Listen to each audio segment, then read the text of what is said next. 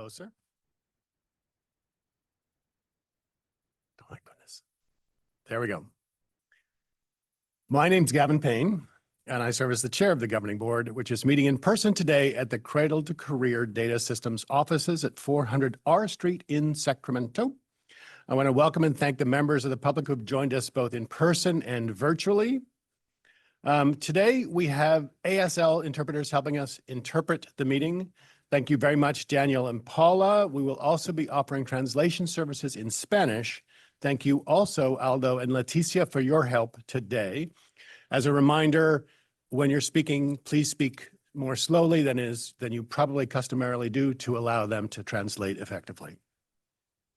To listen to comments given in Spanish, please select the globe icon at the bottom of the screen that says interpretation, then select language interpretation and your language such as Spanish. You'll then hear a live rendering of the comments in Spanish. I will pause for a moment for our Spanish interpreter to translate. Thank you so much, Gavin, and good morning, everybody. Muy buenos días a todos ustedes por estar aquí presentes. El día de hoy se van a ofrecer servicios de interpretación para la sesión de hoy y para escuchar el programa en español, por favor, elija el icono que está en la parte inferior de su pantalla en forma de un mundo y elija Interpretation o interpretación. Después, seleccione el idioma de su preferencia, en este caso será español. De ahí en adelante podrá escuchar toda la reunión en español. Si tiene alguna pregunta, favor de alzar su mano o hacer un comentario en el chat y con gusto lo apoyaremos. Que tenga una buena reunión. Back to you, Gavin. Thank you so much. Thank you. For all members speaking today and for guests as well, we ask that when you introduce yourselves and say your job title or affiliation, please say your name slowly, as I mentioned, and then pause briefly before proceeding with your comments. I will begin, and I cannot guarantee that I will always follow this, but I will try. Gavin Payne, Chair. Moving on. As we begin today, we acknowledge this virtual meeting is taking place throughout the unceded territory of California, home to nearly 200 tribal nations. I'm joining today from Sacramento, the traditional land of the Maidu, Miwok, and Nisenan people, whose presence, past, present, and future, we honor and respect. We will now pause for a moment to reflect.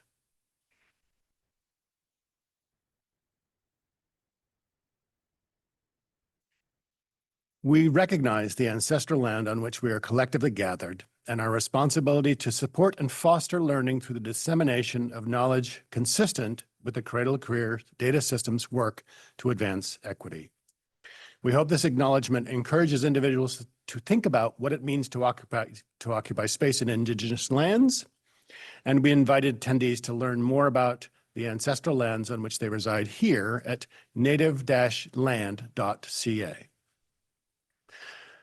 More housekeeping. Today's meeting will be run according to the Bagley-Keene Open Meeting Act. There are 11 items on the agenda. All companion materials are posted on the C2C website. For members of the public following along to today's meeting, a visual and website link of where to find the materials can be found on the following slide. Thank you to our engagement team for your continued efforts and dedication related to accessibility, and we look forward to you continuing the advancement of this work for the public. Today should be a really engaging session. Since May, members have been thoughtfully engaging in discussions around shaping the future state and identifying opportunities for C2C to remain a trusted, neutral source of trusted and reliable information, and to continue a steady drumbeat of necessary and useful information. Today, we will continue that work. We'll touch upon this theme throughout the day, and we will really dig into it during agenda item 6, which will center on the strategic planning process, which, as you know, we've been talking about for a number of meetings.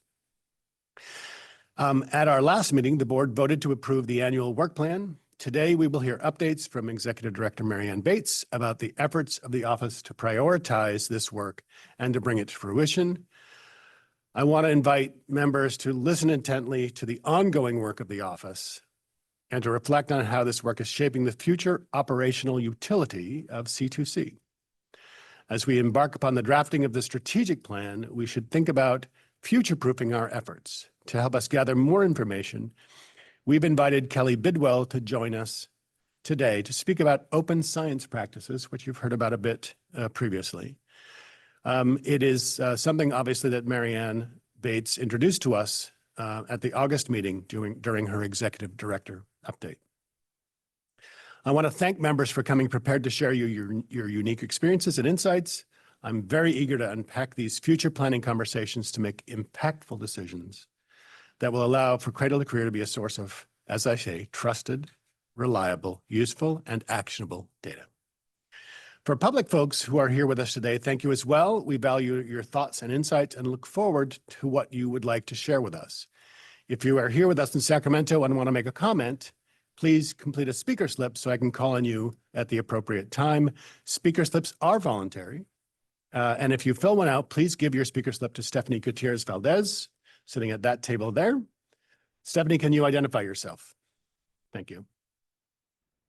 I will let members of the public know when we will be accepting public comment, but as is customary for us, we will do general public comment just before our lunch break and at the end of the meeting. We anticipate breaking for a 45-minute lunch around 12:05 p.m. and adjourning this meeting at 4:30. So I'd like to call the meeting to order at 9:37. Stephanie, could you please call the roll?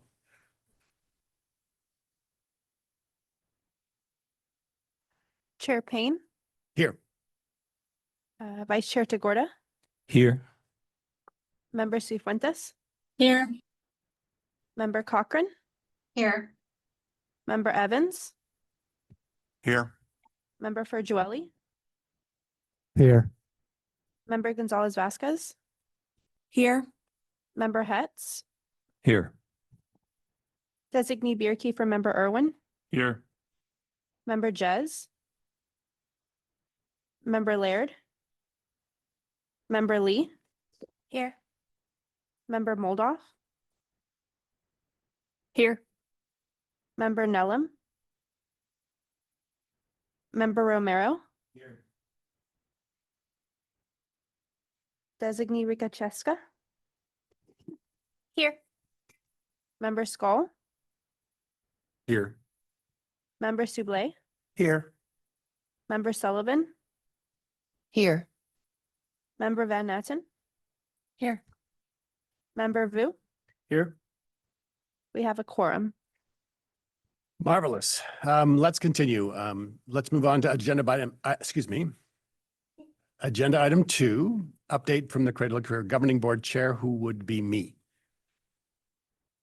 During this update, I want to reflect a little bit on the August board meeting. Although I wasn't able to attend, I spent a good amount of time talking with the team and with Robert about the conversations that you had and watched the replay of the meeting myself. I'll talk about that. We'll talk about the Executive Director Review Committee update, the 2025-26 Board Committee memberships and liaison. Thank you all, and I'll say thank you again later on. And then strategic planning in our future state. So let's sort of dive in, and I will try to be brief. Since May, we've been discussing the future state of C2C, and when we continue to pull on that thread a little bit in August, we'll further deliberate today and then have a sort of a robust committee planning process after that. The previous conversations that we've had will inform today's discussion on strategic planning in item 6.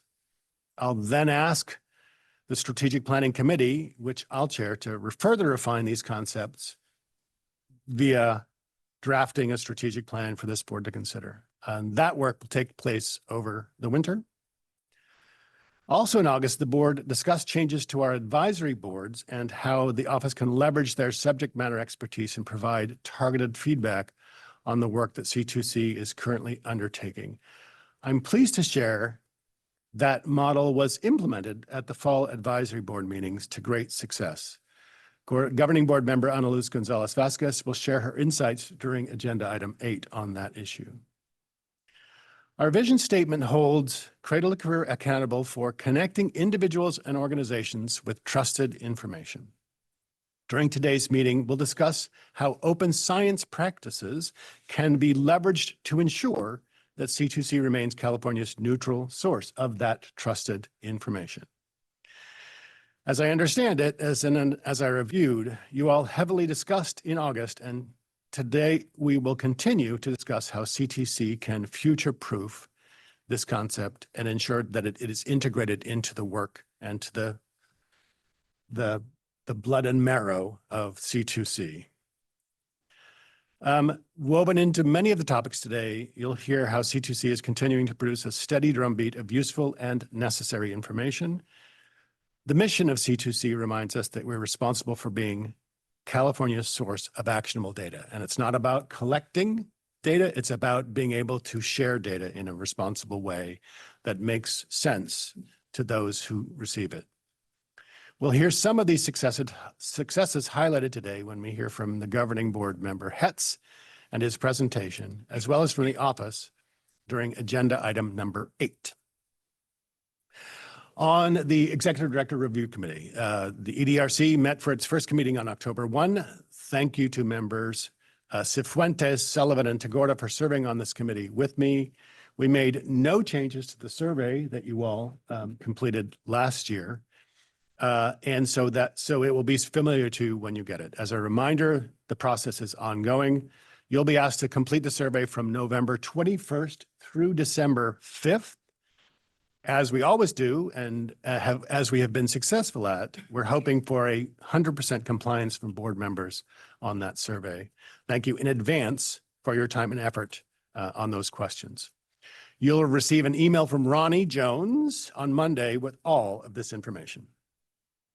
Once we've collected the feedback from members, I'll draft a report, which will be the substance of our closed session committee meeting on January 8th, and the process will conclude at the February board meeting with all members also in closed session.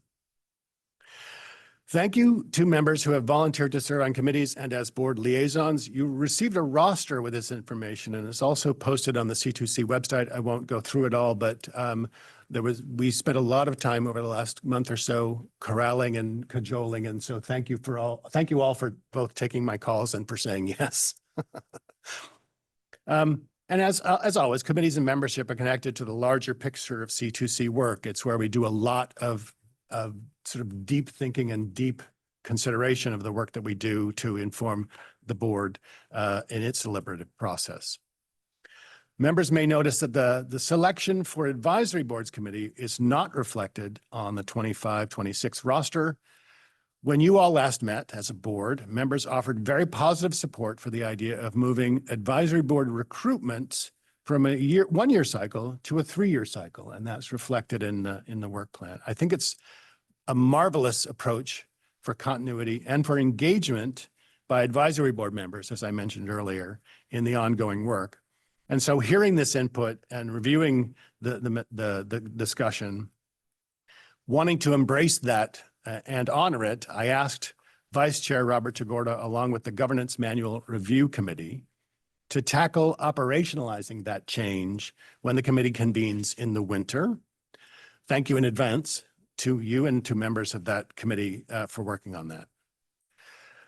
Lastly, I want to give another big thank you to our liaisons for continuing to serve. It is a lot that you do, and your work, the work you've done, both with interacting with the advisory boards and in reporting back to us faithfully, has been noticed and appreciated. As I've mentioned, this is big work that we do, and I've long believed that C2C should be able to augment and enhance its work beyond the generous support it receives from the legislature and governor. As I've mentioned in these reports, and as many of you know, I have a bit of history in the foundation world, and I know there is great appetite in the philanthropic community for the work that C2C is doing. So along those lines, I'm happy to tell you we've inked an agreement with the Foundation for the California Community Colleges to be the fiscal sponsor of our efforts to move C2C forward and to garner some of those to corral some of that philanthropic interest in the work that we do. The foundation has been very generous with its time and expertise, and we appreciate working with them. Later today, during agenda item 3, we will be hearing from Kelly Bidwell on how other organizations have leveraged philanthropic funds to increase capacity through fellowships. We'll also hear from Leslie Taylor, Director of Operations, on the state of the budget. And I'd like to continue to look for creative solutions to future-proof the work of C2C. And this effort with C2C Forward is part of that process. The core of Kelly's presentation will be an overview of open science practices, as I mentioned, and how they have increased transparency and trust, which obviously is an important focus for C2C. This conversation will be impactful and helpful as we think about strategic planning and how we can remain a neutral source, that neutral source of trusted information. And with that, that concludes my presentation this morning. I would like to now open it for member questions.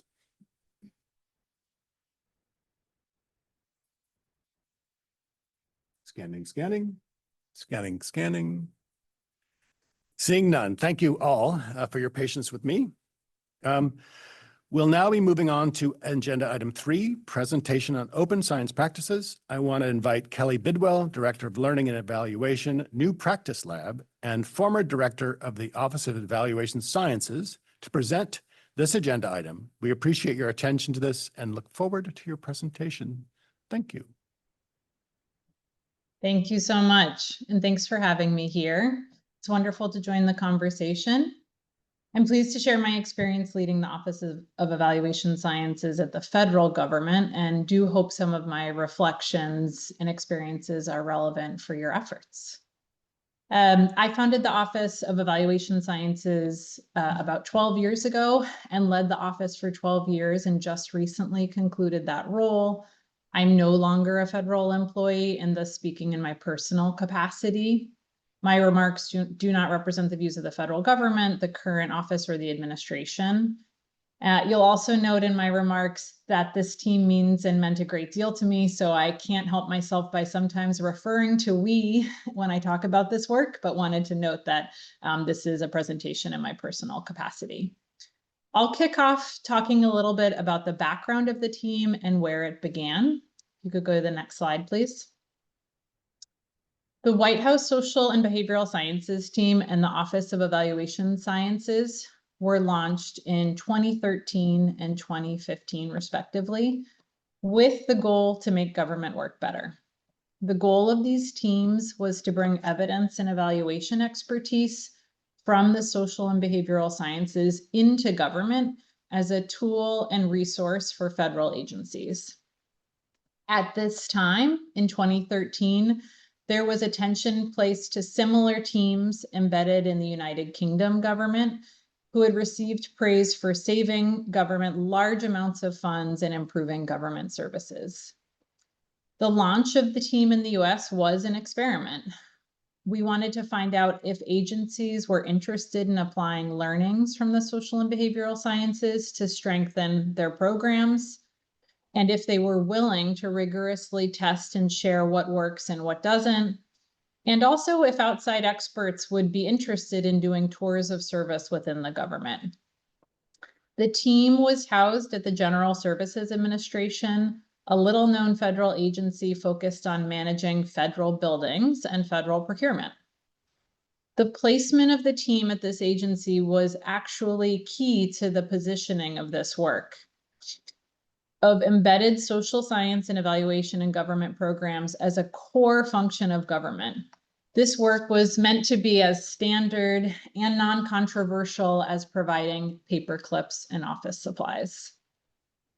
The team was to be an available resource to any agency that was interested in working with leading experts on evidence-based policymaking, rigorous evaluation methods, and applying evidence into government programs. The goal of the team was to use their skills and expertise to improve government. They did this through designing changes to government programs based on rigorous evidence, embedding evaluations into government programs, using and analyzing existing data to learn what works, deep partnerships with a focus on collaboration and capacity building, leading trainings and building resources for all of government, and running a competitive fellowship program to bring leading experts into government. Next slide, please. For this enterprise to work and to last, we needed to build trust. Trust within government and trust outside of government. To do this, a key priority from day one was committing to transparency. We committed to sharing what we were working on publicly, sharing our evaluation plans publicly before they were implemented, and importantly, sharing the results of the evaluations publicly, no matter the outcome. We built our website to house the results of every evaluation done to date as a public repository for this work. This meant in practice that we did not partner with agencies who would not agree to these practices and commit to this principle. Next slide, please. We also built a set of checks to ensure that we could share results with leadership with the highest degree of confidence. This meant having many rounds of independent review of our work, doing 2 sets of independent analysis, and having an embedded team of methodologists and statistical experts consulting on every evaluation. Specifically, they posted analysis plans, which are the technical details of our intended analysis, publicly before accessing the data. This is an extremely important step as it prevents teams from changing plans later or falling into temptation to look for correlations or trends in the data until they can be found. We also allowed for findings to be written up in academic journals. While not all findings of the inner workings of the federal government were of interest to academic journals, unfortunately, committing to this as an option for every project was a key element to attracting top academic talent to join our team. It also had the benefit of elevating the important work of improving government in broader circles. It meant giving government partners the opportunity to be published in leading academic journals, and was another way to promote transparency and open access to our work, as well as being a pathway to highlight the work we were doing at leading national conferences to further enhance our reputation and trust. We outlined these requirements upfront in all of our partnership agreements with partner agencies and committed to them in a signed agreement. This meant that as staff turned over on either side, we were all clear on these commitments throughout the partnership. These practices were key to building our reputation inside and outside of government. It allowed us to recruit top talent into the team and allowed the team to have the opportunity to share findings with senior government officials, White House staff, and members of Congress. While the priorities of government certainly shifted over the 4 administration changes, these aspects of our work never changed. The topics of our study shifted across 4 administrations, but the commitment to these methods and practices meant there was no question on what or how we were working, and allowed us to build trust amidst an environment of changing leadership and changing priorities. Next slide, please.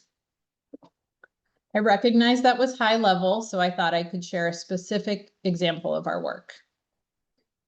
While the length of our partnerships varied greatly, from a few months to 2 years, I wanted to share one model that is memorable for its speed and rapid application of evidence. Staff from the Department of Health and Human Services reached out to our team for assistance in improving an important government service. This is the 988 Suicide and Crisis Lifeline. Almost 6 million people use this service annually in moments of extreme crisis. The agency saw a high drop-off rate of callers before they were connected with counselors. They asked us to help improve the service and rigorously evaluate changes to find out what worked best. The team made a number of changes to the 988 Suicide Crisis Lifeline in collaboration with agency partners. Then, over a 4-week evaluation period, callers were randomly assigned to receive either the old content or the new content. There were about 200,000 people in either group. Using programmatic data, we evaluated the new content against the old content to see which led to a lower rate of dropped calls and which increased connection to a trained counselor. We found that the new content led to 1,400 more people being connected to a counselor in just the 4-week study period. Next slide, please. The results were so clear and compelling that the agency immediately applied these learnings and used the new improved content for all callers right away. This means 6 million people are accessing this improved content, and an estimated 36,000 more people will be connected to crisis care due to this partnership. On our website, you will see a few materials about this study as examples of our open science process and practices, a plain language and brief summary of the study with findings for a general audience. You'll also see a technical analysis plan and a link to a verifiable timestamp to note when it was shared publicly prior to accessing data. You'll also see a 2-page summary with more details for those interested, as well as an additional detailed description of the programmatic changes. These are the core materials shared publicly for all projects. Next slide, please. Now, if this sounds like a compelling example, an exciting opportunity, I think you're right. We found that there was incredible demand and appetite, not just from agency partners to do this work, but from experts and academics to do tours of duty in government. We brought over 200 experts into government for various length rotations. On a typical year, we had over 100 to 200 highly qualified applicants for roughly 5 slots. For academics in particular, the prospect of using their hard-earned technical, methodological, and statistical training on applied projects to help people in the real world was incredibly compelling and in some cases novel. Then when you add access to rich and robust administrative data and the ability to publish academic papers, it turned into a highly competitive opportunity. Academics were able to build new lines of research, build rich, lasting partnerships with federal agencies they continued after their rotation, real-world examples to bring back to their students and classes, and exposure to other disciplines and methods from their rotation. While we had fellows for a variety of lengths and started off with 1-year fellowships, we found a longer model was preferable. Fellows, in fact, didn't want to leave after 1 year and always wanted to stay on. They wanted to complete their portfolio of work and continue this engaging work. Thus, we ended up in a 2-year fellowship model, which had lower operational onboarding and offboarding costs and allowed fellows to get an enormous amount of work done during their rotation in government. The team size grew over time due to a number of factors, including increased demand for partnership from agencies after the passage of the Bipartisan Evidence-Based Policymaking Act, increased interest from academics to do applied policy relevant work, and increased budget over time due to our strong reputation and track record of delivering valuable evidence and improving government. In 2024, we had a team of 50, including 20 federal positions and 30 rotational positions. Next slide, please. The Office of Evaluation Sciences is one of the many bright spots in government, and I hope has valuable lessons to share here. Being at the General Services Administration, embedding social science, evidence, and data as a core function of government was strategic and a key ingredient to its success. Committing to open science principles from day one allowed us to build trust across 4 presidential administrations and bring in top academic talent. I'm incredibly proud of the work that the team has done over the past 12 years and hope it continues for years to come. Thanks for your time. Thank you very much, Kelly. I'm just reflecting on the whole sort of bright spot part of the equation. I think, at least in the California context too, one of those things that shows government works is the bright spot of the Cradle-to-Career activity, sort of flipping the switch to ingestion to data took 3 years, and that's sort of unheard of in this space. And so I want to call out this board for praise for that piece of the equation. I'm struck by by how you put together a team that was essentially 20 FTE and then 30 others who are doing robust work in support and in support of that activity for the betterment of government. And so I appreciate that very much.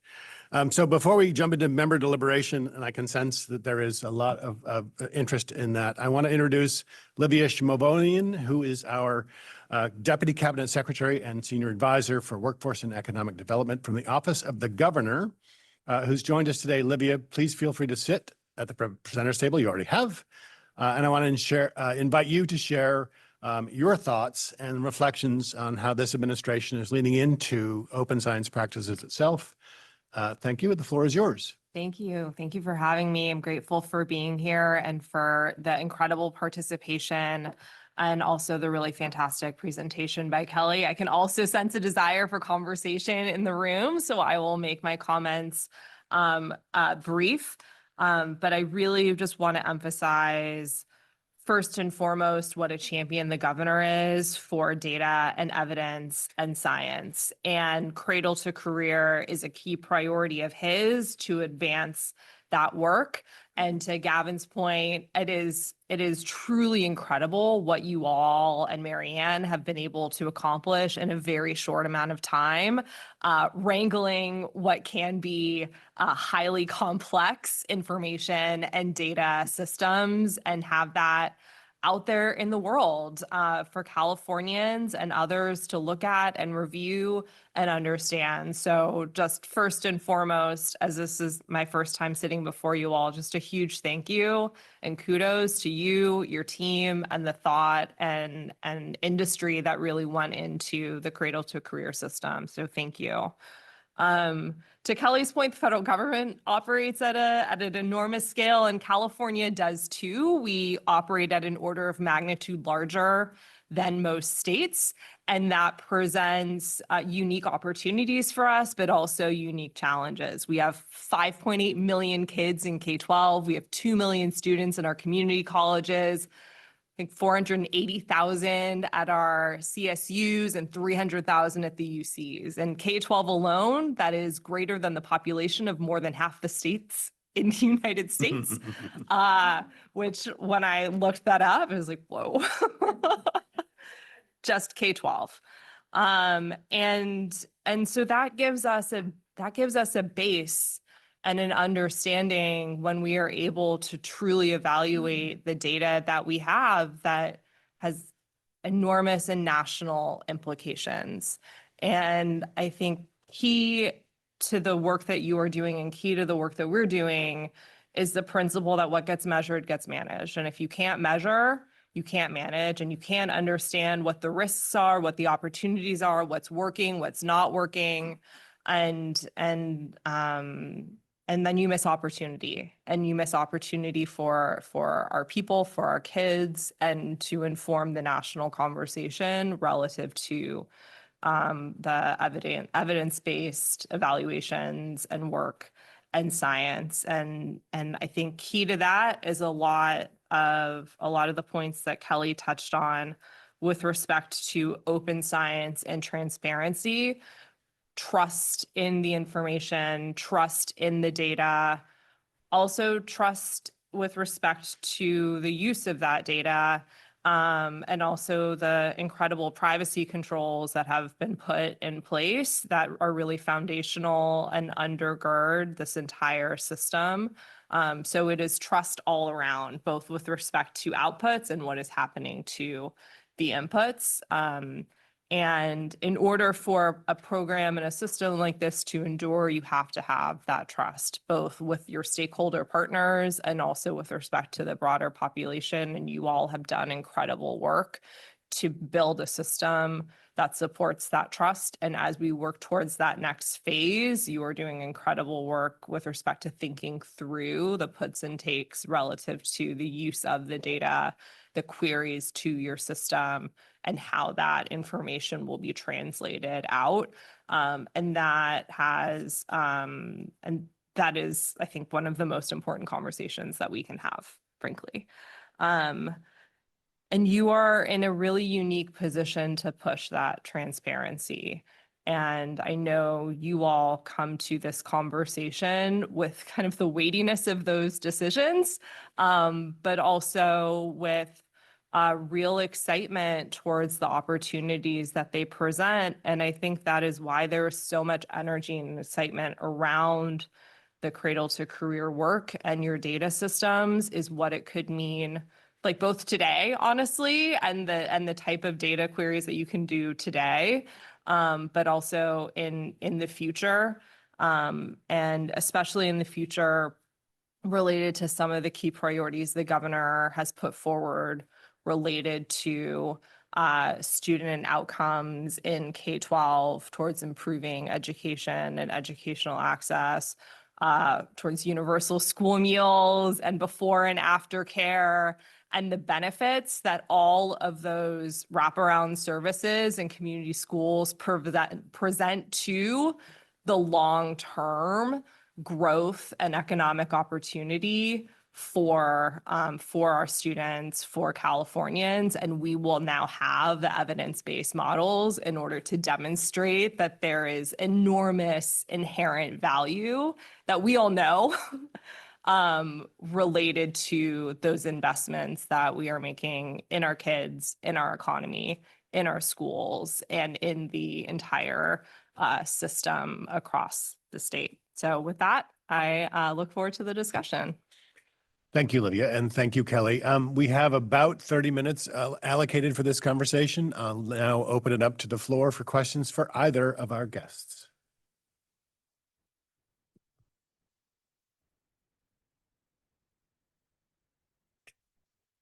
Member Hurjueli. Christopher Duelli, member, University of California. Thank you very much for the presentation. It's very, very informative, and I'm pleasantly surprised to learn that such an agency existed within the federal government to partner with agencies on data-informed policymaking.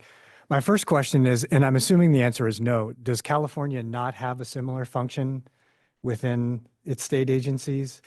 And if not, are we contemplating that Cradle-to-Career could potentially fulfill a role of partnering with state agencies on conducting evidence-based, data-driven policymaking and not just curating data for them to do that? Go ahead. No, go ahead. All right, Mary Ann Bates, Executive Director. I'm not aware of a unit exactly like the Office of Evaluation Sciences here. I think the potential has always and continues to exist for agencies and departments to do this kind of work on their own. I think the question of whether that should be a function of Cradle to Career is one the board might want to consider. One of the things that's foundational to our role of being a neutral source of trust information is to avoid making policy recommendations. Is that or is that not in conflict with also facilitating these kinds of studies? The one distinction I would make is, as Kelly Bidwell was highlighting, her team was the team that was doing the studies, and they also hosted the research library. At a minimum, that second function is contemplated in our statute, that people who do studies using our data, we will have those resources in a research library. And so some of the things she mentioned around making sure there's room for a plain language summary in addition to a technical write-up or an academic paper, having the functionality to enable people to upload a time-stamped analysis plan in advance of getting access to the data.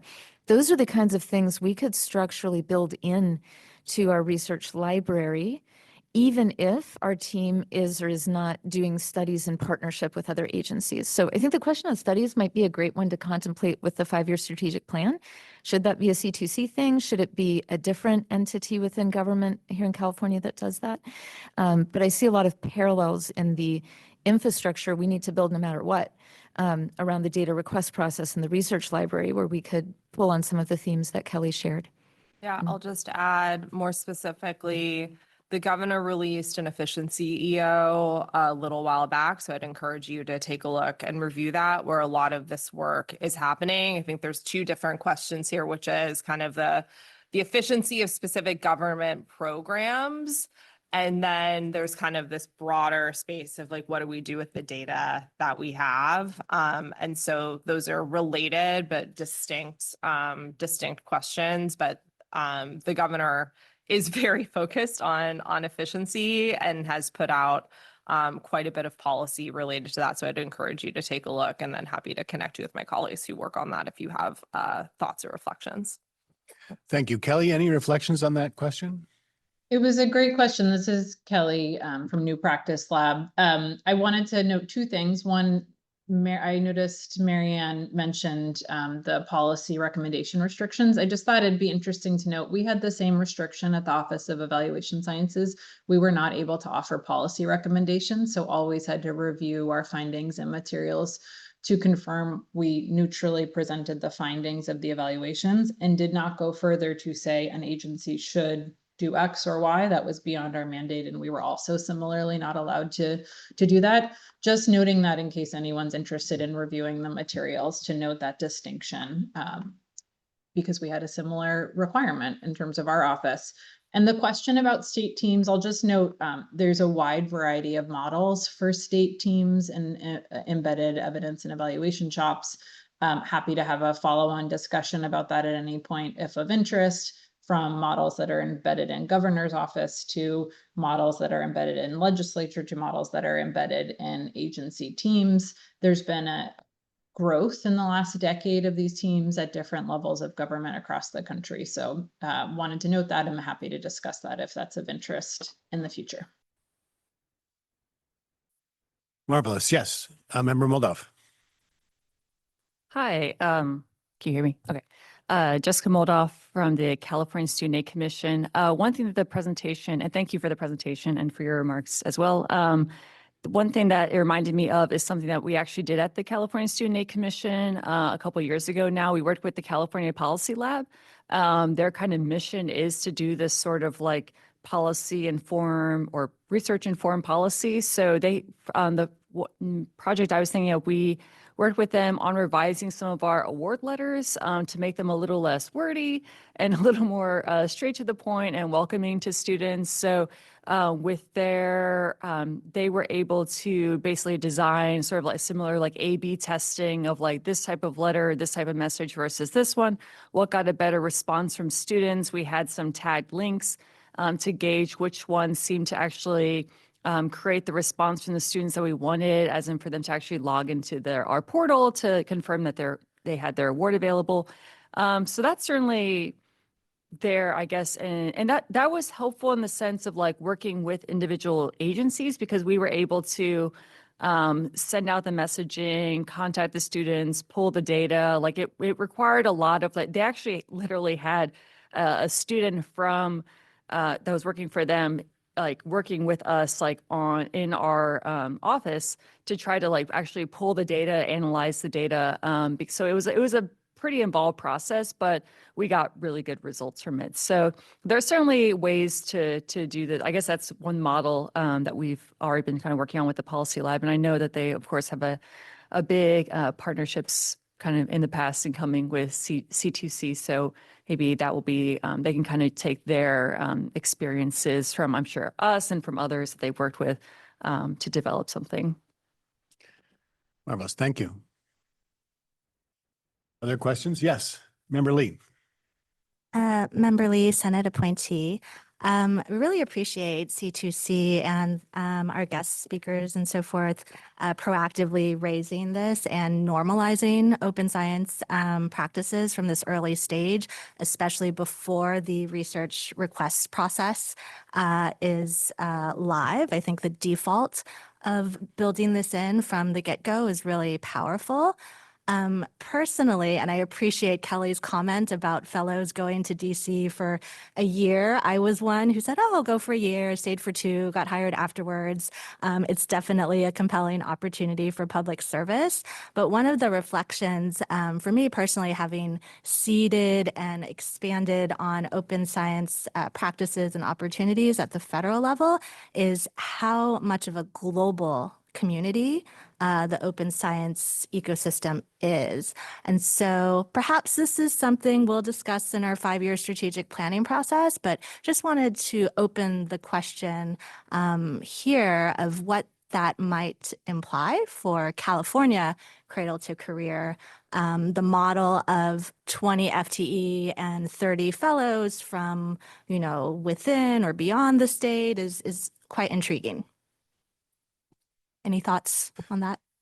Thank you. Any thoughts from either of you on that? Kelly, I'm interested to know especially how you sort of seeded the idea and how you made it happen, basically. Thank you. This is Kelly from New Practice Lab. Yes, thanks for the remark, and I agree about the intriguing opportunity. We started with in-person fellowship similar to your experience and transitioned to virtual and remote fellowships, which was incredibly helpful to allow people who couldn't make that in-person transition. It broadened our ability to bring in people from around the country. And your question related to kind of how we seeded that, I'm happy to talk about the fellowship model at length. What piece would be helpful to spend a little more time on? That's fair. Yeah, we may have you on speed dial at some point. Okay.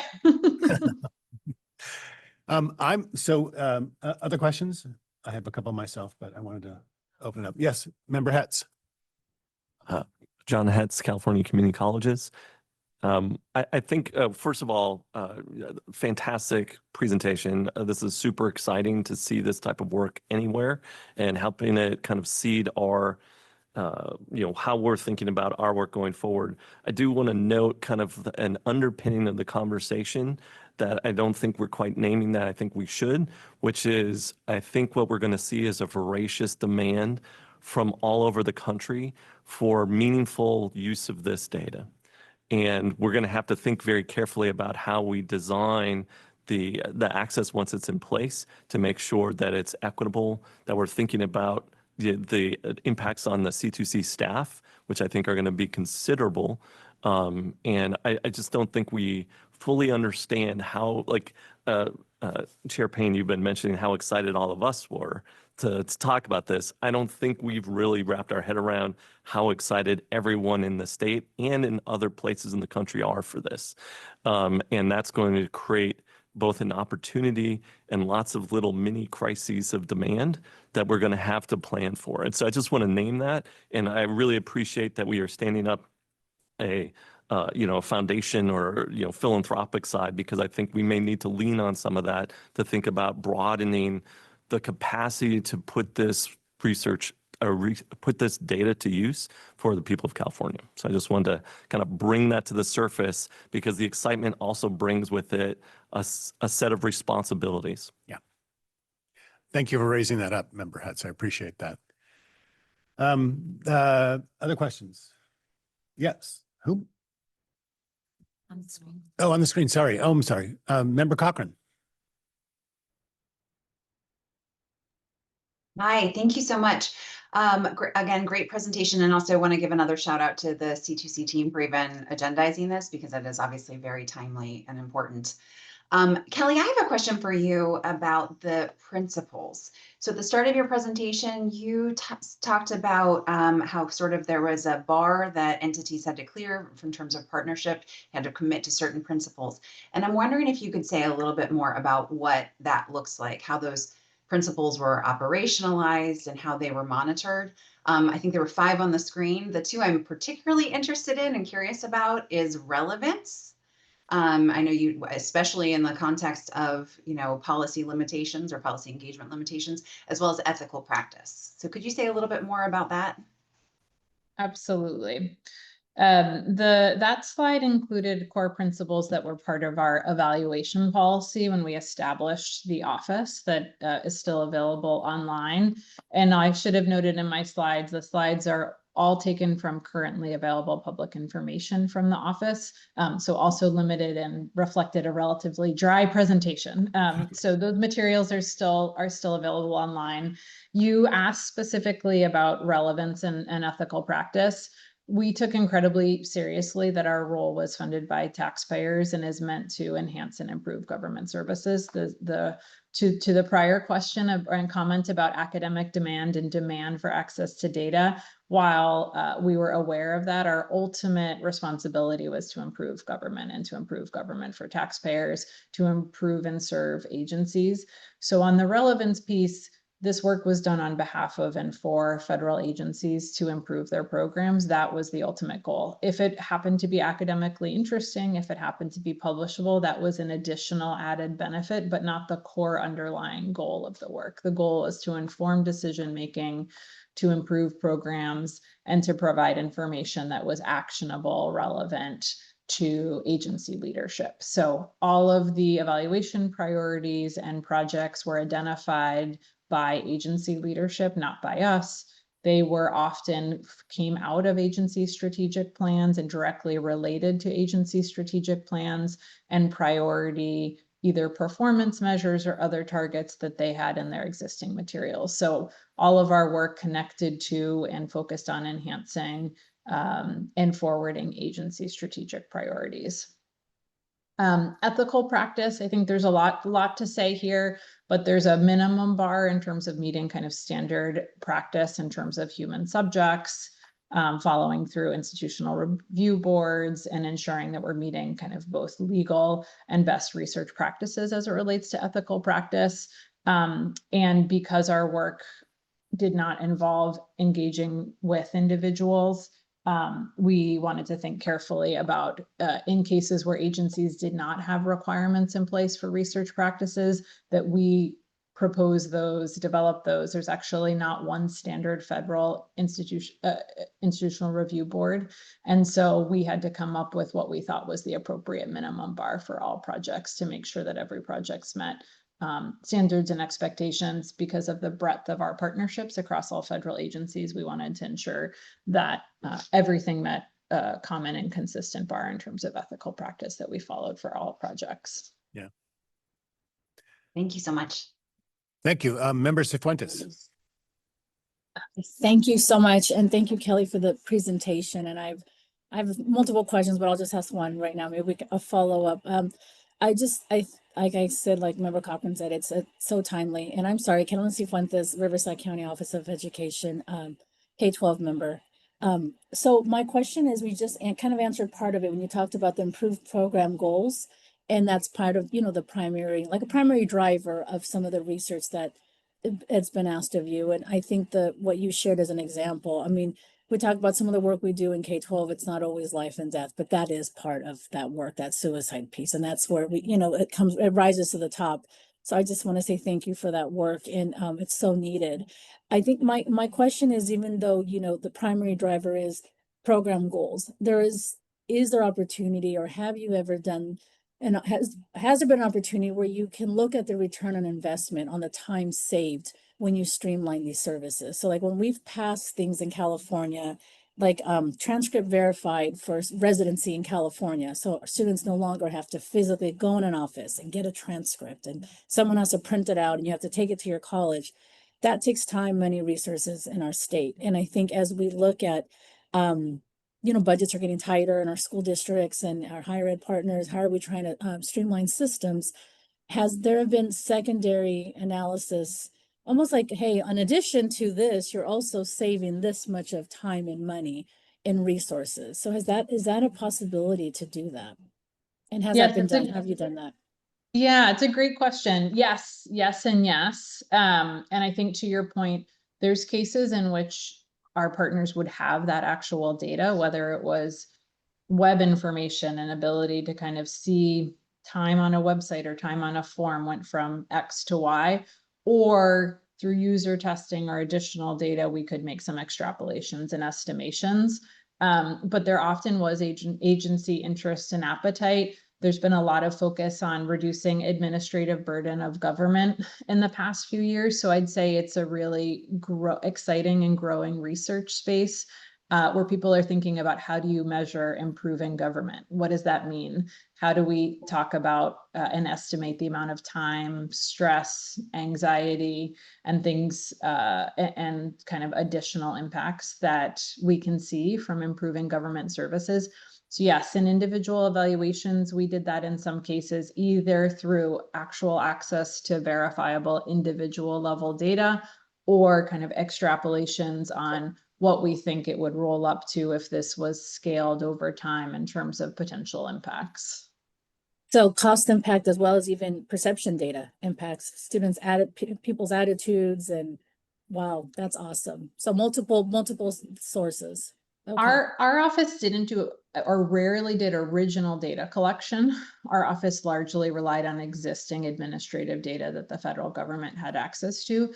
So we rarely did additional collections such as surveys or directly did new data collection. But obviously the federal government has an incredible amount of data in a wide range of sources, including data from state level partnerships that had often richer data sets that we were able to access to have a robust set of outcome measures over time from different studies. But agree with the thrust of your question that there's a lot to learn and a lot of additional ways to measure success, impacts, and return on investment, and thinking creatively about those measures is important. And I think there's just a lot of excitement in this research space and I'm to the prior point, there'd be a lot of excitement in partnerships, I think, to explore this as well. Perfect. Thank you. Thank you. Other questions from board members? Yes, Robert. Member Robert? Tagorda, sorry. Robert Tagorda, Vice Chair. Kelly, my question is for you regarding your experience working with, or the office's experience working with 4 different administrations with varying priorities. How do you establish or affirm or advance a culture of open science principles? So obviously there are just the technical protocols that you have to follow and the key things that you need to execute. But the broader work that you seem to have been engaged in is really advancing a culture of openness and transparency and neutrality, which goes far beyond just like what you do on a day-to-day basis administratively. So what were some of the key steps that you took to advance those principles? Thank you for the questions, Kelly from New Practice Lab. Yes, you're right that we were able to forward principles of open science across 4 administrations, and had a great deal of appetite and interest across a number of those administrations. I would say had a unique position in terms of our office placement that gave us a great deal of autonomy and independence that's different than other offices and other agencies. So I don't know that our experience necessarily is always representative. But we talked about this work differently depending on the audience and partnerships. So when in some cases, it was really helpful to hold up private sector examples and to say, this is what the private sector does. Private sector is constantly including testing in all of its products. It's constantly evaluating and testing and identifying top performers in its work. And this is something the government should do to maximize efficiency and effectiveness. So that was something that, was resonated in some cases more than others and is something that we focused on. In terms of the transparency piece, I found a great deal of appetite actually from a wide variety of leadership to emphasize that taxpayers and citizens should know what the government is working on and should have access to that information. And we should keep our information up to date so that they're able to review it and have access to it. There was a great deal of appetite and interest for that across administrations. So in terms of the cultural piece, I will say that we had benefits to being in a little known agency, and we're able to have a fair amount of autonomy and independence. We're able to continue have independence on our hiring, on our recruitment, on our priority setting, on our strategic planning, on our priorities and goals. We were able to set those independently. And then in terms of leadership buy-in and support, we're able to talk about this work in a wide variety of ways that resonates with different individuals based on their background. I think being able to talk about data-driven decision-making to a wide variety of leaders across the political spectrum is a great practice to build up, to talk about it as are something that is should be a fundamental expectation of government, that we're constantly trying to improve, that we're constantly using the information that we have to make things better, and that we're committed to constantly trying to improve services for taxpayers. And we need to do that relentlessly, consistently, and that individuals should expect the best in government, and that we need to do that with the leading expertise that we have. And we need to share what we're learning regularly, timely, and openly, so that taxpayers, individuals have access to that information and are able to get access to that information. That resonated across a wide variety of colleagues that I interacted with across administrations. Thank you. That's very insightful. I really appreciate that. I've been sort of wondering about this, the same question myself. Any other comments or questions? Yes. Member Romero, sorry. Javier Romero, EDD, delegate for our labor agency. My question is for Kelly. Kelly, our departments and our programs conduct their own studies often, and assuming that happens at the federal level as well. And your experience and your reflections looking back, do you have any advice as to when a department came to you to conduct a study or evaluation for them, as opposed to when they decided to just do themselves? Do you see any distinction or any advice on that? Thank you for the question. This is Kelly Bidwell from New Practice Lab. That is a question near and dear to my heart. I'm so glad that you asked it, because I do have strong opinions about that, actually. I, in my opinion, think there's too much emphasis placed on internal or external evaluation, when there should be more emphasis placed on rigorous processes, open science principles, and some of the practices that I laid out. I think that an evaluation can be done in-house, and it can be rigorous and reliable and well done, as long as it follows a handful of core principles. So our evaluations were done in-house, and that we collaborated with a partner and we conducted the evaluations. The checks and balances and systems that we built up were still done within our team. So we had 2 people independently analyze the data from scratch and cross-reference their findings and identify any issues. We had team members throughout the life cycle of our project independently review our work. We posted materials publicly before accessing data. There's a handful of checks and balances that I think internal evaluation and research teams can put into place that still will allow them and their findings to be reliable, rigorous, and trusted, and doesn't necessarily have to only lead on external practices. One of, I think, the things that I enjoyed most about the role over time is watching our agency partners watch some of these processes and start to incorporate them into their own evaluation functions and shops, and identify they too can take some of these principles and practices into their own work and can do more and more of their own internal evaluation work over time. Happy to say more about it. It's a topic near and dear to my heart, as I said, if it's helpful to ever talk through that, but that's my brief response. Thank you. A member for Joelle, do you have another question? Christopher Joelle, University of California. Yeah, just a follow-up to Member Hetz's comments about interest in Cradle-to-Career data is likely to go well beyond state government agencies and questions of policy making. And it's likely to be great interest among independent researchers of all kind. So my question is whether OES had any experience doing this kind of rigorous, relevant, transparent, independent, ethical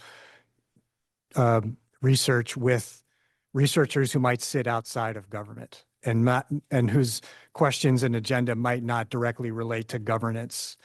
And if not, what kind of advice might you give to Cradle-to-Career, where at least as much interest is going to be outside the sphere of government as inside?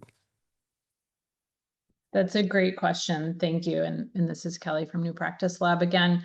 Yes, we had tremendous interest from outside of government, and I was nodding vigorously to the prior points on this. Administrative data is viewed as gold. There's going to be enormous appetite to have access to that. And I think, as folks have mentioned, I wouldn't underestimate that as a real resource and something that will have great interest. Yes, we also had great interest in joining our team to thereby access administrative data. As I mentioned, we often had 100 or 200 applications for 5 slots. Our model was slightly different in that people were joining our team. We were going to sit next to them for 2 years. And so we were interviewing people to join our team, not only have access to data, but we spent a lot of time ensuring that the questions they were interested in answering were relevant to the federal government, and clarifying that those questions need to be, and their work needs to be, responsive to agency priorities. We had many people who had a slightly more extractive view of data and evidence who wanted to come in and were excited to access administrative data for their personal academic benefit, and that was their goal, but weren't interested in thinking about policy relevant questions, how to share findings in a way that the public and policy members could access them, weren't interested in kind of doing the legwork to build capacity with agency partners.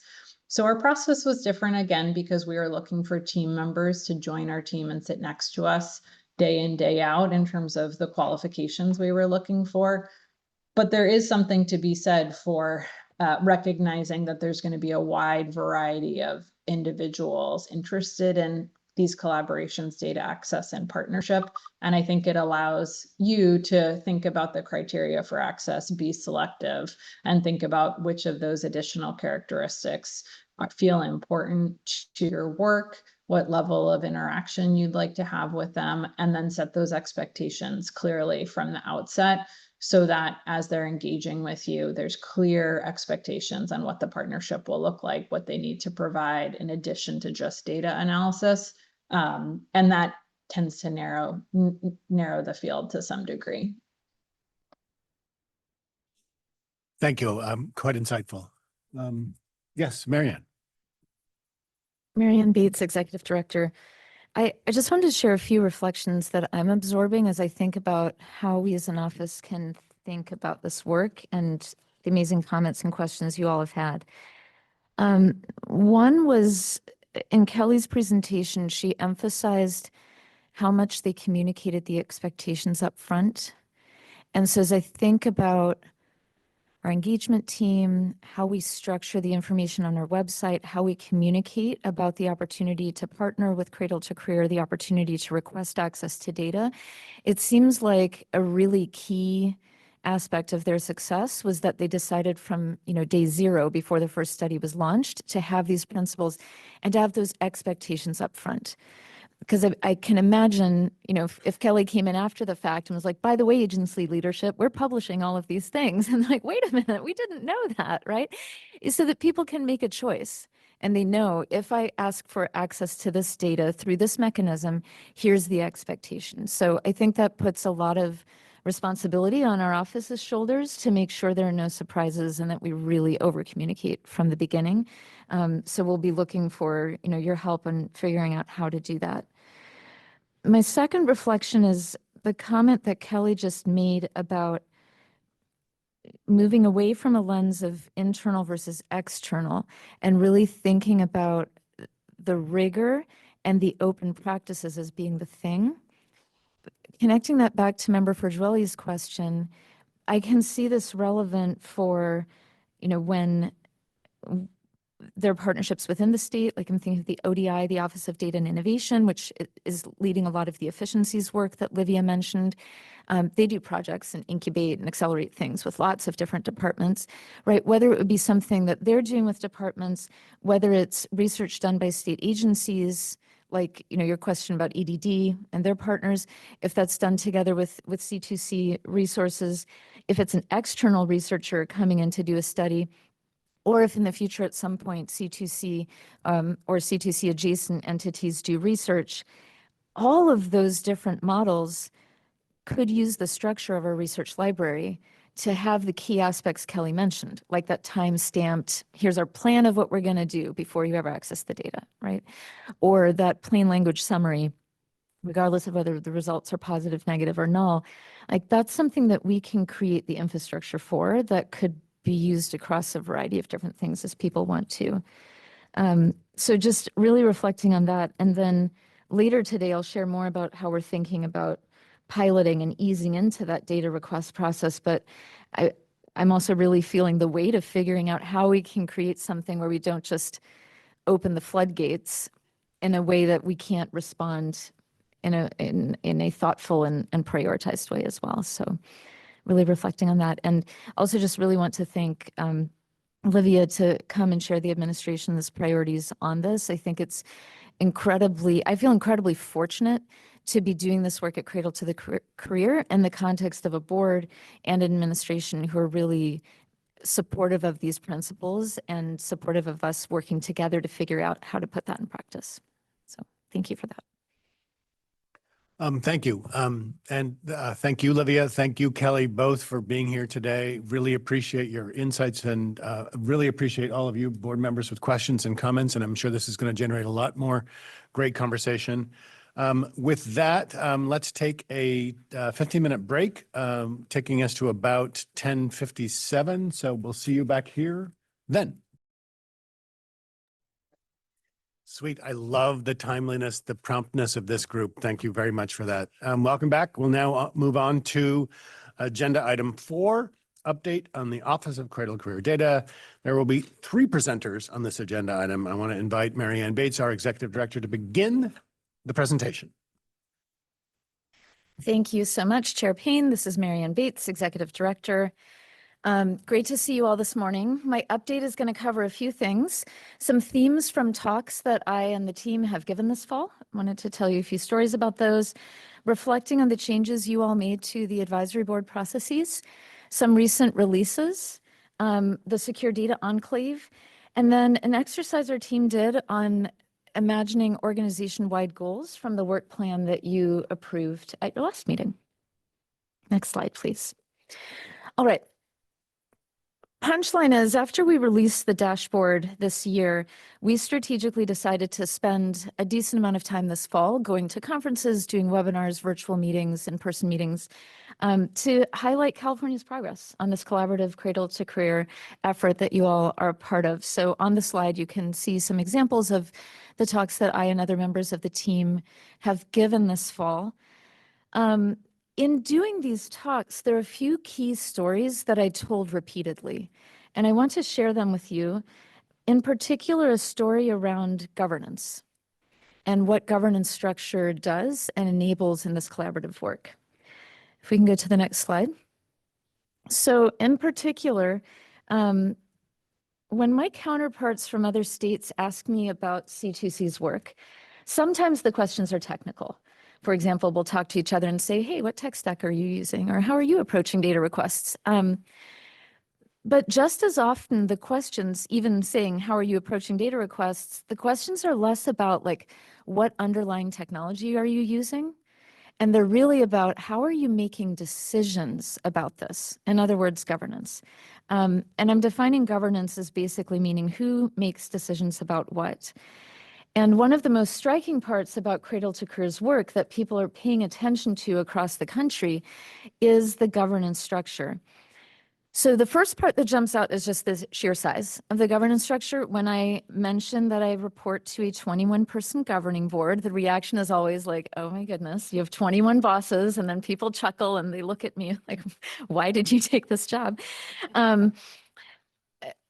But I actually think that it's the size of the board matters less than the structures and whether they're well defined. So in California right now, it's clear who gets to make decisions about what aspects of this Cradle-to-Career effort when it comes to our shared work. So specifically, we have a clear mandate in statute. And it clarifies, right, what's the authority of this board? What's the authority that our data providers maintain on their data? What's the authority that the office has? And we have a stable overarching legal agreement. So in other words, we have clarity in writing about who gets to make decisions about what. So in these talks this fall, I've been telling the story of the workforce data expansion as an example, with the punchline being that you all as a board, in one 45-minute item in May, took a vote that set in motion the largest and most complex expansion of the data system to date. And that's a striking story, and it really resonates with the audiences.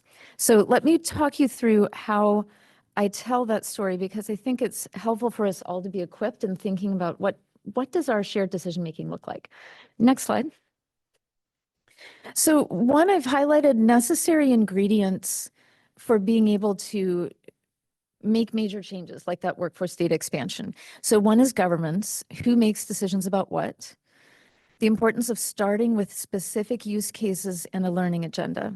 In other words, being clear about why you want to do a particular thing, like expanding with the workforce data.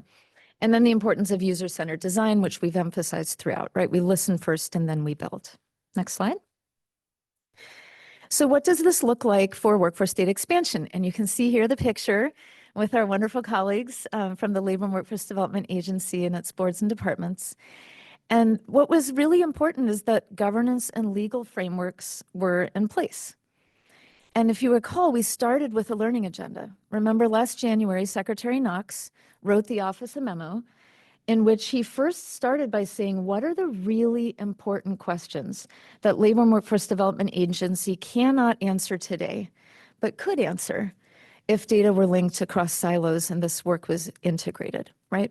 So that was the learning agenda, first from the secretary, and then through those 4 task force meetings this past spring, that was refined and then came to you as the recommendations from the workforce task force. So you started with a learning agenda. And then thanks to the hard work of our original data providers here around the table and our office staff, we had a replicable process for defining those file upload specifications, for transmitting, ingesting, and validating the data. Next slide, please. So what that meant in practice as we think about this workforce data expansion, and I want you to imagine what the counterfactual would be, right? In the absence of a board, in the absence of all of this structure, it would rely on individuals saying, wouldn't it be cool if we did this? Now we have to start talking about inventing a new legal agreement. You worry about transition and turnover in leadership. Will the same people still be around by the time the legal agreement gets finalized, et cetera? In contrast, with the work that we've done in creating the Cradle-to-Career effort here, we have clarity in statute. The legal agreements are stable across time. I think that's really important. It took a lot of work to get to the May 2022 original signatures on that legal agreement.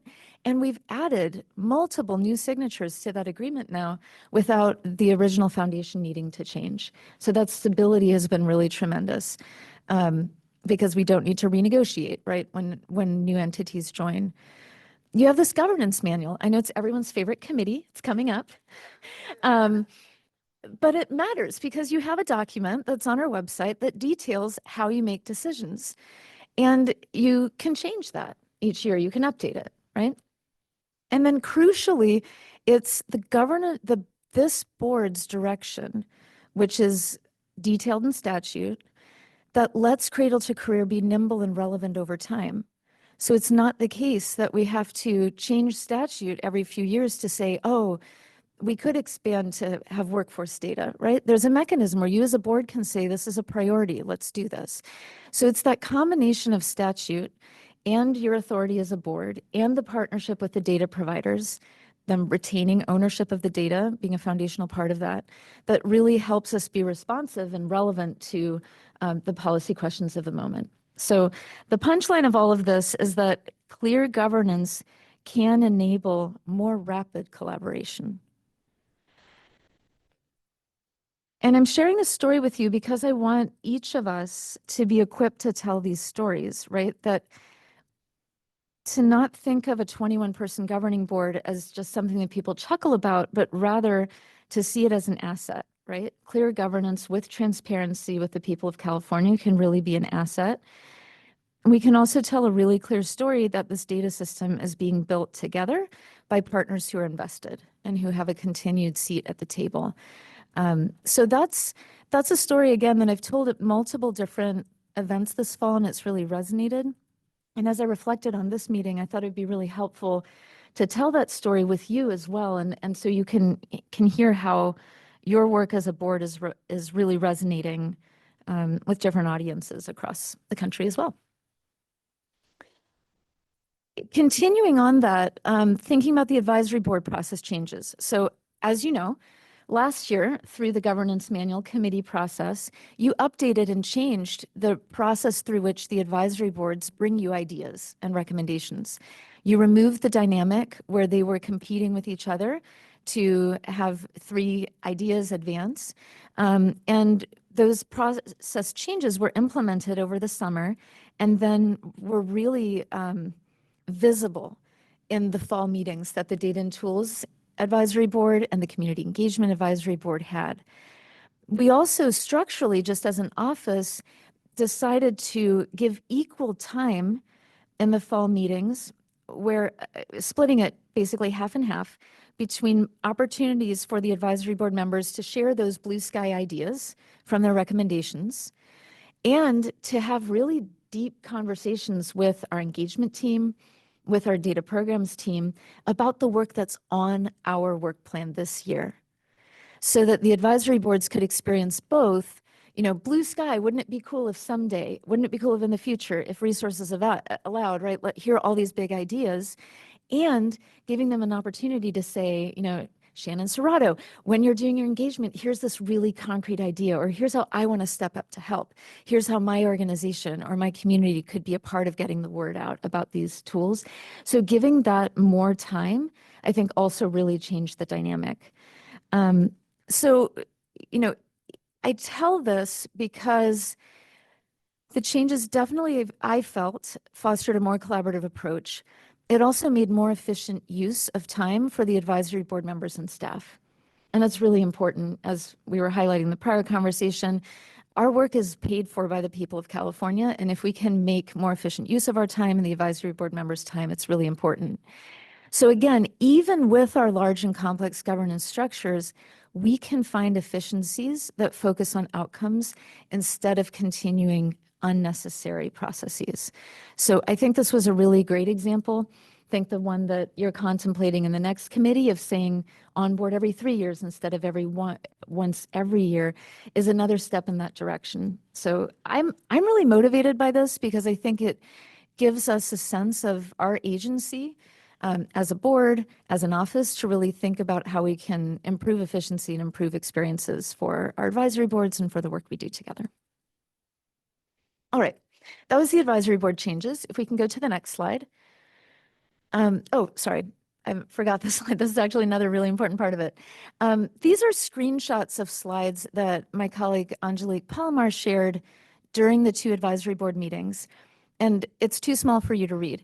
What I want you to absorb from this is that this was presented during the ambassadorship moment of the meetings, where our office is highlighting work that advisory board members are doing in their own communities, are doing to lift up the work of Cradle-to-Career, to extend it, to help it reach others. So you can see the faces of our advisory board members here, and really, highlight some concrete examples of our advisory board members being a part of the Cradle-to-Career community and really being ambassadors for the work. So I wanted to elevate that too. Next slide, please. All right, one of the major releases that happened since you last met is that we released flat files, the first phase of our query builder. And as you may know, when we first released the dashboard this spring, one of the first questions we got from the research community in particular was, it's fantastic that there's a download this data button on the dashboard. And also there are 9,000 cuts of data behind each of these pictures. I'd rather not click download 9,000 times or have to write a script for it. So we said, yes, and let's listen, and released the first phase of the query builder. Next slide, please.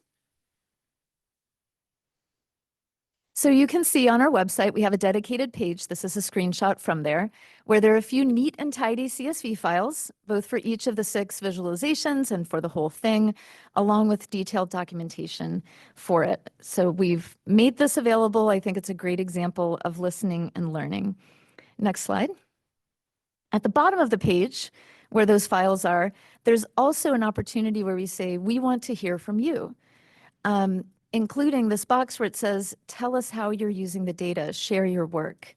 So we really want to know how people are using the underlying data and what they're doing with it and lifting that up, because the underlying data from that dashboard could answer many more questions than the 6 that we highlighted in the dashboard, of course. Next slide, please. So a few reflections on this. Releasing the flat files was not a heavy lift for the technical team.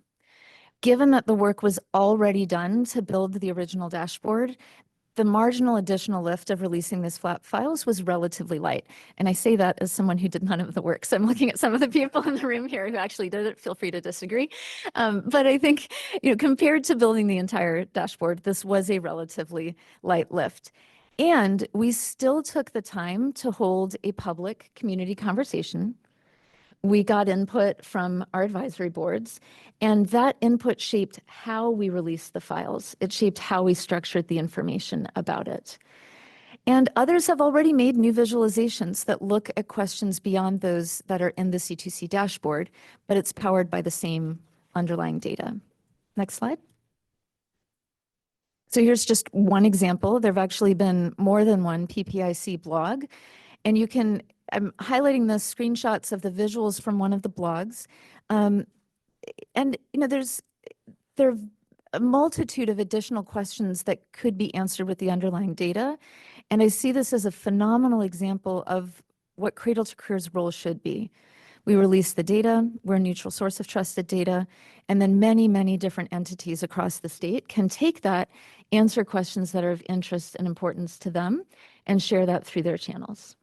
So as you hear about the data being used, if you see examples of it, please be in touch with our engagement team and share it with them. Of course, we're also setting up many different alerts and have this mechanism through the website where we can find that as well.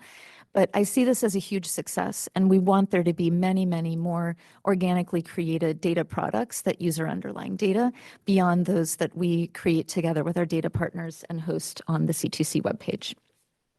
Next slide, please. One other piece I want to highlight as an example of our ongoing work, as I mentioned in my update in August, this year, the Higher Education Omnibus Bill includes new requirements for all Cal Grant participating institutions to send aggregated data to the Student Aid Commission, and the language allows for those higher education institutions to complete this requirement via C2C. So by running an aggregate report on behalf of the institutions that choose to do so, C2C can help the Student Aid Commission report on the return on investment of Cal Grants. So we talked about this. I mentioned it in August. I wanted to give you an update. Our team has been working very closely with the Student Aid Commission, and huge thanks to Member Moldoff, who's been very involved in that, as well as with the higher education segments on that. We have iterated on the data suppression, and the data extracts are complete for enabling the initial build of the data reports, and really looking forward to continued collaboration over the winter and in preparation for CSAC's work on their dashboards in the spring. So I think this is a great first example of our data partners leveraging the linked data in the C2C system for their work. And I know Member Moldoff has been a consistent voice in these meetings, highlighting the importance of leveraging the data system for more efficient data sharing amongst our partners. So I'm really excited to see this work progress and look forward to many future collaborations with our data partners on similar projects. Next slide. A bit of a highlight on new data. You'll receive more comprehensive information on this at your next meeting prior to the March annual data import, but just wanted to highlight that we have received data from the Scholarshare Investment Board on CalKids. You voted to add the Scholarshare Investment Board, I think it was last February, and we've had a great collaboration with them on receiving the data. ongoing collaboration with the community colleges, with the Department of Education on finalizing potential projects that would enable that outreach. So really excited about that.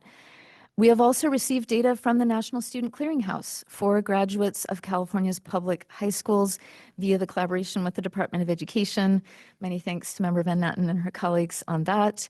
And the 4 entities for the workforce data expansion have defined file upload specifications with us. So there's been a lot of work over the past 6 months.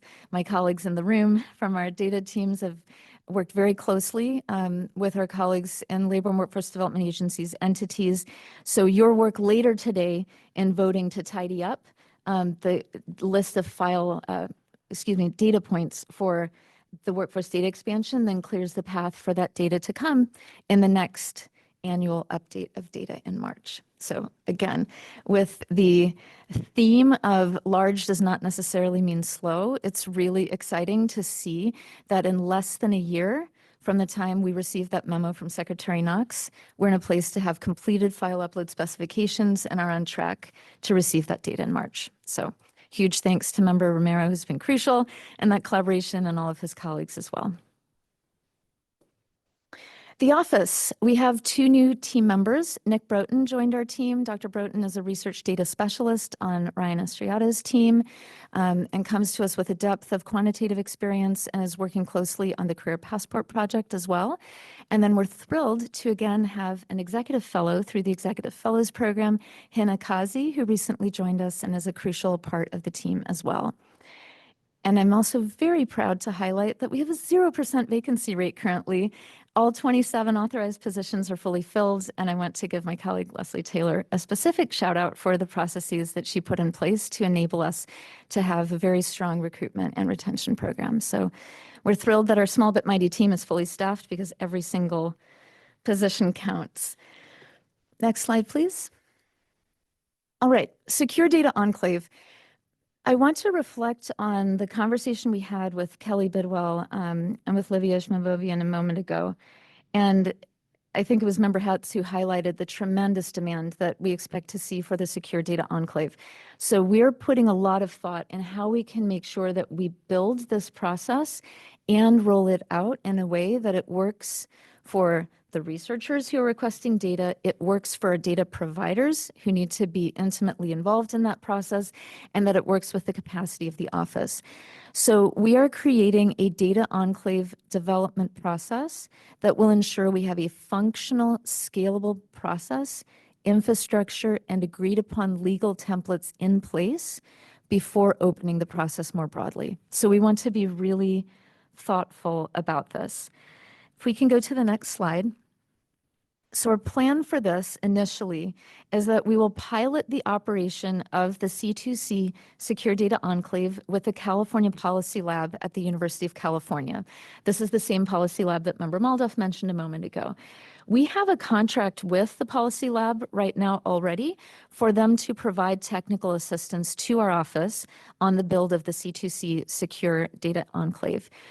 And their technical assistance draws on their expertise from having operated their own secure data enclave since 2017.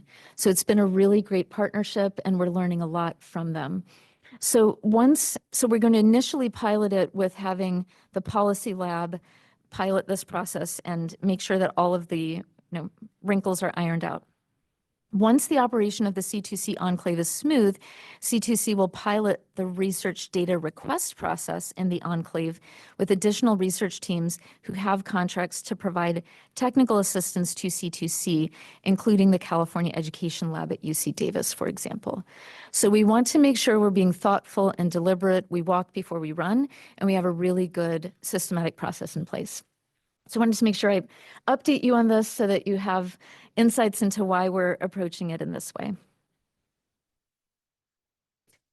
I'm going to highlight next a few organization-wide goals, and then we're going to circle back to this in the strategic planning process as well. At our last meeting, you approved our annual work plan. And since that meeting, our team went through a process where we imagined what would it look like to take the key work plan items that are currently organized by vertical. right? So like, here's what the data teams work on. Here's what engagement works on. Here's what operations works on. And what would it be like to organize the key work plan items under broad organization-wide goals? So let me just highlight them briefly here, and then we'll revisit this again later. The 5 that we came up with for this year's work plan was one, and I should say, we really tried to draw on your conversations over the last board meetings as well. So some of these bullet points will feel familiar. So one is being California's neutral source of trusted information. If we can go to the next slide, please. An example of that is the open science principles we just discussed. The second one, next slide, please, is being accessible to California's communities. And one example of that is our project to extend the reach of the Student Pathways data story through the Lesson Plan Challenge that Belisi is spearheading and working with our team on to get teachers involved in using the data. Next. The third overarching theme is releasing a steady drumbeat of useful and necessary data and data tools. A few examples for this year include the launch of the Query Builder, Phase 1, updating the Student Pathways dashboard next year, and then the data reports we're working on for the Student Aid Commission and on the CalKids data as well. Next. The fourth overarching goal is building infrastructure for insights at scale. One of the key things for that this year is piloting and building this secure data enclave. And then finally, the last one is optimizing organizational and operational culture. And a lot falls under this bucket, but includes things like our annual engagement survey that we do for our team. And we've just established a new disability advisory committee as well. So I wanted to share that with you because it's been really helpful for a team to think about the work, not just vertical by vertical, but also organization-wide. That concludes my update, and back to Chair Payne. Marvelous. Thank you. We have a couple of minutes if folks have questions for Executive Director Bates prior to moving on. Yes, go ahead. Member Sullivan. Thank you. Erin Sullivan, Commission on Teacher Credentialing. I am going back to the link that you mentioned about the share your work button. And I'm just curious about what kind of response you've had to that.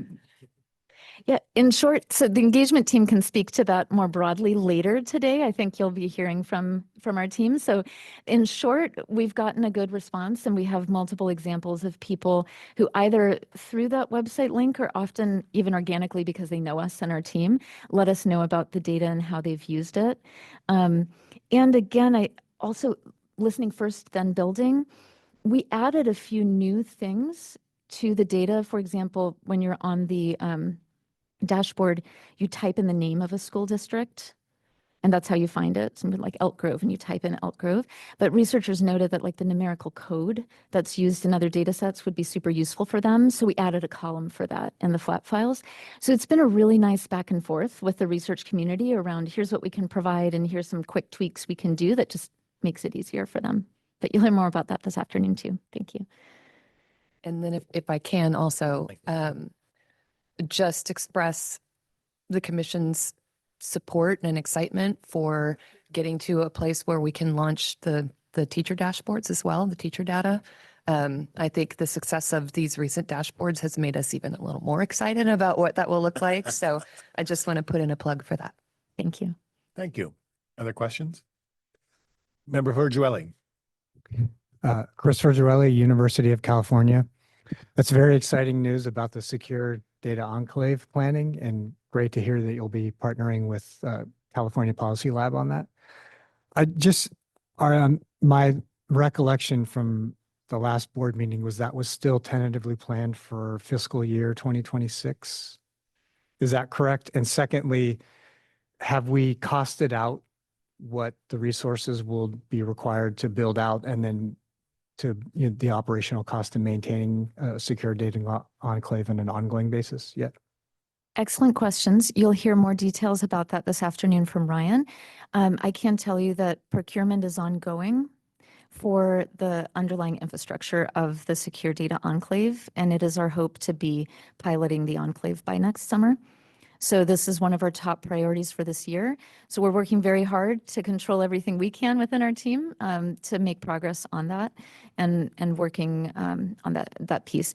On the costing out component, that is something that we're working on and will continue to work on because there will both be ongoing costs to maintain that infrastructure and then actual computing costs when it's used. And so we'll need to have a very thoughtful approach to how we approach those costs as well. Thank you for the question. And thank you for highlighting that. Member Romero. I wanted to add to the workforce development story. Mhm. I think it's still unfolding. What's very heavy in our mind at EDD and the labor agency is the possibility of a recession coming. I think the Anderson School of Forecasting are saying that we'll be high as 6.2 by January as our employment rate, and not seeing job growth until early 27 and so on.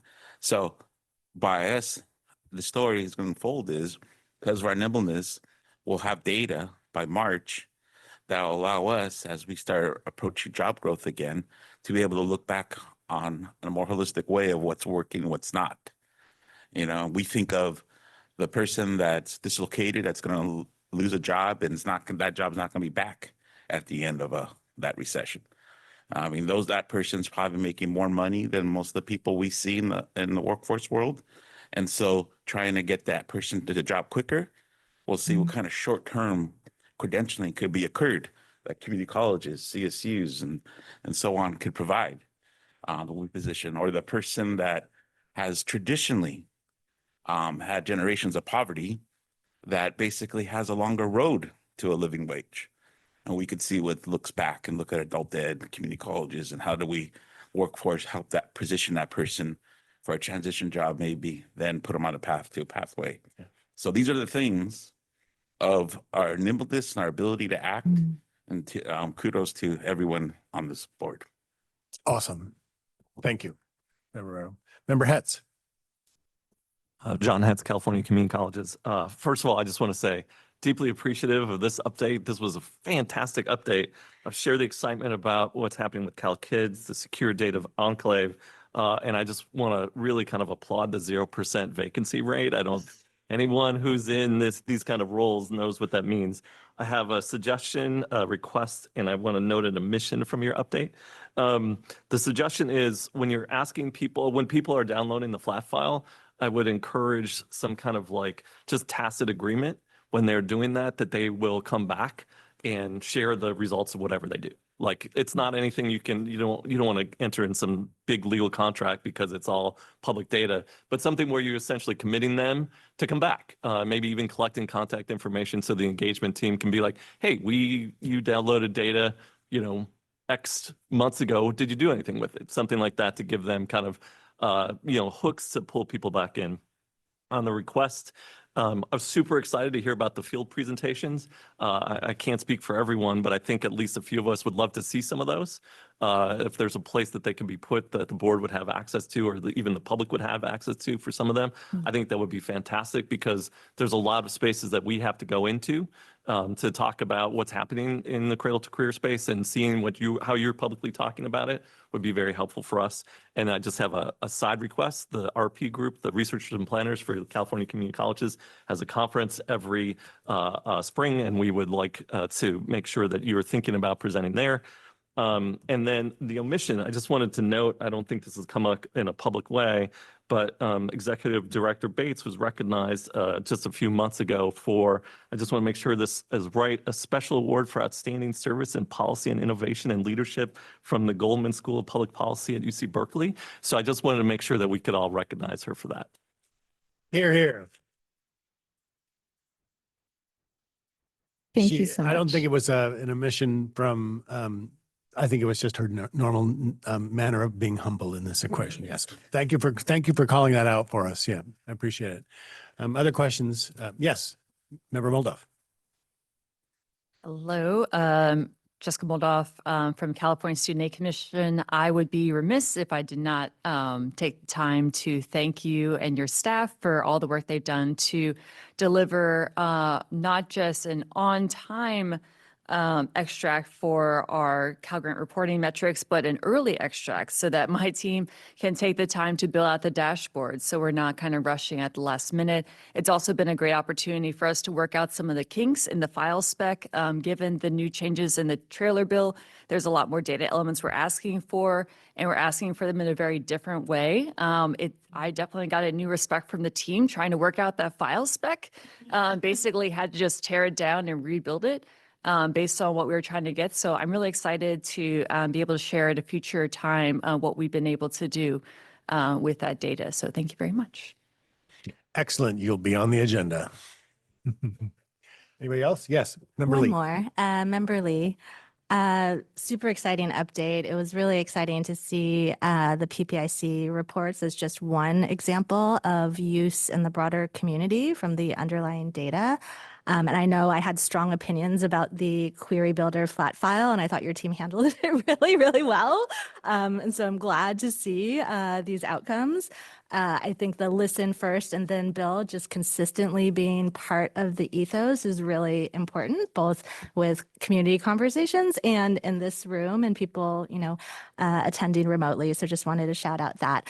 And I don't think we directed any sort of, reflection on the work plan to organizational wide goals, but would just like to applaud that initiative. It makes so much sense and is really a nice way to look at the work ahead in a hopefully, team building manner. Thank you. Looking for raised hands on the Zoom. Don't see them. Let's move on if we could, please. Appreciate your thoughtful questions and praise. And I want to begin part 2 of this agenda item, which will be presented by Eric Flores, Deputy Director of Legislative Affairs, followed by Leslie Taylor, our Director of Operations. Take it away, you two.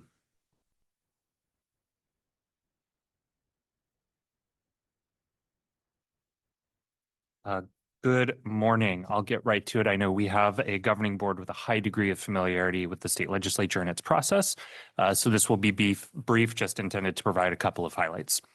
As I'm sure you know, 2025 was the first year of a 2-year legislative session. At the start of that year, leadership announced bill caps for members.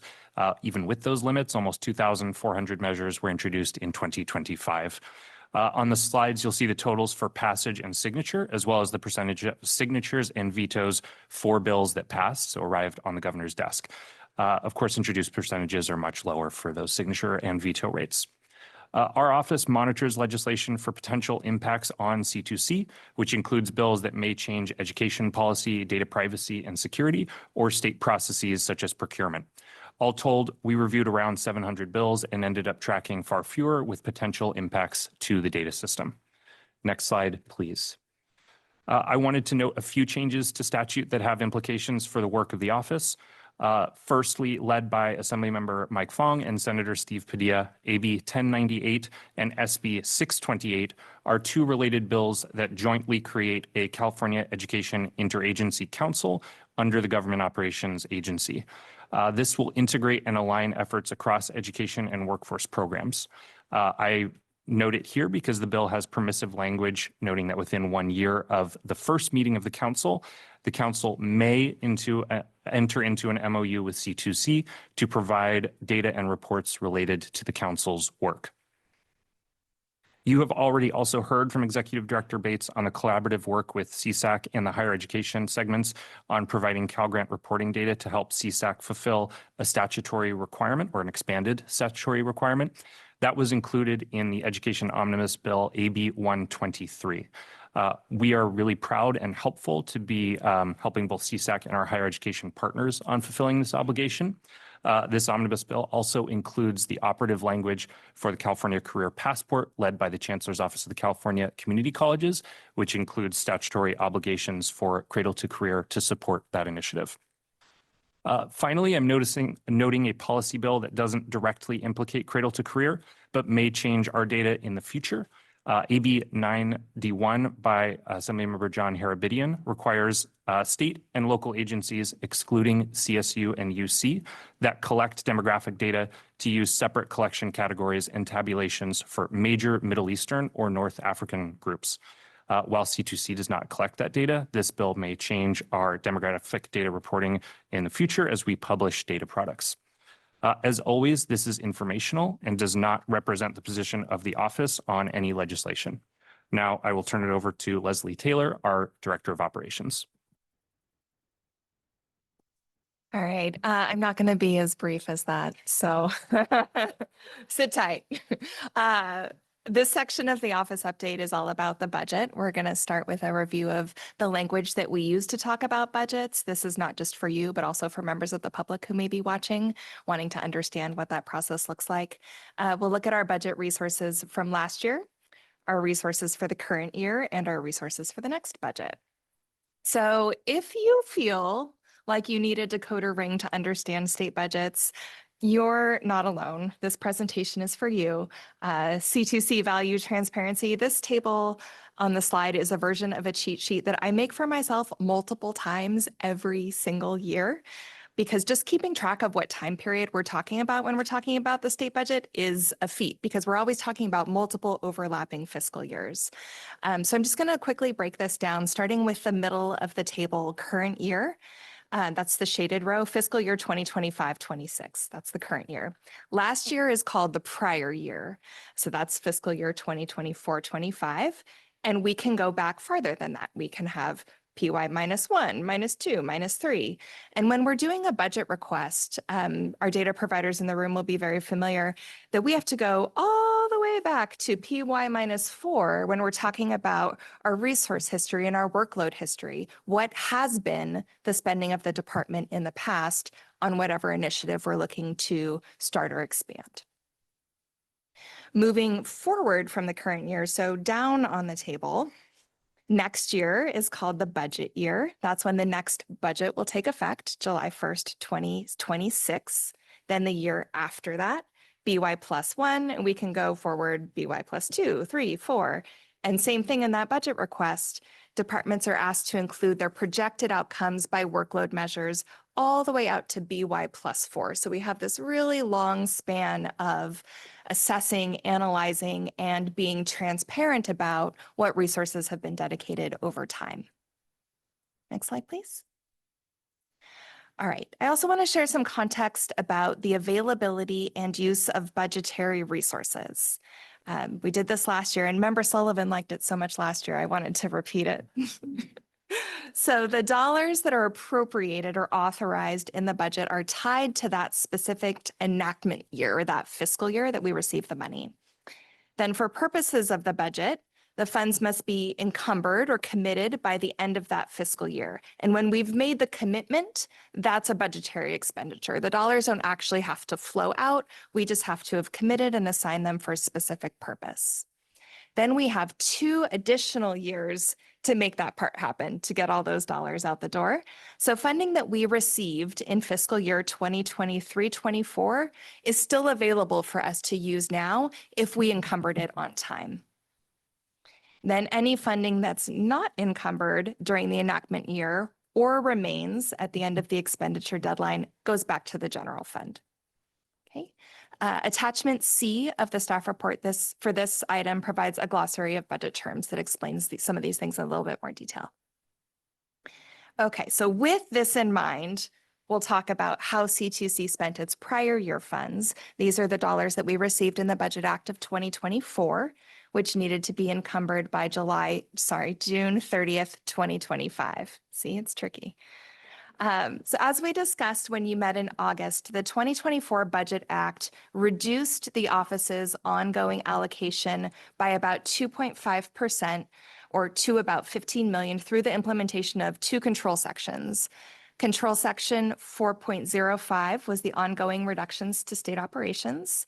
And then control section 4.12, the vacant positions, funding reduction and elimination of positions. So we got an allocation that was then reduced. We also received $600,000 one time through a budget request. that funding was reappropriated or carried forward from fiscal year 2023-24 funds to start the statewide scaling of eTranscript California. So our prior year budgetary expenditures, that's the column over on the right, totaled approximately 15.5 million, which is 99% of our authorization. I want to pause and just give a huge shout out to my entire operations team for landing this plane in June. A 99% utilization rate does not happen by accident or by hoping that it will. It requires constant vigilance and tracking and projections throughout the year. I think we were meeting like weekly starting in May, like, what does it look like now? What does it look like now? It really ramps up in the spring and peaks in June at the end of the fiscal year. And it requires that we are in constant communication, that we are documenting, coordinating our contracts, our procurements, looking at subscriptions, interagency agreements, and direct transfers. And it only happens if everyone is doing their part. So I want to give a huge shout out to my whole team with special thanks to my colleague, Kevin Filipich, who owns our internal budget tracking processes and keeps us on track throughout the year. So very, very excited to report this number to you. So you can find more detail on how much C2C received and spent over the years in attachment B of the staff report for this item. It'll give you an historical look. But this is a little bit about how we spent those funds, what we spent them on. Consistent with the past years, roughly 30% of our ongoing funding is for personal services, that's the office staff, and roughly 70% was for operating expenditures. Of those, about 87% of our operating expenditures were for consulting and professional services, which includes our largest contract for system integrator services for the maintenance and operations phase of the Cradle-to-Career data system. More information about all of our procurements is available on the Cal eProcure website. Okay, our budget for the current year, fiscal year 2025-26, which began July 1st, is $15.165 million ongoing. We also received $500,000 one time for activities related to the development of the Career Passport. As we've been discussing throughout this update, our spending priorities for the current year are directly tied back to that 2025-26 work plan that you approved in August, as well as the org-wide goals. In terms of human resources, C2C remains authorized for 27 positions as we lost the one position in the control section 4.12 drill, and one new position that was filled by Dr. Broughton was added in the Budget Act of 2025. Looking ahead to the next year's budget, the first indication of C2C's fiscal resources for 2026-27 will, of course, be the release of the governor's proposed budget on or about January 10th, which this year is a Saturday, so it's going to be in the about column probably. And just a reminder that all budget requests are confidential until and unless the proposal is released to the legislature as part of the governor's budget or at another time during the budget cycle.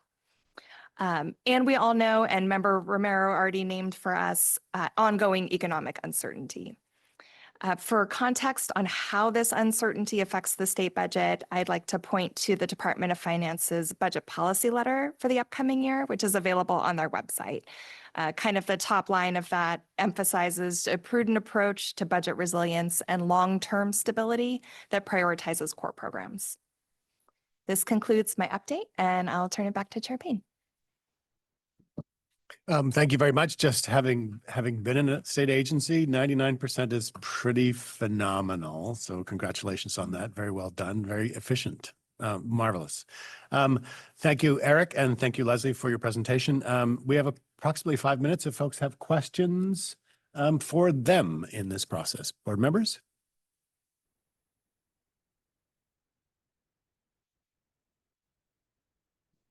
Marvelous. Seeing none. Appreciate your time on this. Now let's move on to our next agenda item. Thanks, guys. Approval of the consent calendar. This one falls to me. The matters on the consent calendar are routine in nature and are approved by a single vote. Prior to acting, members and the public will be given an opportunity to remove any item from the consent calendar. Items removed may be heard immediately following approval of the calendar itself or set aside until later. The items on the consent calendar are reflected here on this slide. Next slide, please. There we go. Would any member wish to remove any item? You also have them in your packets and the materials that were sent to you. Seeing none, perfect. If I could have a motion to approve the consent calendar as presented. Vice Chair Tagorda moves. Moved by Vice Chair Tagorda. Do I have a second? Member Hetz, second. Member Hetz, second. Thank you very much. Before we vote, as is customary and required, let's pause for public comment. I do not have any speaker slips in front of me, and I will look to Stephanie to see if there are speaker slips and any speakers in the room. Confirming there's no speakers in the room. Perfect. Thank you very much. Now, if anyone on the Zoom would like to make public comment on this item, please, can you open it up? For members of the public attending via Zoom and wishing to make a public comment, please raise your hand at this time. Seeing one raised hand.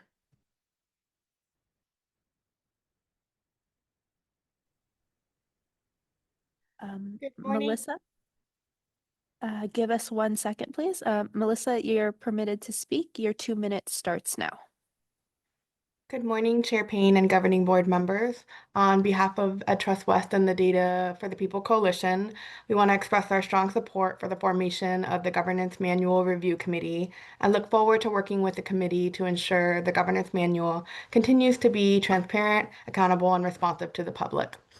Additionally, we want to express our appreciation for the board's approval of the Strategic Planning Committee today and setting up a thoughtful and timely process in defining the data system's next 5-year vision.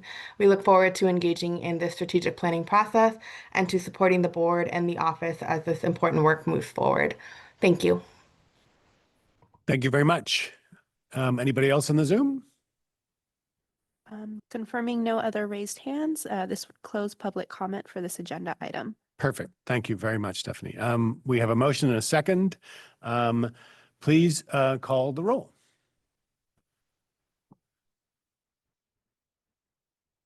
Chair Payne, Aye. Vice Chair Tagorda, Aye. Member Cifuentes, Aye. Member Cochran, Aye. Member Evans, Member Ferjueli, Aye. Member Gonzalez Vasquez, Aye. Member Hetz, Aye. Designee Bierkey Member Irwin, Aye. Member Jez, Member Laird, Member Lee, Aye. Member Moldoff, Aye. Member Nellum, Member Romero, Designee Rikochevska, Aye. Member Skull, Aye. Member Sublé, Aye. Member Sullivan, Aye. Member Van Natten, Aye. Member Vu. Aye. For the clarity of the record, we have 17 ayes and no abstentions. Marvelous. Thank you very much. Motion passes. Now let's move on. As I noted earlier, it's customary for us to do general public comment at 2 points in the meeting. I'd like to open up general public comment to members of the public for, it's obviously our final item before lunch. Do I have any speaker slips for general public comment from the room? Okay. Confirming no speaker slips. Thank you. Anybody else scanning the room? Let's move on to the Zoom. Does anybody have general public comment before we break for lunch? For members of the public attending via Zoom, please raise your hand at this time if you would like to make a general public comment. Seeing no raised hands, that closes general public comment. Marvelous. Seeing that there is no general public comment, the next step is for us to break for lunch. Let us break for lunch right now and come back at 12:45. 12:45. Thanks very much. We're noon. Whoop. Good afternoon. Welcome back from lunch. If we could please, Stephanie, could you please reestablish a quorum by calling the roll? Chair Payne, Present. Vice Chair Tagorda, Present. Member Cifuentes, Member Cochran, Present. Member Evans, Here. Member Fargiueli, Here. Member Gonzalez Vasquez, Here. Member Hetz, Here. Designee Beer Kiefer, Member Irwin, Here. Member Jez,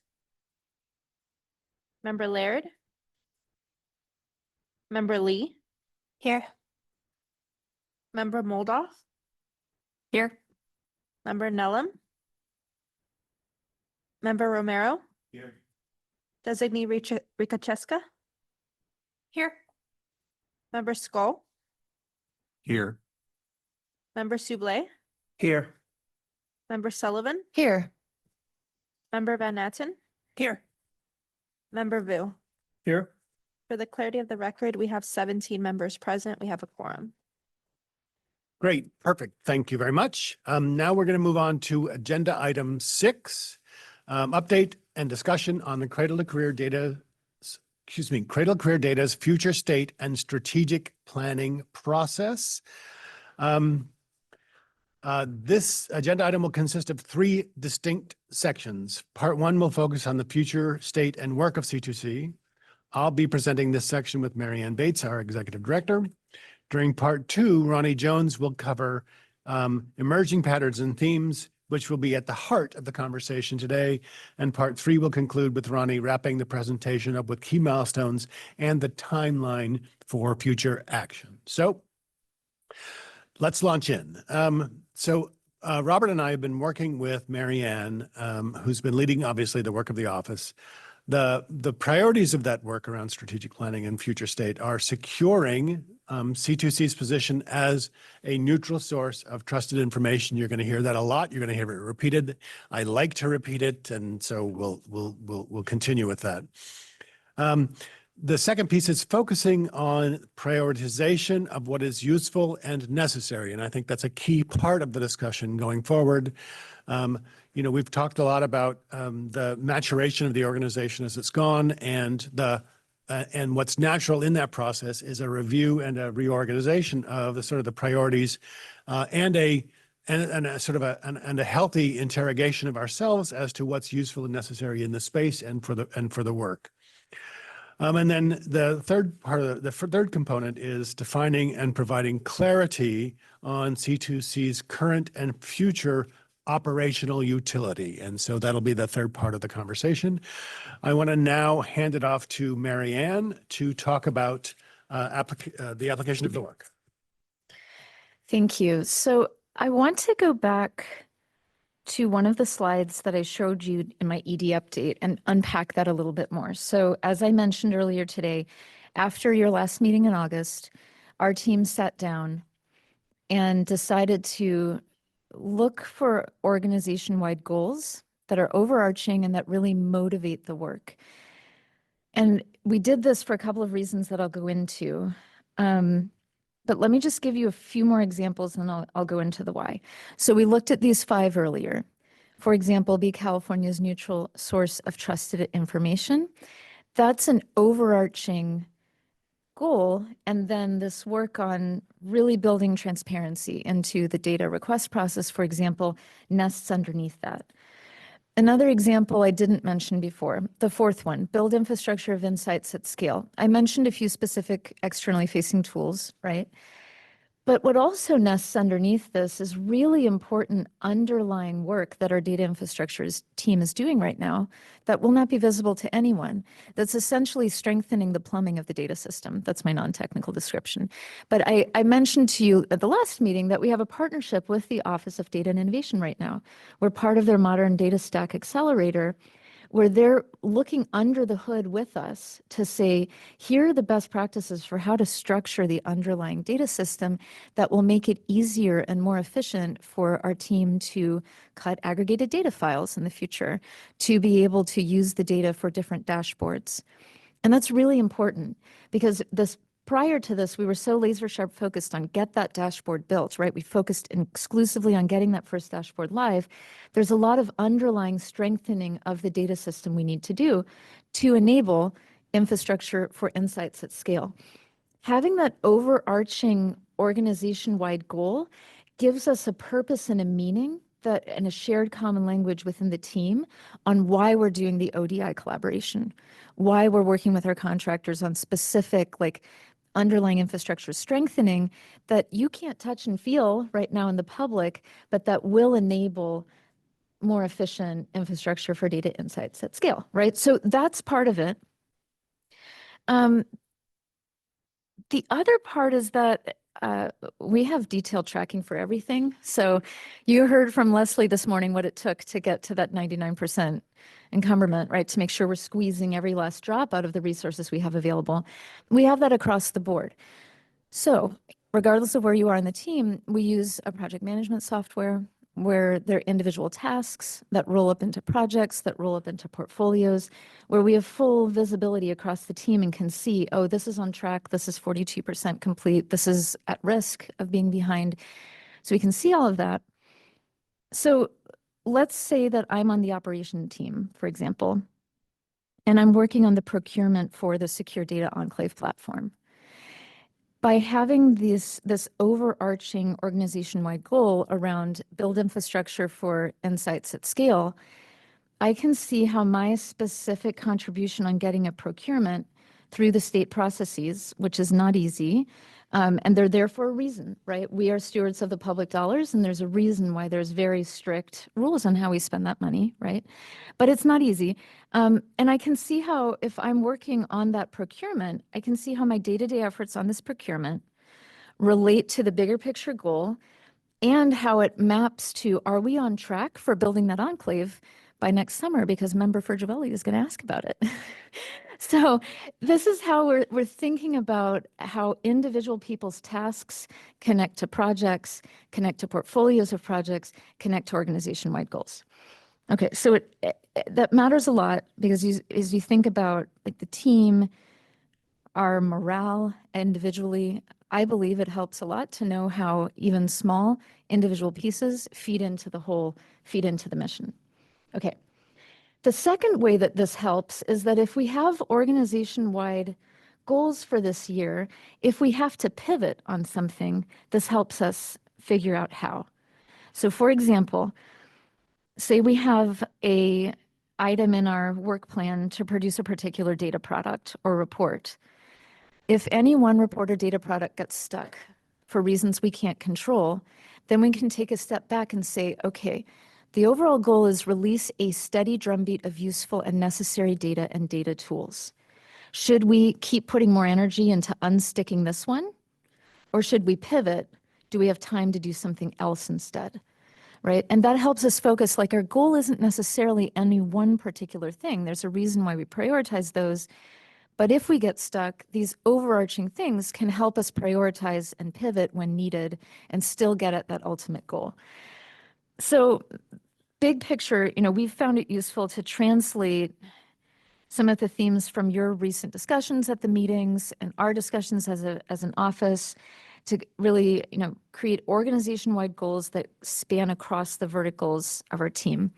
So that's an exercise we went through since your last board meeting, and we thought it'd be helpful to share that experience with you as it might also be informative for how you're thinking about the strategic plan. So I'll hand it back over to Chair Payne. Thank you very much. Opportunity for questions from members before we go on to the next segment of this presentation. Scanning there. Seeing none, let's move on then, please. I want to now invite Ronnie Jones, our consultant with LRI, to present the second part of this agenda item around process stuff. So Ronnie, take it away. Great. Thank you so much. It's nice to see all of you. And thank you, Chair Payne. I'm pleased to have this time to review the strategic planning process with the governing board. As you know, the governing board manual on page 18 states that the board is responsible for implementing Education Code 10866. This includes setting, revisiting, and amending, quote, the vision, mission, and strategic objectives of the Cradle-to-Career data system, unquote. The first step has been to approve the committee charter, designate the 5 board members, and authorize the committee to review and provide edits to the strategic plan as specified in the charter for approval by the board. I'm glad to see that the board has already took that action step today. Next, this slide. Thank you. The current strategic plan approach, or the current strategic plan approved on August 9th of 2023 seems like a long time ago now, and many things have changed in that time for C2C. At the inception of C2C, they needed to set the foundation, create an office. There were lots of very specific tasks that needed to be completed during that time. And so now is a very appropriate time to update the strategic plan. The purpose of the strategic plan is to align and ensure accountability between the board, the executive director, and staff. It paints a very clear picture of where C2C is going. Important components of the strategic plan include the overarching goals, specific objectives, timelines for achievement, and areas of responsibility. Many of you have probably participated in organizational strategic planning, so none of that comes as a surprise to you.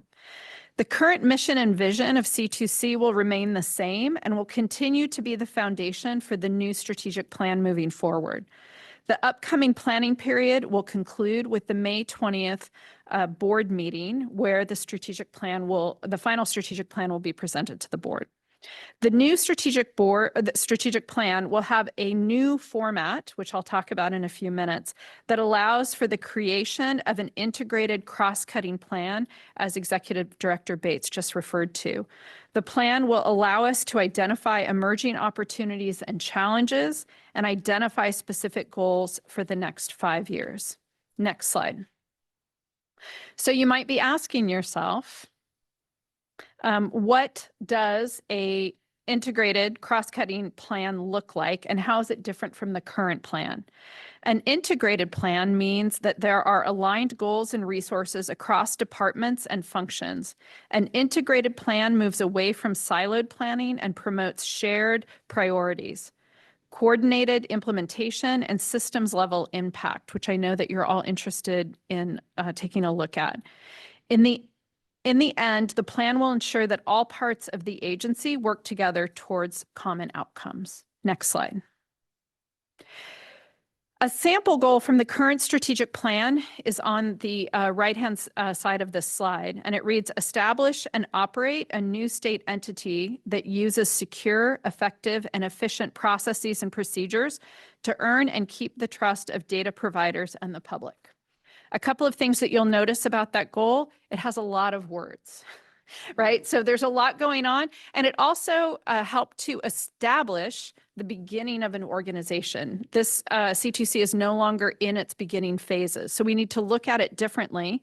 And you'll notice that it's very specific also to operations, and it might be relevant to a few other of the verticals within C2C, but not to all of them. In a more integrated plan, the goal might read, maintain public trust through secure, effective practices.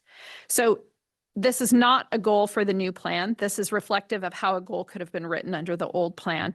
The two goals are significantly different in their emphasis. The first goal is about the foundational setup of C2C, the building of systems, and importantly, fairly narrow in its mission.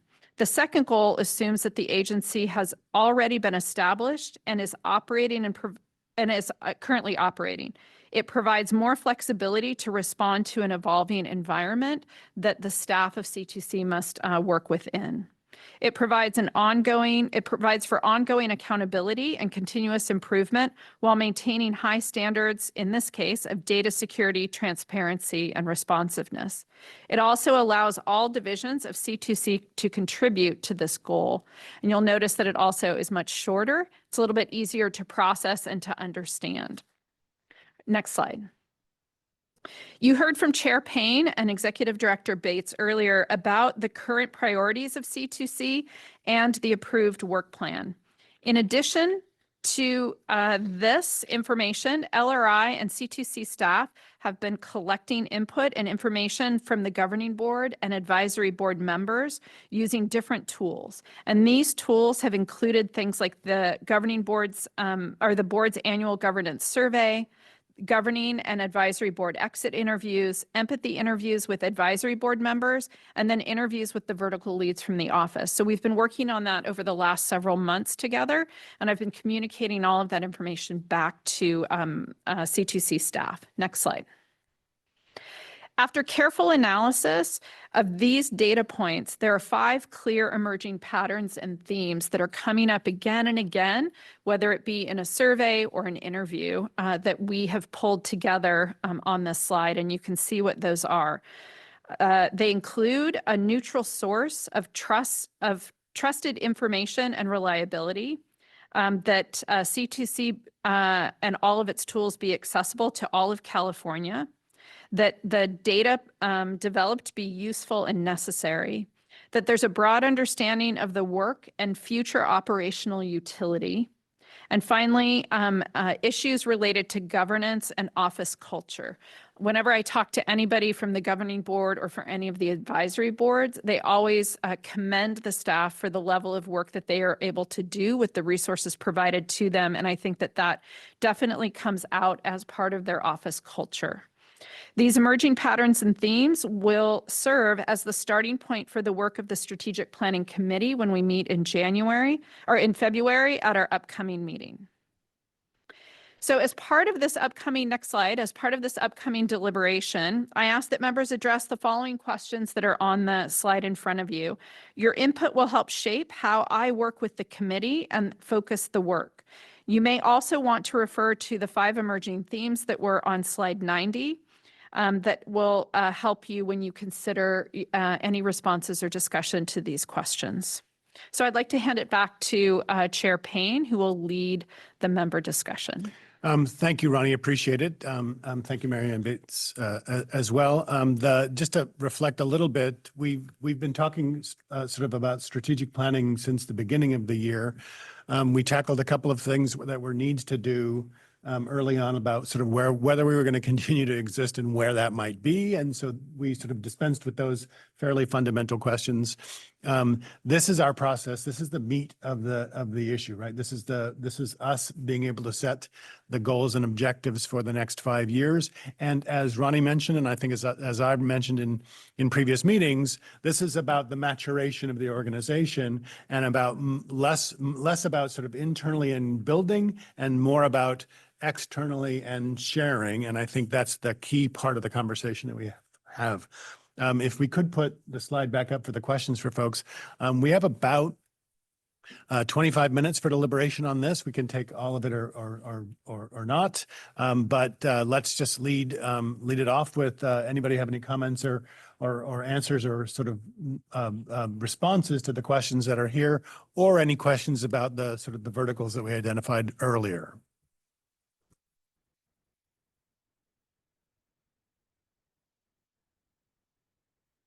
Member Sullivan.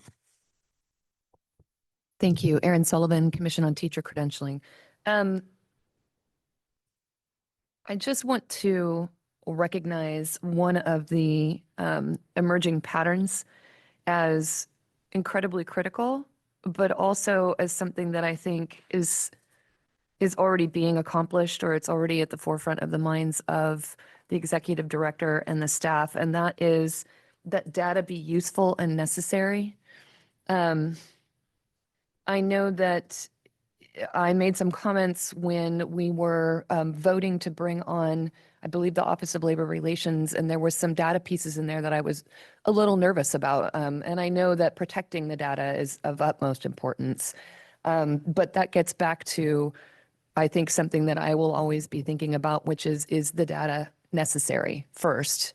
Useful, of course, right? I mean, you give somebody a mountain of data and they can derive some use from it, but it's the necessary part of it, I think, that is so critical. I like that a goal of this kind, if it's sort of set in the strategic plan for an organization, is reflective, right, of very deliberate intention and organizational thought. And so I just really want to put some emphasis on that, the necessary piece of it. Yeah. Thank you very much. Others? Hands? I'm looking at the screen as well.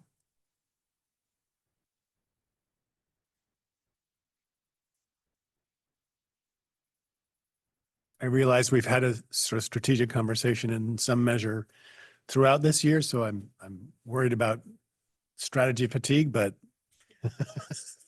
this is also the, as I said, the meat of the issue, right? So.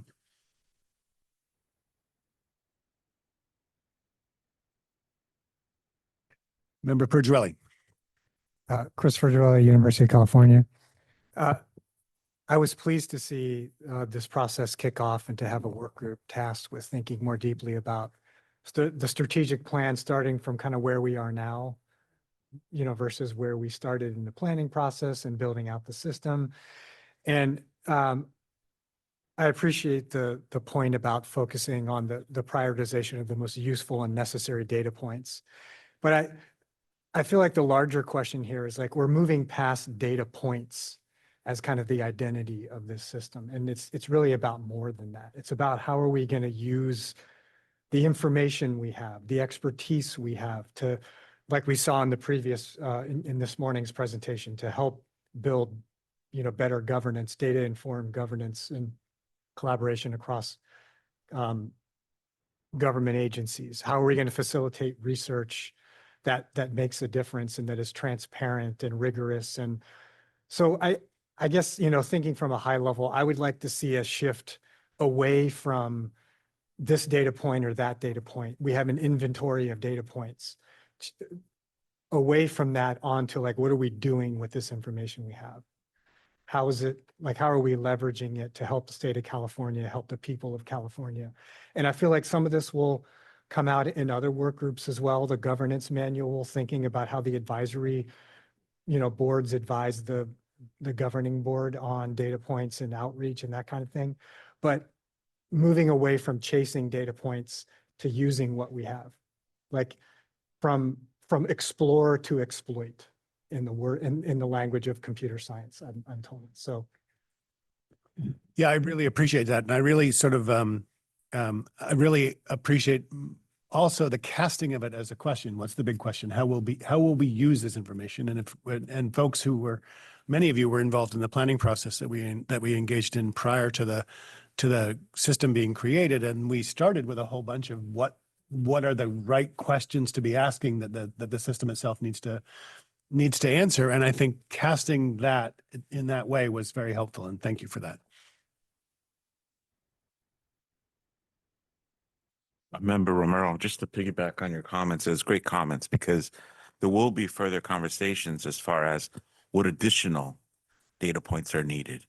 And if they fit into a thematic objective, it's more compelling than compiling a list of data points. So great suggestion. Thank you. Member Cochran.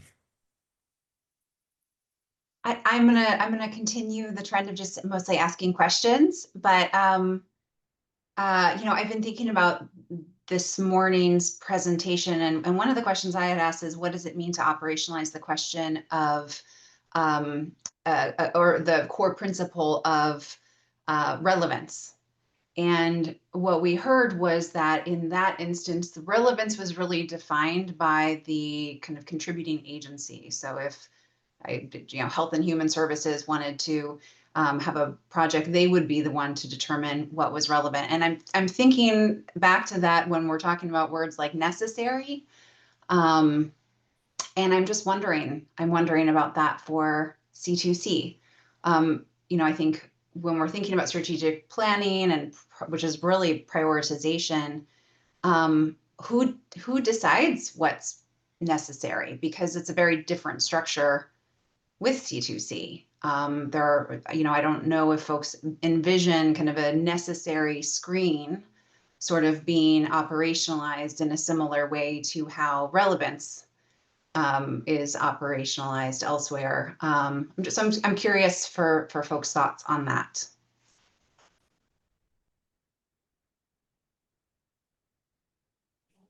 Fascinating.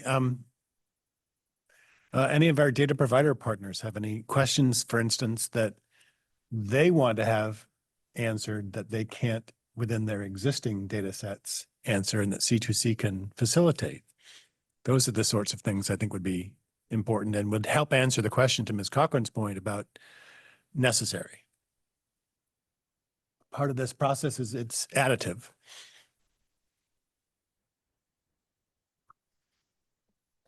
Member Romero once again. Member Romero and Member Fedrelli again. Yeah.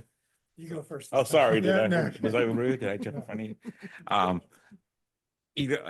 As a data provider, why we're here. Well, we're required to be here, but also why we wanted to be here was we had policy questions that we could not answer. And we could talk all day long within the context of what data entry occurs within our programs, but to have a longitudinal outlook as far as what happens to the people that we touch and who are the people we are not touching that we should, is that question is what we're looking into all the other data providers to help flesh out that question. So I think, and then you ask one question, like that memo, initial memo from Secretary Knox. Then there was a refinement. And then we're going to go into, once we start having it with some questions, are they going to arise and so on. So I think like what's necessary, it's impossible to address in the abstract, but on the policy objectives of the moment we find ourselves in, or the policy questions we're trying to answer. And I think it goes to Chris's point about purpose being the driver here.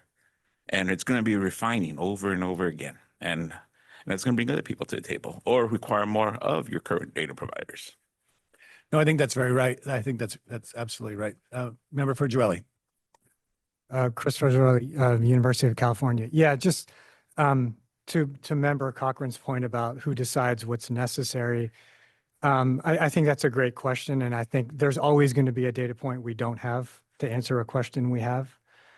But I think, Cradle-to-Career serves the state of California, and there are state policy questions that transcend agencies, districts, data providers, organizations that I think we could probably do a reasonable job at coming up with, what is, quote, necessary or sort of within reason of information that we need to have to kind of address major state policy questions. And then,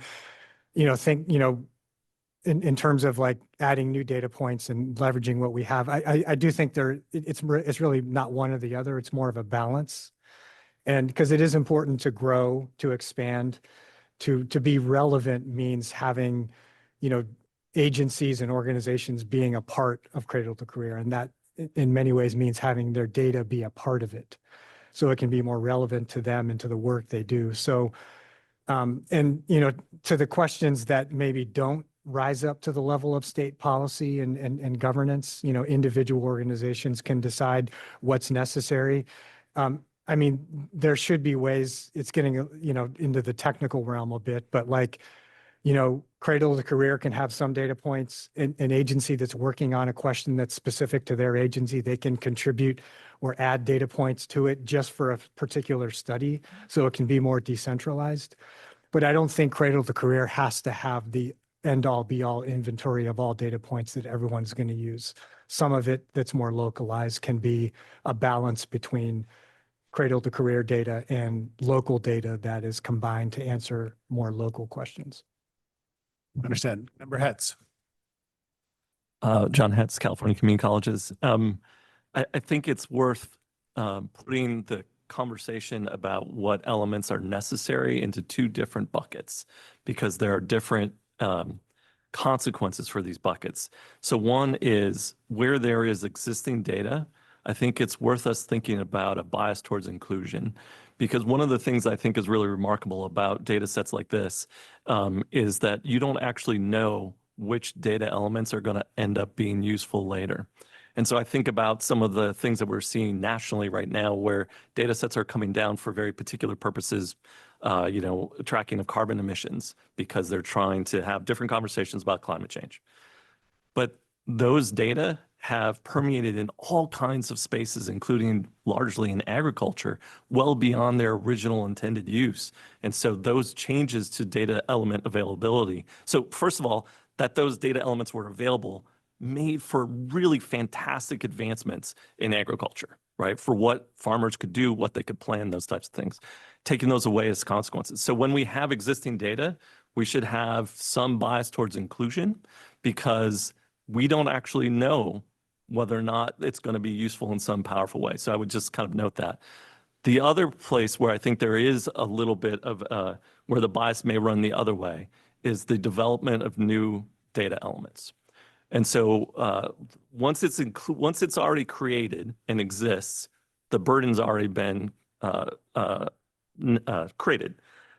But when we're adding new data elements, one of the things I think we need to be cognizant of is the burden on the people we're collecting the information from. So if we're already doing it, I think we should have a bias for inclusion, because we've already created all this work for the people that the data is coming from. Our bias should be to putting that data to use however we can. But when we're talking about things that we want to create, that's where we, I think, have to have a different conversation, because that creates additional burdens to admission for us. So we're going through that very powerfully in our reimagination of our application. How can we make the application easier so it's more students finish the application, get to the colleges, rather than having to navigate through an hour-and-a-half long process of completing all this information that many institutions never use, right? So that, I think, when you're creating data elements, we need to have a different bias but for things that the state already collects and has created that burden on the people of California, we should think seriously about having a bias towards inclusion, because we don't know where it might be helpful. Fair comment. Member Romero again. Sorry. Member Sullivan, I remember what I came away with that point when you did make that point.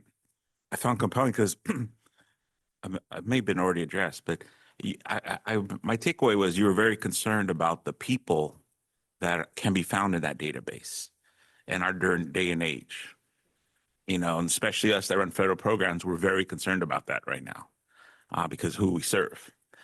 So I'm wondering, because we have a lot of language about data security, but just emphasizing the protection of people as well, so they're not made more vulnerable than they already are. Right. These are not data points. These are people. Yes. I think that's right. Yes. Dr. Bates. Marian Bates, Executive Director. I have a reflection that I'm curious to get your insights on, listening to your comments around prioritizing certain research questions or topics that are policy relevant. And I'm wondering whether the framework of learning agendas may be helpful. So as many of you, I think, know, right before I took this role, I was at OMB, actually collaborated with Kelly on her on the outside with the OMB colleagues on creating the first government-wide learning agenda. And the purpose of that learning agenda was to share transparently, there are 1,000 questions that could be answered, but here are the top priority ones.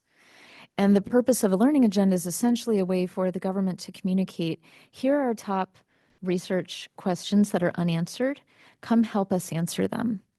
So I could imagine, I'm reflecting on some of the work that Dr. Lang and Dr. Parati have been doing and are contemplating around really listening to what our data providers are interested in as we think about like early potential pilot projects for the secure enclave.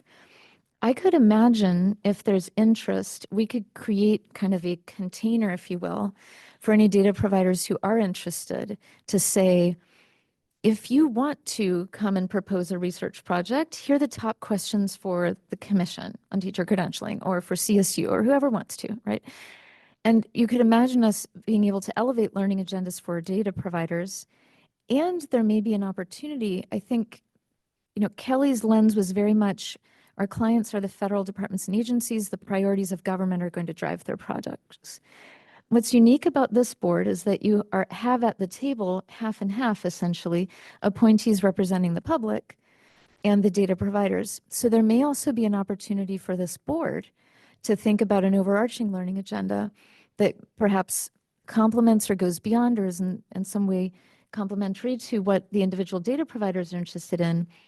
Because in the founding of Cradle-to-Career, that voice of like what the people of California need from the data system was also very foundational. I mention all of that because as I imagine floodgates and many requests, we'll need to be very thoughtful about what criteria or prioritization mechanisms we as an office and our data providers use.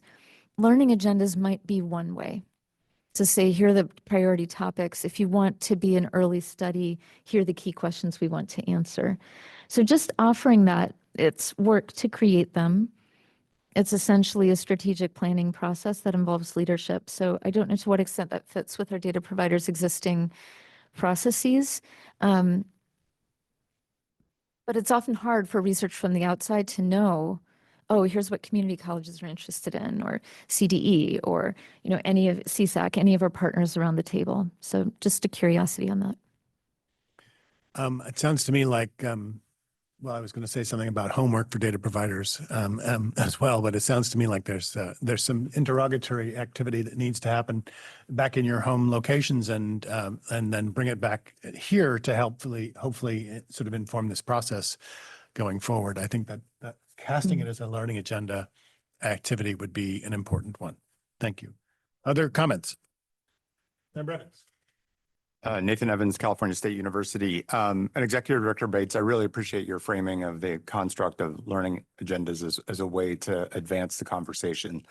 I was listening to our colleagues talking about, I was trying to find this balance of opportunity for scope and scale of some of these questions and data points versus and balancing that with real needs in areas that haven't been explored and perhaps they're overdue for that. But I do think the approach you suggested and with homework completed, could be a wonderful vehicle to advance that and find that commonality. I mean, even during our lunch break, I heard multiple people were talking in different ways about measurements of economic mobility by various mechanisms. That's going to probably be a pretty common interest. And so seeing where that may appear on the various data providers' interest as one example, I think would be really helpful because I do think once, as you said, the doors, floodgates open, it will be more difficult in the moment to try to make that discernment versus trying to think ahead as a board and give some parameters to guide that work. So I really appreciate the idea of and construct of a learning agenda. Member Lee, did I see your hand? Good. Yes, we're just going to do a bingo of all of 5 of us in a row. I think this group is probably predisposed to very much embrace homework. I guess my challenge to us is for the broader public, what might that learning agenda look like? And how could we ensure that we are getting voices from those who do not have the time or resources to be spending the day here with us? I wonder if the momentum that we have with community conversations or networks of different partner organizations who have years of doing on the ground work on topics like education and workforce might be able to get us there a little bit sooner to get that voice. As this conversation, in addition to that, as the comments were coming in, I was looking at the emerging patterns and themes slide. I don't know if we could get that back on the display, but just a reflection that the fourth one, the broad understanding of the work and the future operational utility. I assume that means future operational utility of what the office is providing. That one seems the most subject to when we're in our committee discussions, some tweaking and like what does that actually mean? But I would love to just ask the question if anybody here now, so we have an informed conversation in February, if folks have comments about essentially the user-centered design aspect of that, the future operational utility, for whom, by whom, broad understanding by whom. I think data providers are one, specific stakeholder group, but would love to hear a brainstorm more broadly of who might be a beneficiary of those learning agendas. I think that's a great question. And I think also one of the sets of folks that you didn't mention, which I think we could call upon for great information, is the advisory boards. Member Moldoff. Hello, Jessica Moldoff from the California Student Aid Commission. Less so on the learning agenda side, but sort of thinking more about the operational utility is that, I think early on, like a while ago, there was the whole like administrative burden question. And I think the utility, I guess I'm going to keep beating this dead horse. But it's really the work we can do that's invisible to people in California, like the kinds of data sharing that we can do across data providers to match people to services, to try to streamline some processes that are currently very manual and require a person knowing where to go to provide their data elements when we can just have that all kind of together. So I feel like that has the greatest utility rather than just naming the problem through research and dashboards to really try to alleviate the problem through taking away those sort of burdens on people. I know that gets into a tricky, it's a little tricky, more than a little tricky, of course, otherwise we would be doing it. But because it gets into can CDSS share who had CalFresh in high school so that we can connect people to CalFresh in college? Like, can we identify students whose parents are in this situation and give them outreach materials, like connecting people in the workforce to other groups? I don't even know. There are lots of possibilities, but it's something that we need to kind of figure out as well. And I think, I don't know, because I guess I'm in government work because I want things to change. I was tired of being an academic, just identifying the problem over and over again, because it's really about what we can do with it. And it is difficult because there are lots of laws that are preventing us from doing this, unfortunately. But hopefully we can find the ways to push those boundaries. Yeah, thank you. I really appreciate those comments. I think it's a situation of yes and hopefully we can figure out a way to sort of navigate our way through that. Member Cifuentes on the Zoom. Thank you so much. Carolyn Cifuentes, Riverside County Office of Education, K-12 member. Thank you so much. And I just want to add to Dr. Moldoff's list of things we could do. But in seriously, I think I've shared this before. I feel the team has just done a phenomenal job. Nothing like it anywhere else in the nation. And we're sitting on all this opportunity.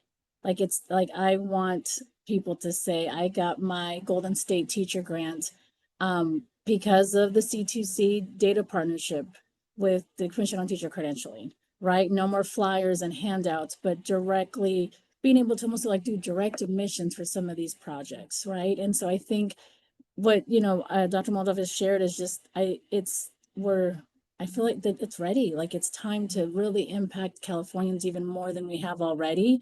And we're seeing there's a lot of conversations and things that have happened because of C2C already that maybe we haven't even celebrated in charge, but just recent, the Cal Kids data sharing with the Student Aid Commission, right? We already increased over 17% last month, and Dr. Moldoff can correct me on the exact data number, but number of students claiming their accounts because we gave access to that data. And those conversations with C2C being in the middle of what's the best way to do this. So I think there's so many possibilities for this data piece. And I think that's where I see the future of this team. Like you just said, Chair, yes, and is where I'm excited about. And I just think of the thousands of lives and students and families we'll be able to help in different settings. I think of our veterans, you know, I think of our military families. I think there's so many different pieces of so many different opportunities, I would say. So I can add to the list. If we want to start a list, a Google Doc, let me know. I can add more ideas to the list. But I just want to say thank you to the entire C2C team and our governor and our legislature to believe in this powerful work. And I think there's just so many more stories and so many more students and families and lives to impact. Thank you. Member Sullivan. Not that I really want to follow that. Sorry, Erin Sullivan, Commission on Teacher Credentialing. That very heartfelt and meaningful statement by Member Cifuentes. But in thinking about, so first of all, you know, I've only been here for just a year now, officially as of this meeting. And so I will say, shame on me, I am not well versed in the existing strategic plan. But, you know, I was thinking about a broad understanding of the work and the future operational utility that Member Lee kind of brought up, and who we want to make sure is understanding that the Cradle-to-Career data system exists. Research organizations are going to know, right? They're going to know where to come for this wonderful bucket of data that can help them do their research on a variety of topics. Is the public as aware of it? And I do appreciate that, you know, the 17% increase in folks asked, was it CalFresh? Is that what we were just, CalKids? Yeah, that's amazing because we got that data out to the parents. But if somebody was to Google Cradle-to-Career data system, would a parent know what they could get from here, right? Or would a student really know what they could get? So I don't know if it's really called out or a focus of the existing strategic plan, but as we move forward, perhaps just considering a goal of, you know, greater outreach to public sort of non-research members or individuals within California could be a really good goal. Great reminder. Great reminder. Member Hetz. All right, so this suggestion, John Hetz, California Community Colleges, this suggestion makes me a little uncomfortable, but I want to take what Member Sullivan suggested a little bit further. And that is, we do need to think about when we've designed these types of things where we're making the data flow, that when the products go out to the public, there should be something in it that says facilitated by, brought to you by, built in collaboration with the Cradle-to-Career system. So there are some entities in this country that are very good about that type of branding. But I think they're cognizant of how powerful that is. And if we want the state of California to support this very important work, the state of California has to be able to see that this work supported them. And so thinking about not anything, in your face, but subtly, so that when a student gets their CalKids money because of this work, like the folks that help make that happen get some of the credit, so that when we're in front of the legislature saying we need money for this voracious appetite that's going to be coming to do this, then the people of California have seen what it's meant for them. And so I would just suggest that we think about whether or not there are, for lack of a better word, ways that we can complementary or co-brand some of these efforts when we are helping facilitate them. I'm going to say great minds, but great minds. I have it written down in my notes to give to the team afterwards. Credit. We need credit for when we're engaged. Credit for all involved, right? So if we do something marvelous with CSAC and CTC, we need to be able to all share in that credit, that having done that, because it's the additive activity. Yeah. Member Lee, I'll just also note, as the design and data visualization, storytelling and branding, I think they added liaison. I've noted it. And so we hear you. They shortened it to design, but I believe data, storytelling, visualization, and branding were all part of that. So Absolutely. All right. Foresight. Director Bates. Just one quick update that I neglected to mention earlier, in an idea for data providers especially. After we launched the flat files, put them up on our website, I was at one of the regular GovOps directors meeting, and the person from the Department of Technology said, hey, you know, we have an open data portal at the state. You should make sure that's on there too. And so within like a week or two, I connected Shannon with them. A week or two later, our logo is now live as one of the state open data portals on the Department of Technology website. And so of course our team is going to look at the metrics and see how much traffic gets driven by that. But now that we have both the flat files and the dashboard live, there might be an opportunity for data providers who have a page that says, here's all of our data, having the Cradle-to-Career logo as one of the places you can go, in the same way that we've also talked about, like we try on our website to lift up who our data providers are so that people can go find your data products too and do all of that. That might be an easy win on the messaging piece as well. Love that. Appreciate that. Other comments, questions? Scanning, no? Okay, I think we're about at time. Go ahead. Director Bates. I was going to ask a bigger picture question, so rein me in if we don't have enough minutes for this. But as I think about the work of the office, one curiosity that I have for the board, as you think about the strategic plan, is do you want to carve out work for the board that is in some ways separate from the office? And here's what I mean about that. What Member Moldoff just mentioned around, like, wouldn't it be great to be able to do work on behalf of students and reduce administrative burden? Even as we think about like puzzles where we say there's no way to actually answer this question because of these structures or these limitations, does the board want to, as we move into the next phase of work, have a voice in saying, here's the Cradle-to-Career's, list of top things we can't solve within Cradle-to-Career, but the state could consider? So just a curiosity for that, because our work as an office needs to be focused on what you direct us to do and the things we can build. And as I look at statute and kind of the nature and the role of the governing board, I'm wondering whether that's anything that sparks interest. And so I'm just curious if any of that, if you've had any thoughts in that direction as well. Great question. I'm not determining whether anybody's able to answer that right now, but let's think about that as we go forward in the process. Thank you for that, though. Next, if we could please move back to Ronnie to talk about sort of the nuts and bolts going forward in the process. Great. Thank you. I do just want to start by saying thank you so much. I was madly taking notes, and obviously we will have the public record of this, but I think that everything that you shared with us will be very informative, informational, and actually inspirational to the Strategic Planning Committee moving forward. So thank you for your participation and all of your comments. The final part of my agenda today will be to provide a high-level overview of the timeline and milestones for the strategic planning process. Next slide.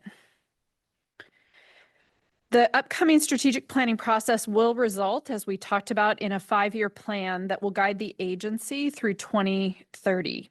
The process will ensure continuity, accountability, and adaptability to evolving priorities. Next slide. Between February and May of 2026, there will be a series of governing board and strategic planning committee meetings.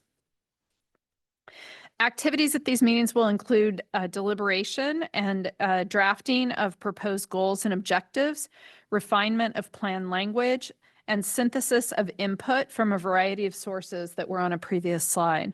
The goal during this time is to ensure that the plan is reflective of collective priorities as well as operational realities. Next slide. So you'll, in the next several slides, you'll see some key dates that you'll want to make note of, because we will obviously be asking for ongoing input and work. So today is our November 14th governing board meeting, where you actually considered the designation of the Strategic Planning Committee and authorized that committee charter to review and provide edits of the strategic plan. February 11th will be our Strategic Planning Committee meeting 1. The committee will convene to review any of the information that was presented at this meeting, as well as any of the comments that were made, to also review the strategic planning process and deliberate on potential recommendations for development of the 5-year strategic plan. Next slide. At the end of February, on February 25th, the governing board will convene again and will receive an update from the strategic planning committee about any of the work that's done, and will provide feedback on the preliminary strategic plan. Next slide. Oh, sorry, not next slide, April. The strategic planning committee will meet again in April for committee meeting 2, and the committee will review and refine the draft language pertaining to the specific sections of the strategic plan in alignment with the charter responsibilities to prepare formal recommendations for the board to consider. Next slide. And then on May 20th, the Strategic Planning Committee will come back to the board for a review and hopefully to take action on the committee's recommended updates to the strategic plan for potential adoption. As many of you know who've done strategic planning, this is a very tight timeline, right? So if you were coming to me and saying, how long would a strategic plan of this kind take? I would not say, oh yeah, we can have it done in May. I would probably ask for additional time. But I think that because this is the second plan, the conversation that we just had continues to add to that plan. We will make sure that the committee is working hard. We will also be having meetings with staff in between, because one of the things we do have to be aware of is staff will be the ones who are implementing this plan, and we have to have buy-in from them. So we will have a process to work with staff, get feedback from both leadership and staff at C2C as well. So throughout the timeline, there will be additional time for input across many different areas. And so next slide. With that, I think turn it back over to Chair Payne and any questions from the members. Right. Any process questions for Ronnie before we move on? Scanning, seeing none, let's move on. Thank you, Ronnie, very much. It was a great, robust conversation, and I appreciate all of you for contributing to it and to continue to sort of take it back and do your homework as well. Yes, I mentioned homework twice. Okay, thank you. So now let's move on to agenda item 7, presentation on. We might need to take a quick break to give the Chancellor's Office All right. colleagues a moment to come, since we're ahead of schedule. We will take a 10-minute break, coming back here at, let's just say 1:50. And we're back. Let me call it up so I can say the right things. We'll now moving into agenda item 7, presentation on California Community College Chancellor's Office contributions to the Cradle-to-Career data system. I want to invite John Hetz, who's already there, David O'Brien, Vice Chancellor for External Relations, Jory Hadsell, Visiting Executive Strategic Technology Initiatives, and Judy Chan, our own Judy Chan, C2C's Deputy Director of Data Programs, to present this item. Before I begin today's presentation, I just want to echo what I said at the top of the meeting to help us stay on track and to ensure that we're able to cover all the items on today's agenda. The presentation here is scheduled for 15 minutes, and to be mindful of the time on the timer, there's a timer that'll be visible to assist with the pacing. Since we have a little bit of extra time, I won't be completely hard-assed about it, but we appreciate your attention and look forward to your presentation on this. Thank you very much and welcome to our meeting. Take it away, John. All right. Thank you, everybody. If we could go to the first slide, please. The next slide. Yes, excellent. Oh, there we go. All right. I'm going to provide the background context for the system. We have just grown by another 100,000 plus students this year. We're back to 2.2 million. We are looking at growth in the neighborhood of 4 to 5% this year. So expecting another 100,000 or so to be a complete recovery from the large number of students that we lost during the pandemic. This is very exciting. We have more than 200,000 students per year that end up with a meaningful award.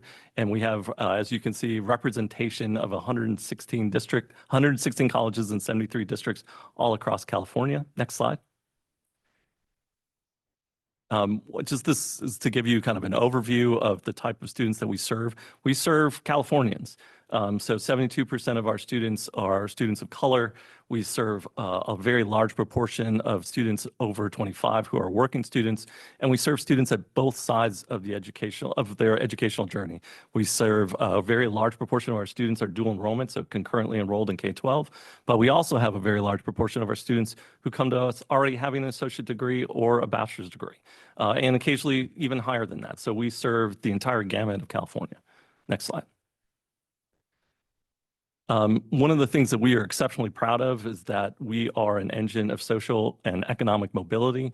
As I already mentioned, we are an incredibly diverse student body, one of the most diverse student bodies anywhere in higher education. We are the largest provider of workforce training in the state, and a large proportion of the students at the University of California and CSU start with us. And we're very proud of our open access history, providing a wide range of opportunities to Californians of all stripes. Next slide. And we also have a really huge economic impact on the state. So if we look at what the consequences of the California community colleges and the students we serve are, we account for somewhere approaching 5% of the total gross domestic product, including like how it changes students' trajectories, the income, the business opportunities, all of those things that come to pass as a consequence of our instruction. Next slide. And it's a really great return on investment. For every dollar the state of California invests in the California community colleges, we return about $2.10 to the state of California in higher lifetime earnings and increased output by business. That expands markedly if you include other kind of economic factors that are not accounted for directly, but a huge return for the state of California and also for students. So if I could go to the next slide. So for every dollar our students spend, they get $5 back in future earnings.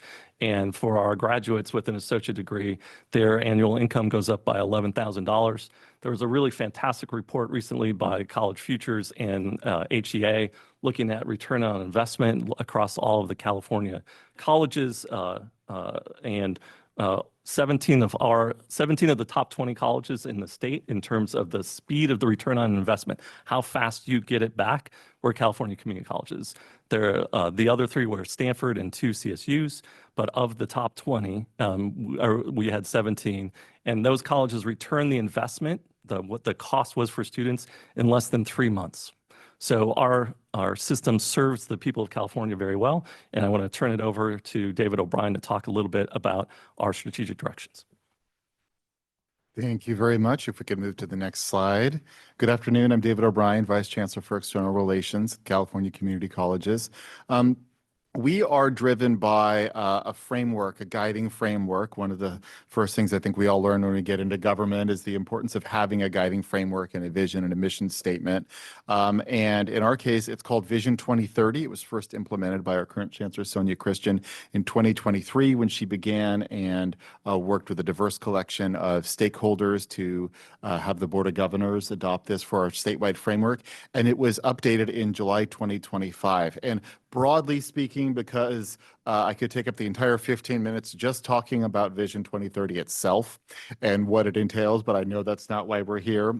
Broadly speaking, Vision 2030 calls on us in the California community colleges and indeed everybody in higher ed to reimagine the concepts of access, support, and success. And I use those three specific terms because those are the three goals that we have are equity in access, equity in support, and equity in success. If you've heard Chancellor Christian speak about this, she speaks of the need for us to adapt higher education to where students are at today, right? She likes to bring out the old quote from one of my favorite movies as a baseball fan, Field of Dreams, if you build it, they will come. And then she'll say, but that was the old attitude in higher education.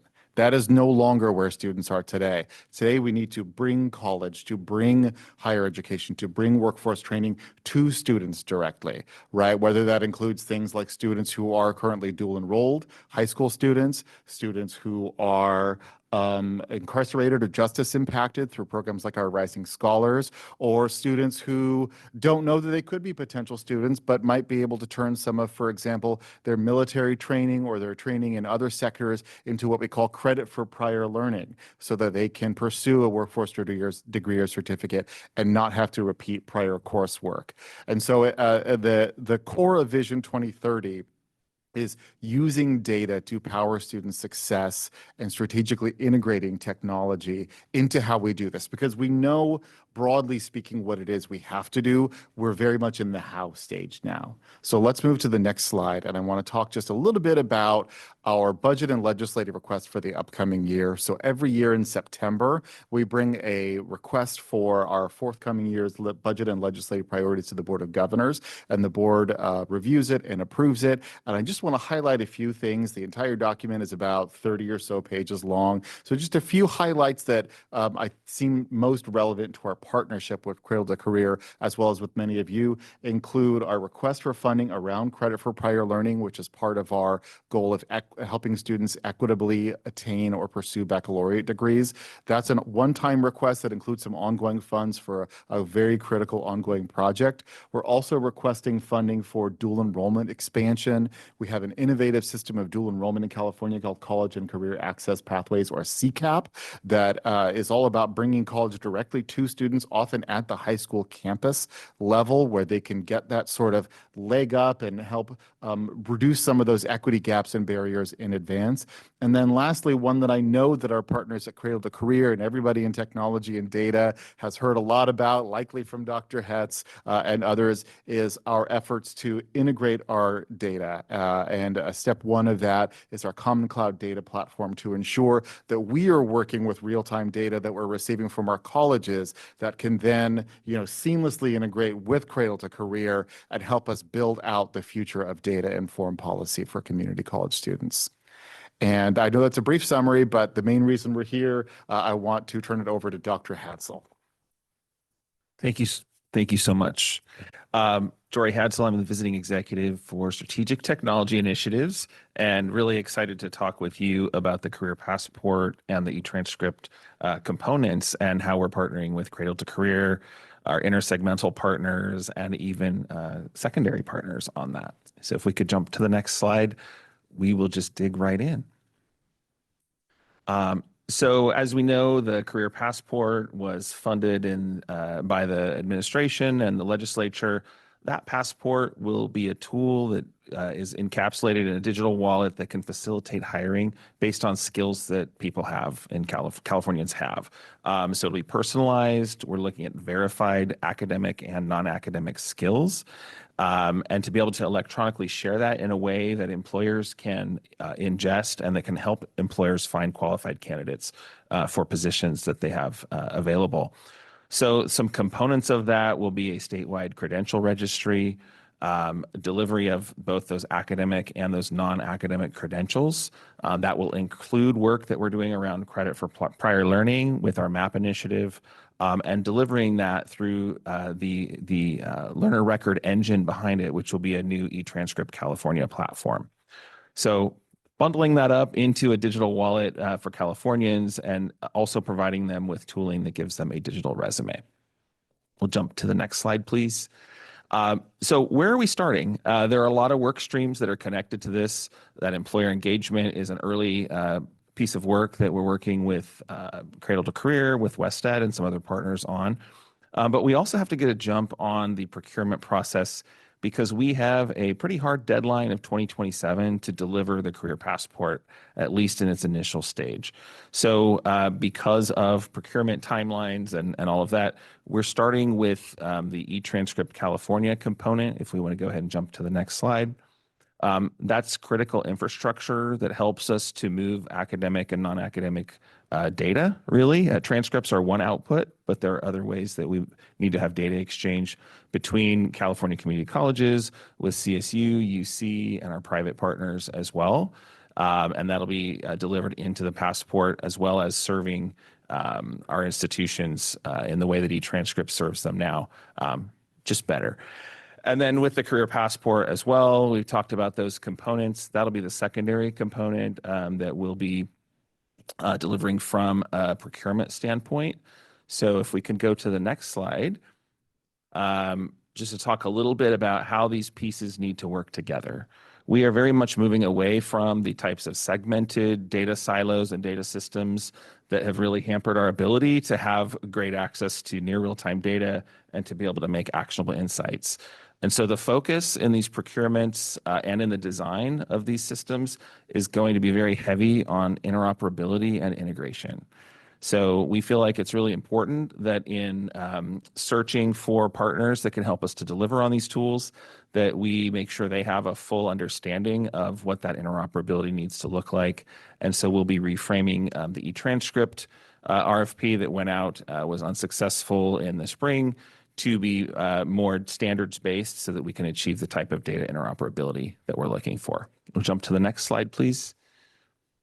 Again, so just a very high-level, quick version of the timeline. You can read more of the details in your packet, but we're looking to launch that revitalized e-transcript 2.0 RFP probably toward the end of January, and then looking like a late February, early March timeline to do the search for the career passport technology and engagement with that as well. All of that leads to selecting vendors in the spring, beginning the spinning up those environments, doing the work to fine tune all of that in the summer, and then beyond that, going to launch with some initial pilots and beyond that. Next slide, please. So in terms of what success looks like, right, we're looking for that seamless exchange, very much, I think, in line with the goals of Cradle-to-Career, because we know it's all of these segments interacting that are part of our experience of our Californians, wherever they are in our learning ecosystem. We also want to make sure that we're giving students or learners more agency over their data and their records. That's super important in this day and age. And then again, that employer access piece, making sure that we deliver a passport that is actually useful to the employers and helps our students get jobs. Next slide, please.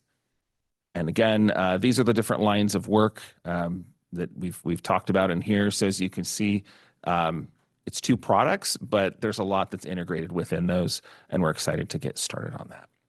And with that, I will turn it over to Judy. Thank you, Joy. Good afternoon. I'm Judy Chan, Deputy Director of Data Programs at C2C. Today, I'd like to highlight some of the work C2C has done to support the development of the Career Passport. So the planning and work for a Career Passport has been a long time coming. In 2024, C2C convened a task force as part of the Master Plan for Career Education. Drawing from work as early as 2023, the task force explored the feasibility of creating this Career Passport. It identified specific recommendations related to e-transcript and the systems and processes that are required to create the Career Passport.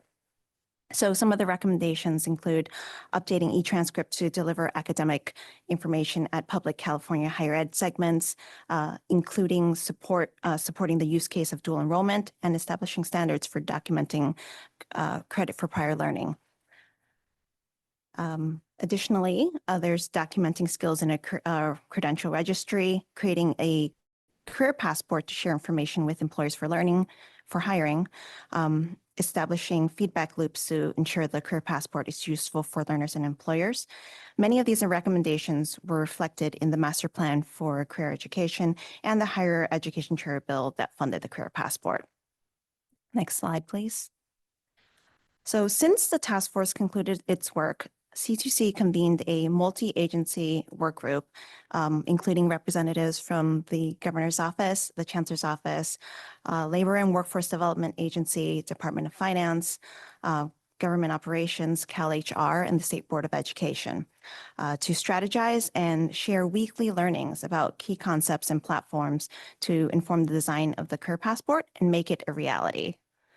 C2C and WestEd did a lot of work to put together background research, document implementation models and national standards, identifying best practices and learning from thought leaders and organizations that are leading LER development nationwide. So some of these include the T3 Innovation Network, the U.S. Chamber of Commerce, and the Digital Credentials Consortium at MIT. We've also engaged with LER implementers and learned about platforms in other states, including the Alabama Talent Triad, Arkansas Launch, WGU Achievement Wallet, ASU Pocket, Accelerate Montana, Colorado Forward, and My Career Forward Pittsburgh. So all of this will ground decisions for the Career Passport. In September, C2C hosted a design session in this very room to align on a path forward. We heard from the governor's office and the chancellor's office on priorities and plans. The implementation plan and the 6 different lines of work identified earlier by Jory was part of the output of that session. Next slide. So moving forward, C2C's main priority is to ensure that the voices of learners, users, and employers who will be using the Career Passport are heard. C2C will continue to support the Chancellor's Office as they lead the Career Passport work by facilitating the work group, engaging with other higher ed segments, ensuring the recommendations of the task force are considered. In the RFP, C2C will also convene employers for design sessions, coordinate outreach to other state partners, as well as advise on technical and design specifications of different components of the Career Passport. And with that, I'll pass it back to Chair Payne to walk us through member comments and questions. Thank you. Thank you, Judy, and thank you, all of you. This is now our time for questions and comments by board members for our colleagues.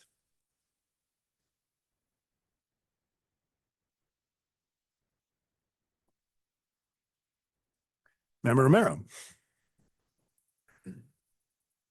I appreciate the great work you're all doing, and I know our labor agency is involved. Abby Snee is very involved, and just on the workforce side, we see the potential for this not only be innovative for the community college system, but also workforce development and other providers outside the current education system. I just wanted to just check in on this because there's one thing I've been operating under. Like earlier, I mentioned the recession's coming, and this, well, it's not a foregone conclusion. Sorry. Did I share my bias? Did I share my bias? Yeah. I withdraw my comment. Right. You know, and I'm thinking about like there's a lot of occupations that have been impacted over this last few quarters. And already there was a lot of dislocation occurring in industry. And I always think of like, and I probably mentioned this group in the past, but like the impacts on the gas and oil industry. And with how, and that's what I always use that as a case study, because that field, that industry resulted in quite a few, if not the majority of our refineries closing. And those workers tend to be older, close to my age, actually probably a little younger. And they make a good salary. And just like the Martinez refinery, when that closed, on average, there was a 40% reduction in their earnings in the next job they got. And so we're putting a whole lot of hope and credit for prior learning assessment, but also prior learning assessment, because what's happening in those workers is they didn't have like where other, and they're a representative, they have a union, but they didn't have an apprenticeship program. So they didn't have a way to provide a credential or document the core competencies. So I'm hoping that the potential here for this platform is that a file can be created for individuals where they're assessed on their work experience, where competencies are identified, and then they could actually perhaps have a accelerated start on another credential, but also have a documentation of their core competencies they already possess from, not from a program, but from the work life that could help them. And this is another burden, it was a hard time to market them because it was so unique to those plants. Now, do you think that I'm correct in having a lot of hope here? So John Hatz, California Community Colleges. I think having hope for what we can build on behalf of California is absolutely appropriate. I do think the time horizon for some of that is going to be longer than most of us would like. And so, but there are very important spaces in which the California community colleges have supported individuals like that historically, and we're building out that capacity. So credit for prior learning is one, but there are associated pieces of that, including credit by examination, where folks who have those types of competencies but haven't had the opportunity to have a credential can go in and say, yes, I can demonstrate that I deserve credit for this. And then we have a growing, robust opportunity for competency-based education. So that those two things I think are really going to help us provide an engine of opportunity for those types of workers specifically. We are, well beyond the pilot stage, but not quite at the full-scale implementation stage. But that absolutely is going to be part of what's coming in through the implementation of CPL through the Mapping Articulated Platform or MAP program. So thank you. Let me just follow up this. Thank you for that. And our secretary is not wrong in the reason why for his workforce development strategy, the community college system is central to it. That's the largest footprint, the biggest, a lot of resources. You showed the diversity of your population that you serve. So you are central to our workforce development strategy. Thank you. Other questions, comments? Yes. Good afternoon, Nathan Evans, California State University System. First and foremost, I appreciate the update and want to just appreciate the partnership and inclusion of other partners in many of the things you described and helping pave the way in some of this work. Actually, Member Romero's question is good sort of foundation for what I was going to ask. We've had the opportunity to do some shadowing and understanding of the MAP work that you're doing in terms of capturing credit for prior learning in sort of more standardized, structured way. This may be getting a little too in the weeds, but I'm just wondering how, if there's been any visioning on how that, to Member Romero's question, might be reflected in the career passport or even earlier in e-transcript in a more standardized way. Well, John Hetz, California Community Colleges, just going to have to resist the dissertation amount of information I want to try and push through on that. I will note a couple of things. One of the things that Sam Lee, our lead on the CPL work, has been working to is trying to take this from a college by college, program by program development process to one that can be implemented for us system-wide. And one of the things that we're leaning into very heavily is the work that we've already been doing with common course numbering. So trying to think about different buckets of places where there are things that are, outside of things that would articulate, like it's just not going to make sense. But there are also a lot of things that are pretty much slam dunks that we could say, for example, this is going to provide a set of competencies that are equivalent to English 1 or, whatever the case may be. And then saving for close review, just a small subset where there are questions. So we've been working very carefully with a team at UC Berkeley led by Zach Pardos on this for common course numbering. We imagine a lot of that same technique is going to be very applicable here. And it'll just be about how we navigate that together to make sure that everyone who wants that opportunity will have it. So that is about as short as I can get on that answer. Thank you. Other comments, questions? Yes, Member Moldoff. Jessica Moldoff, California Student Aid Commission. So speaking of dissertations, this is one of my special interests because I did mine on competency-based education, and I graduated in 2017. And they were talking about career passports back then, and here we are 8 years later. So what makes this career passport effort different and one that will actually be picked up? Yeah, John Hetz, California Community Colleges. So I'll start, and then I'm going to turn it over to Dr. Hatzel to talk about some of the advances in technology that I think that have happened during this period. I think a couple of things, right? So it took a while to kind of get some of those things started, and we have very robust mechanisms in place now that we didn't have in 2017 in our system, for example, where we have, an institution that largely runs entirely by CBE. We have a variety of programs across the state that are doing competency-based education. And we have a very robust, dynamic, and very quickly accelerating credit for prior learning structure now. And so what I would say that's different is back then there wasn't any success that you could point to. There weren't any building blocks or foundations that you could build on. We have built those things out. And then what has happened is that now that the California community colleges have done that, there's an opportunity to invest. And so I think this is one of those moments where some of the early work has been done now, that you have structures in place that you can feed resources into and turn into operational change. And I think the other thing that's important is that things have really changed in what's possible with technology. So I'll turn that over to Dr. Hetzel. Yeah, thank you, Jory Hetzel, California Community Colleges. I would agree. I mean, I think it's a story of convergence, of being able to connect dots, get data out of silos that we've historically had to deal with, and also leverage emergent technology to assist us with things like mapping skills to learning outcomes and course outlines and all of those typically sort of academic components. It's been terrific for me since I've joined the Chancellor's Office team to see the momentum that the MAP project has taken on.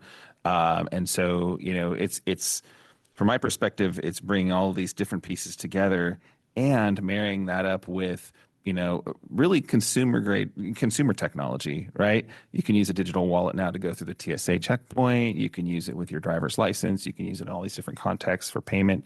So if we do this right, we're bringing all those data points together. We're mapping those skills, those transferable skills, so that if you're laid off from a refinery, those can be easily articulated to other industries where they're applicable, and delivering that in a format that, frankly, that our Californians are used to, that they'll accept, and having that last mile to the employers is critical, right? Not just having it in a digital wallet, but how do we get that data into those systems that they're using when they're making hiring decisions? Yeah. Thank you.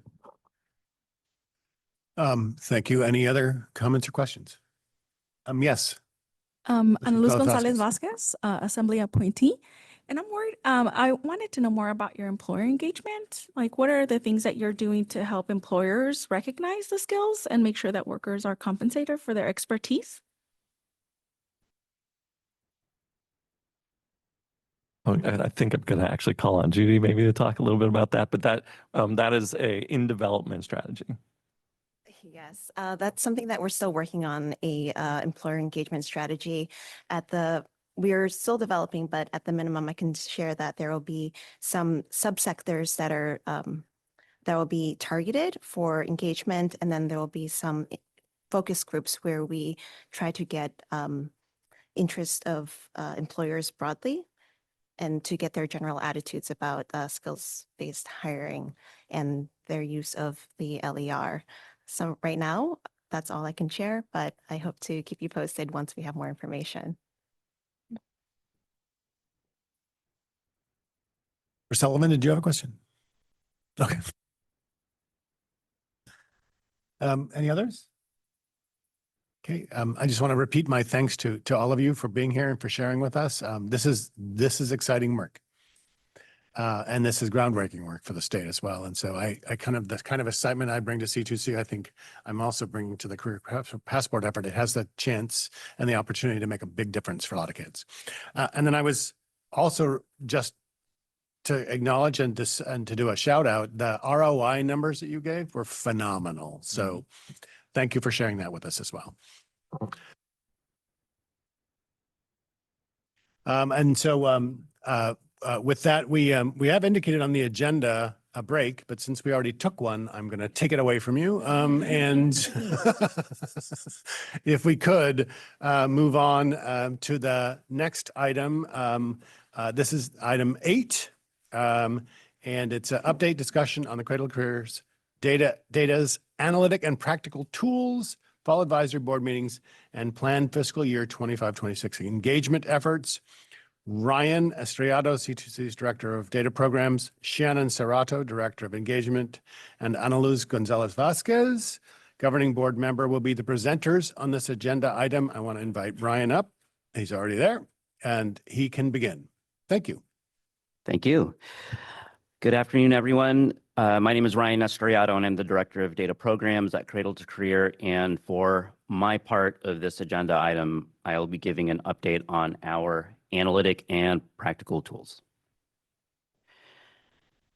Okay, let's start with analytic tools, and in particular on project progress, including a summary of recent product feedback from the Data and Tools Advisory Board. And to get us started on that, we'll go to the next slide, which will be about the research request tool. When we last talked about this, you saw the draft forms that researchers would use to submit requests. And recall that the design focus of those forms was on making a transparent experience for our users. At the October 3rd Data and Tools Advisory Board meeting, we asked members of the advisory board to share their feedback. If I were to pick a single theme for that feedback, I think that theme would be clarity. For example, members suggested that the forms be clear about when, why, and who should use the research request process. Members also suggested that the office be clear about the approval status of requests, including why requests were or weren't approved. And a third highlight, members suggested that the office be clear about when use cases are better served by publicly available flat files instead of an individual research request, and vice versa. Speaking of flat files, let's talk about that one next. Since we last saw each other in August, we launched the first version of the Query Builder. Did that on September 16th. Executive Director Bates mentioned that earlier. And since launch, nearly 1,000 users have visited the site. The community has also shared data visualizations and informational handouts made using the flat files. You saw some of those earlier. And as Executive Director Bates mentioned, also as of last week, the flat files are now on California's Open Data Portal, which should put the files in front of even more people looking to create useful data products powered by publicly available files. Work on the flat files, of course, does not stop at launch. We've continued the feedback cycle at the October Data and Tools Advisory Board meeting. And if the feedback theme for the research request form was clarity, then I think the theme for the flat files was technical considerations or maybe practicality. For example, members were curious about who's downloading the files and what we can learn about research topics that are better suited to public files as opposed to individual level data requests. There were also technical questions from the members like what data are included and how often can they expect small sample sizes. This is just a start for this project. These flat files are only a first step towards a more fully featured and interactive way to use aggregated data from the system. But I hope that this early iteration continues to be useful as we develop the next phase. Next slide, please. Okay, we're here. Oh, that's it. We're in the right one. Okay, so now the third analytic tool update. This one is on the Secure Data Enclave. After a researcher has their data request approved, they will, of course, need a virtual space to work with the data, and this needs to be a virtual place that meets our high standards for usability, security, and privacy, and that will be the Secure Data Enclave. I have two important updates about our progress on this. First, we are deep into 3 key work streams required for this project to become reality. Those work streams are developing a legal framework supporting its use, the identification of pilot studies, and then, of course, plans for the Security Data Enclave product itself. The next update I would like to share is that we've established 2 key partnerships to help us along the way. The first is that we partnered with the Data Integration Support Center, or DISC, for advisory on scope of the research request process and also on the development of our legal framework. And then We have also started a partnership with the California Policy Lab. We mentioned this earlier, for advisory on the request process development. Just like the other two products, we also used the October 3rd meeting with the Data and Tools Advisory Board members to gather initial feedback on our vision for the Secure Data Enclave. I think this conversation is just getting started, with the focus being on a shared understanding of what a Secure Data Enclave is and what it does and who uses it, but also clarifying who the intended audience is for the research request process as a whole. Okay, so now that you've heard what the Data and Tools Advisory Board members shared about the 3 analytic tools, we'd like to have another round of feedback and hear from you. If it helps guide you, feel free to use the questions that we asked Data and Tools Advisory Board members. You'll find those in the corresponding staff report for this item. That's section 1, part D. And you can also provide your reactions to some of the advisory board's feedback that you heard today. And at this time, I would also like to invite Dr. David Lang, who is the project owner on the research request tool, to join me at the dais to help answer any questions in case you have them. And I will now hand it back to Chair Payne. Thank you, Ryan, and welcome, David. We have approximately 10 minutes allocated for member questions and comments on the analytical tools piece of the equation. So I'm opening up the floor for questions and comments.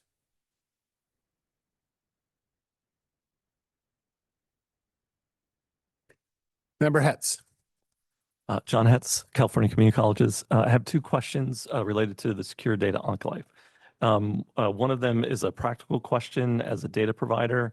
I can imagine lots of circumstances in which entities will want to have the breadth of what's available in the C2C data set, but may want to marry it with additional detail that may be available from one of us. And so have you thought about, the creation of some kind of one-way hash mechanism that could be provided to data providers to help with that linkage, or whether we'd have to submit data to be able to connect it? So that's question 1. And then question 2, I'd really love for some conversation about how you're thinking about threats to potential access that agentic AI or AI agents may be creating, and how you're going to control access. So one of the things we've started to see is that even in circumstances in which we think we have relatively robust protections, that some of these new AI agents are able to find ways around them in ways that typically have not happened in the past. So I wonder if you guys have started thinking about that in terms of how you're going to provide access to the data in the Secure Data Enclave. Thank you. I can get us started, and then I know David will have some more detailed answers also. But in general, when we think about use cases for the Secure Data Enclave, there are 3. There is individual level research, custom aggregated files, and the third is the one that you shared, where there is some combination of data that comes into the Secure Data Enclave to be matched and be part of that. I don't have detailed plans on how exactly that would work, though we've explored a couple of scenarios. And I think the key problem that we're working on solving there is the technology part of it, how the matching would happen. Would it happen in the Secure Data Enclave? On the other hand, is it something that maybe the staff would do as part of the research request? And each of those approaches, of course, has pros and cons related to speed and demands on resources and things like that. But I can't say for sure that is a thing that we've considered. Yeah, so we have certainly anticipated researchers and other users of the Secure Data Enclave will like to submit additional data, and we are building for that use case where it will be accessible in that environment. We are still sketching out what the access and control policies will look like for particular use cases. For purposes pertaining to the research request process, as a default, we're going to assume that individuals making research requests will not have access to identifiable data as sort of the default and the norm. So hashing and all of that stuff, and particularly if it means data egress, is future state. On the question about AI, I think that is something that we are thinking about. I think it's important to note the comment here and then for us to make sure that the conversation continues with our security folks. Other comments, questions? Yes. Member Ostrowski. Oh, I did that wrong. All good. Um, Designate Rikacheska from Cal HHS. So recently, a lot of the work that I've been supporting with Cal HHS has been thinking about when data is being requested from multiple departments within Cal HHS and really trying to clarify what those workflows and sequences are. And so I'm curious with this many data partners that could potentially be asked to review a particular request. What does the what are you envisioning in terms of the review process? And I did note that in the form, you do have them indicate which data partner, which I think immediately makes the whole process much easier.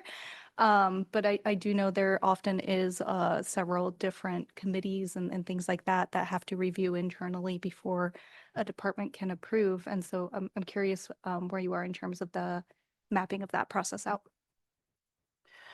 Yeah, I think what's important to say here is it's still in development, but for sure, one thing that has always been true about the research request process is that an approved process means it must be approved by the data providers themselves. The data providers specifically who would be sharing data in order for that research request to happen. But I'll turn it over to David if there's more to share about his thoughts on that.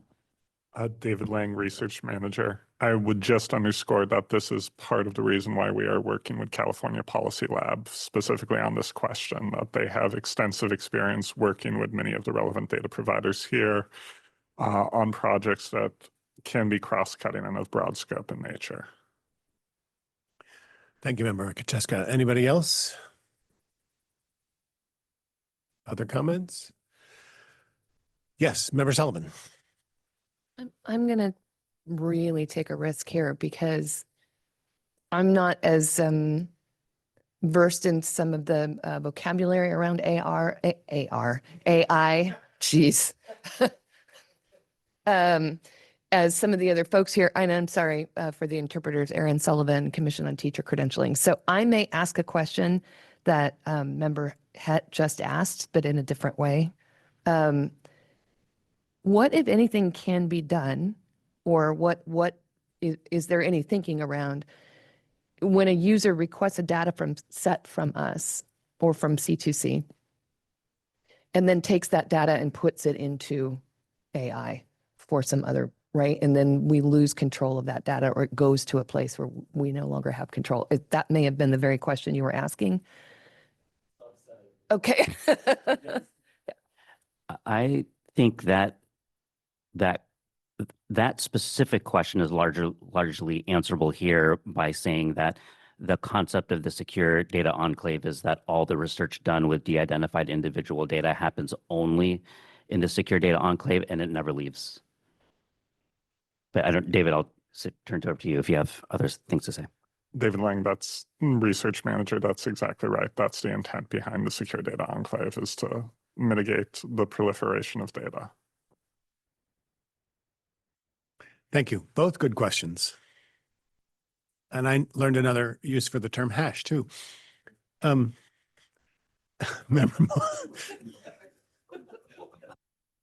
Moldoff. What a comment. I'm talking corned beef. Anyway, so Jessica Moldoff, California Student Aid Commission. So we were talking earlier about the utility of data and being able to alleviate administrative burden by doing data sharing between data providers. I'm wondering how we can navigate that with the enclave, or is that going to be a separate process? And I know this has kind of been part of our conversation.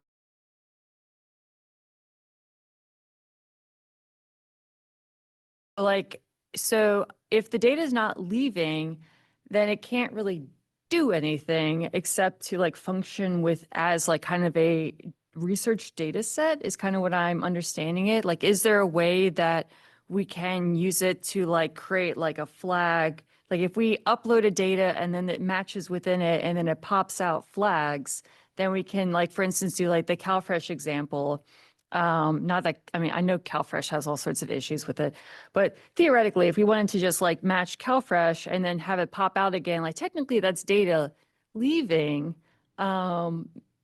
So I don't know. I mean, I don't know if this means that we're going to have another mechanism, or if that's like in order to do data sharing between the providers, because again, it's one of those things where like, I mean, this seems like always the case for data. It's like the utility of it and the security of it are often at opposing ends. So I guess I'm trying to figure out how we're actually going to get utility if we're going to build this thing so tight that nothing can ever get out of it, because data has to move in order to be useful for the most part. Very good question. Go. I'll start again with just a initial response, and then I know that David will have more detail. But in concept, the idea is more specifically that what can leave the secure data enclave is the research output that is aggregated, but what can't leave is the underlying individual de-identified data. All of the work on that data set is done in the enclave, and then the general idea is that the researchers would leave with output from that. They would run their code based on the methods and then would leave with the results. I would also, David Lang, research manager, I would also cite that I was very specifically using the language of researchers when sharing the intention surrounding only provisioning de-identified access. There are other mechanisms that the office has used, such as BUCPs, to provision data sharing, and those mechanisms should still be available to the best of my understanding. Thank you for that clarification. Does that help? No. Member Moldoff. But we don't want aggregate data. We want actual, like, this person has this thing. And I think that was a problem in why we had to pivot away from BUCP for CSAC's purposes, because you said we needed the data enclave in order to actually execute that BUCP. But it sounds like it would not actually, I mean, for that, it was fine because we ended up using aggregate data anyway. That's how we got around it. But again, it's like if only aggregate data can leave the enclave, then what? And if the BUCP is tied to the data enclave, then what's actually happening to allow actual data sharing from like my database into like John's database? And the answer may be, we don't know yet. That's also fine. Director Bates. Marion Bates, Executive Director. I think what the bigger picture that I'm hearing David share, and Julia, please correct me if I'm speaking incorrectly here, is that there's a different legal mechanism for data providers than there is for external researchers. So if you're an external researcher coming in and requesting access for data, that is different from data providers who have the master data exchange agreement and underlying BUCPs as the legal mechanism for data to be able to be transferred, including identified data, if the data providers create that BUCP together and all involved parties agree. That's separate from the question of what environment that happens in. And I'm hearing David describing the process for a research study and research results leaving that may be different from what data providers can do operationally within it. So I think that's as much as I can say off the cuff, and I'd recommend we take this to a more detailed conversation to make sure I'm not misspeaking offline. Thank you. Other questions on this issue? Okay, thank you both. Ryan, I think you are teed up for the next one. Practical tools, and in particular, the student experience audit and the student experience report. Thank you. Yes, you're welcome, and thank you. Again, this is Ryan Estriato, Director of Data Programs. For this next part, we are going to move to practical tools, and in particular, the student experience audit, which the office is now calling the student experience report on its public-facing documents and website. Recall that the statute charges the office to write an annual report on student experiences as they go from high school to post-secondary education. And these real-life stories are important because they center students for us while we continue helping to expand C2C's practical and analytic tools. So today I'll preview the 2025 Student Experience Report, including the research methods, report highlights, and also release timeline. And I would also like to give a special thanks to research data specialist, Dr. Heather Daniels, who is the project owner of the student experience report. We partnered with the researchers from UC Davis's California Education Lab to do a large-scale survey of high school seniors who are about to start college.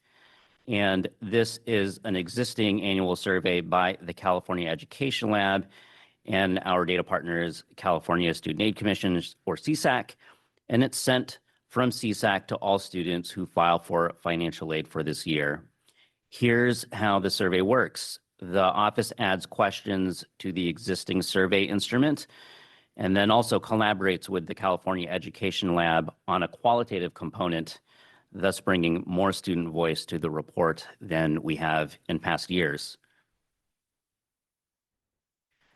The survey topics include student demographics, A to G completion, career planning in high school, dual enrollment participation, and transfer intentions for students enrolling in a community college. And now I'll turn to some highlights from the report. First, about 72% of students in our survey who reported beginning at a community college do intend to transfer, with the two most common destinations being a University of California institution and the California State University institution. When asked about the factors that contributed to a decision to transfer, the top reasons were affordability and also proximity. We found that 75% of respondents were on track to completing A to G requirements, but there is a disparity between first-generation college students compared to continuing generation college students. 67% of first-generation students said that they were on track to complete their A to G requirements, compared to about 85% of continuing generation students. Similar to last year, students expressed worry about the affordability of and the transition to college, but they also expressed excitement about their next steps. For example, one student shared, "What excites me most about college is the opportunity to explore potential career paths and learn new things, discover what I'm truly passionate about, and gain knowledge that will help me in the future." So that gives you just a sample of the stories that students shared with us this year, and we plan on releasing the full 2025 report with the California Education Lab in early 2026. And with that, we also plan to co-host a webinar with the Education Lab to discuss the results in depth. So I look forward to sharing more details about that as they come. Now it's time to hear from you. And at this time, I would like to invite Dr. Heather Daniels to join me at the dais to help me answer your questions.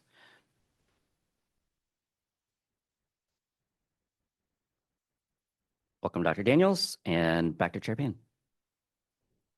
We have allocated approximately 5 minutes to this, but we can take a little longer if we want. Remember, questions and comments, I want to open it up to the floor for any of said member questions or comments. Yes, Member Cifuentes. Thank you. Carolyn Cifuentes, K-12 representative. I'm from Riverside County Office of Education. I thank you so much for this. I mean, this is the world I live in. So, you know, I'm so interested into learning more and what some of that perception data that we don't always capture for students. I think it was mentioned earlier about, you know, it's more than numbers, right? It's their experience and their perceptions. I think a few questions is on when it comes to the students that we were looking at that were on track for A through G. Did you get that from California colleges, like the end of the year verified data that they were an A through G completer, or was that self-reported by the student? So that would be self-reported through the student, through the survey. So here, that's a perfect example is we're sitting on that data with California colleges, and that end of the year data, districts upload that verified transcript data. And we're still not at 100% for the whole state with all students, all districts on partnership. But I think that's how much closer we are where it's verified data, and that alone will tell us, can connect us to so many other different pieces as well. When you look at that data set in California colleges, you could look at from advanced placement to dual enrollment and completion and efforts like that. And so what we're finding, and I'll speak for Riverside County, is the dual enrollment piece, there's more than just taking the course. It's the processes with our higher ed partners on transitioning them to complete the steps to enrollment. And so just because they took a dual enrollment class doesn't mean they're more likely to go to college. We're finding that it's not really making that much of a dent as we had thought it did. So we've tripled the number of students, but our college enrollment hasn't changed much. And so I think those are those layers, but we have that verified data that it's an opportunity. So we don't have to use that self-reported data. So thank you so much. But I think I have more questions, but I'll let others answer. I know we just have 5 minutes. Thank you. Thank you. Member Hetz. I just want to, Member Hetz, John Hetz, California Community Colleges. I want to pile on to Member Cifuentes' question, because there's a really important research question there that you can actually answer in a meaningful way, which is, for first generation college students, is their perception of their preparation accurate? Because I think there's some real question that she was driving at, that, are they actually, do they know how prepared they are? Have they finished their A through G requirements or not? And bringing that in as a comparison when you have that type of self-report data is really powerful, because that self-report data, that's what motivating their behavior. And if they think they're on track and they're not, that's a problem. And so I would encourage you to kind of pull that type of, when there is other information available in hard data for comparison to the survey results, that's a useful thing to include. Thank you. Vice Chair Tagorda. Robert Tagorda, Vice Chair. I wanted to ask about the dual enrollment participation. We saw that a little bit of that in the community college presentation. I think it was something like 15%. And then obviously it was just referenced right now by Member Cifuentes. Are you seeing an uptick in the survey? What are you seeing with regards to dual enrollment participation? So the number that I have from the preliminary report is about 39% of the respondents who actually took this survey were enrolled in dual enrollment. So a little bit different, but it also is just based on the sample of students that were surveyed. Thank you. Other questions?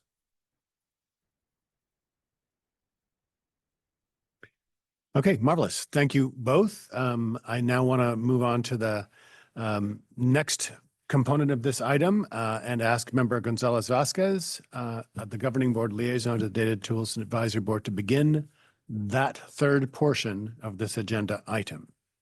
Thank you so much, Chair Payne. Good afternoon, members. My name is Dr. Ana Luz Gonzalez Vasquez, and I am the Governing Board Liaison to the Data and Tools Advisory Board. I had the opportunity to join the Data and Tools Advisory Board for the fall meeting on Friday, October 3rd.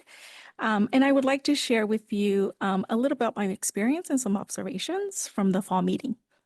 As a Data and Tools Advisory Board Liaison for the past 2 years, I'm thrilled, excited. I mean, any other synonym you want to use by the evolution of the Data and Tools Advisory Board. This year's meeting was energetic and it was thoughtful.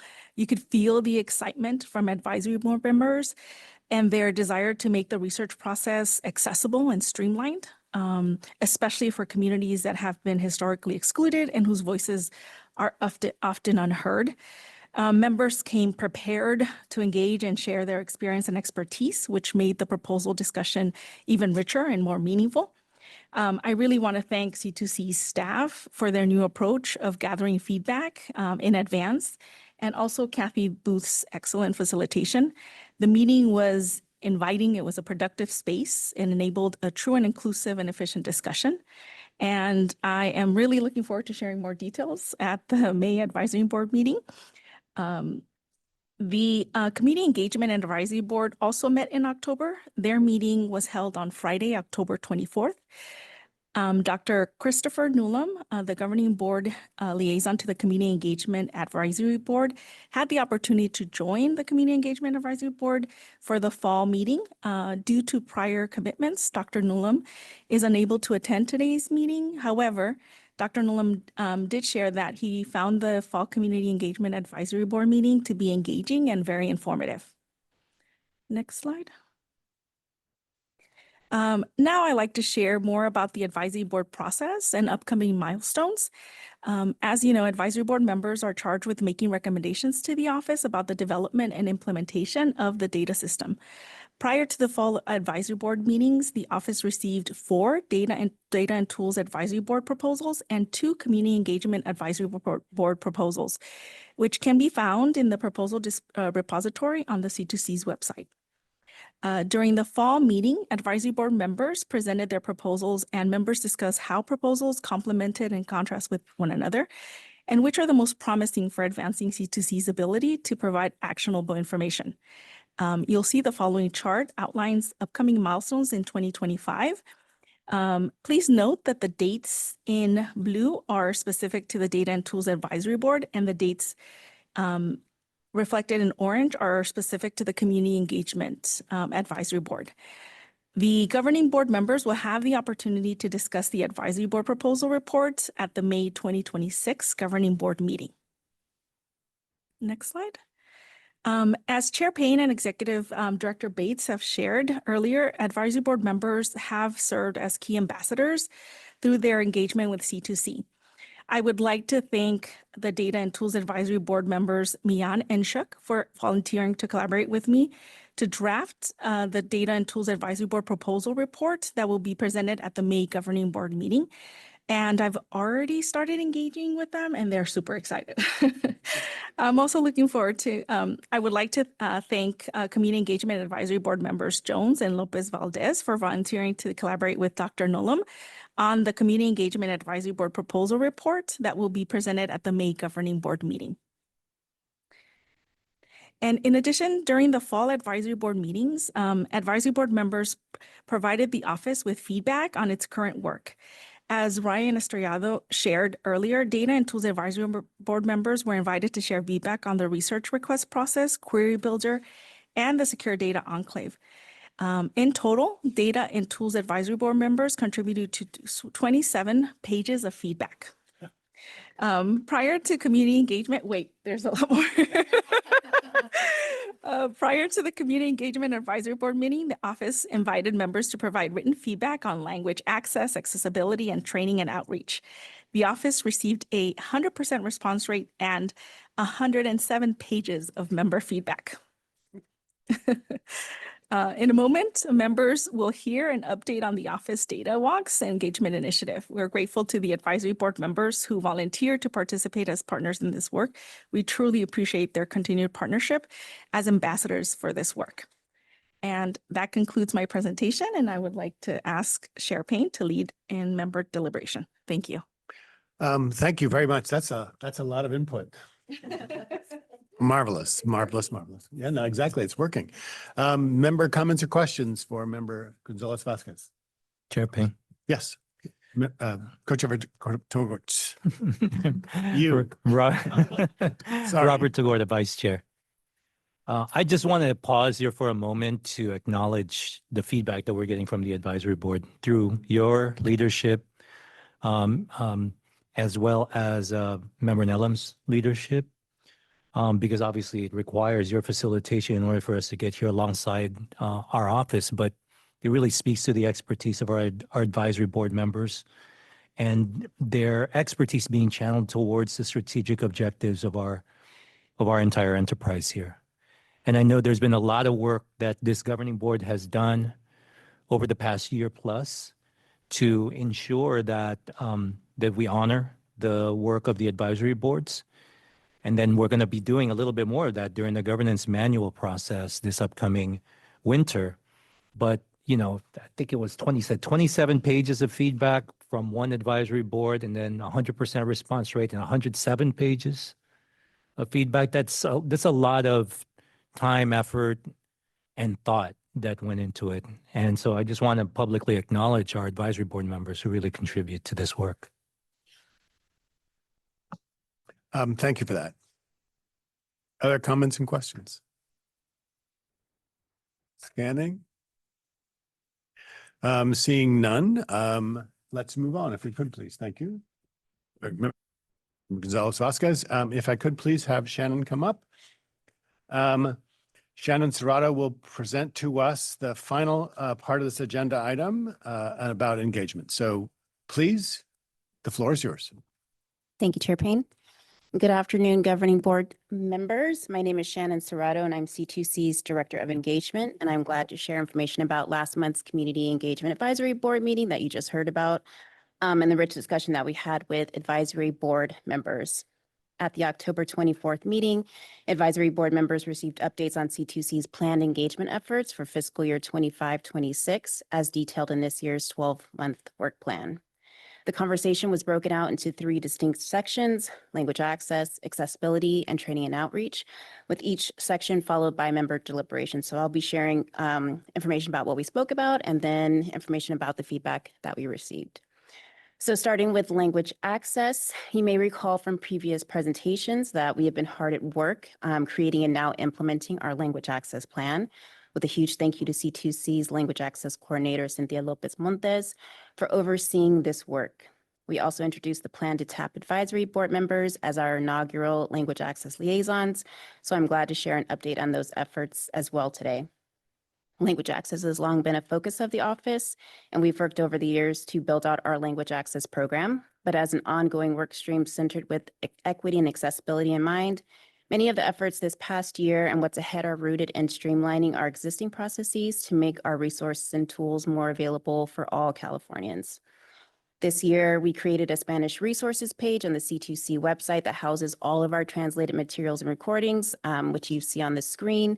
And we've added language to the C2C website on the Student Pathways dashboard and on the pages more broadly to guide users on how to access language access tools, specifically Google Translate.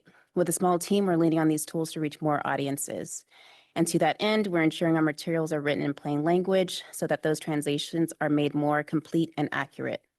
And we revised our language access survey, which helps us understand which audiences are engaging with or could be engaging with C2C, so that it could be accessed in multiple languages using Google Forms rather than the SurveyMonkey platform that you all know so well that we've used in the past. And we've also been deeply engaged with our Community Engagement Advisory Board members, Lorenzo Gamboa and Marisa Johnson as C2C's language access liaisons. They both volunteered and wanted to serve in a dual role capacity, so we're very excited for their guidance. They've offered support and feedback on the office's efforts, and they serve as voices for the communities that they represent and help C2C identify and determine priorities. Next slide, please. So following the conversation on language access, C2C's Deputy Director of Communications, Angelique Palomar, led a discussion on the office's work around advancing equity, which is a central focus for engagement in the 12-month work plan. Accessibility is more than meeting standards to comply with the law. At Cradle-to-Career, we want to ensure that everyone can access and can use C2C's tools and resources without barriers. By prioritizing accessibility, we're removing those barriers, expanding engagement, and ensuring that our insights reach and serve all Californians. And to that end, we're building accessibility out into each phase of our work. As you know, with the thanks to our interpreters who are joining us on the line today, we make our public meetings available in both English, Spanish, and ASL. And we also ensure that transcripts and closed caption services are available to the public. Further, we're expanding our knowledge base through external and internal accessibility trainings within the engagement vertical to ensure that we are adhering to industry standards for our public documents and websites. And we're also engaging in strategic partnerships with state agencies and other organizations that drive our physical and digital accessibility efforts forward. C2C is partnering with the California Department of Rehabilitation, specifically Disability Access Services, or DAS, to continue learning and strengthening our practices and to inform our own internal policies. The office began this partnership this year, and we're developing learning sessions both internally and publicly, including our Lunch and Learn series. Next week, excitingly, an expert will join Cradle-to-Career staff to share their experiences and expertise, and we plan to hold a community conversation with DOR next year, focused on equity, accessibility, and data. It has been wonderful to engage with DOR, and it's inspiring to think about how this continued collaboration can help us create even more equitable access for Californians through accessibility and inclusivity.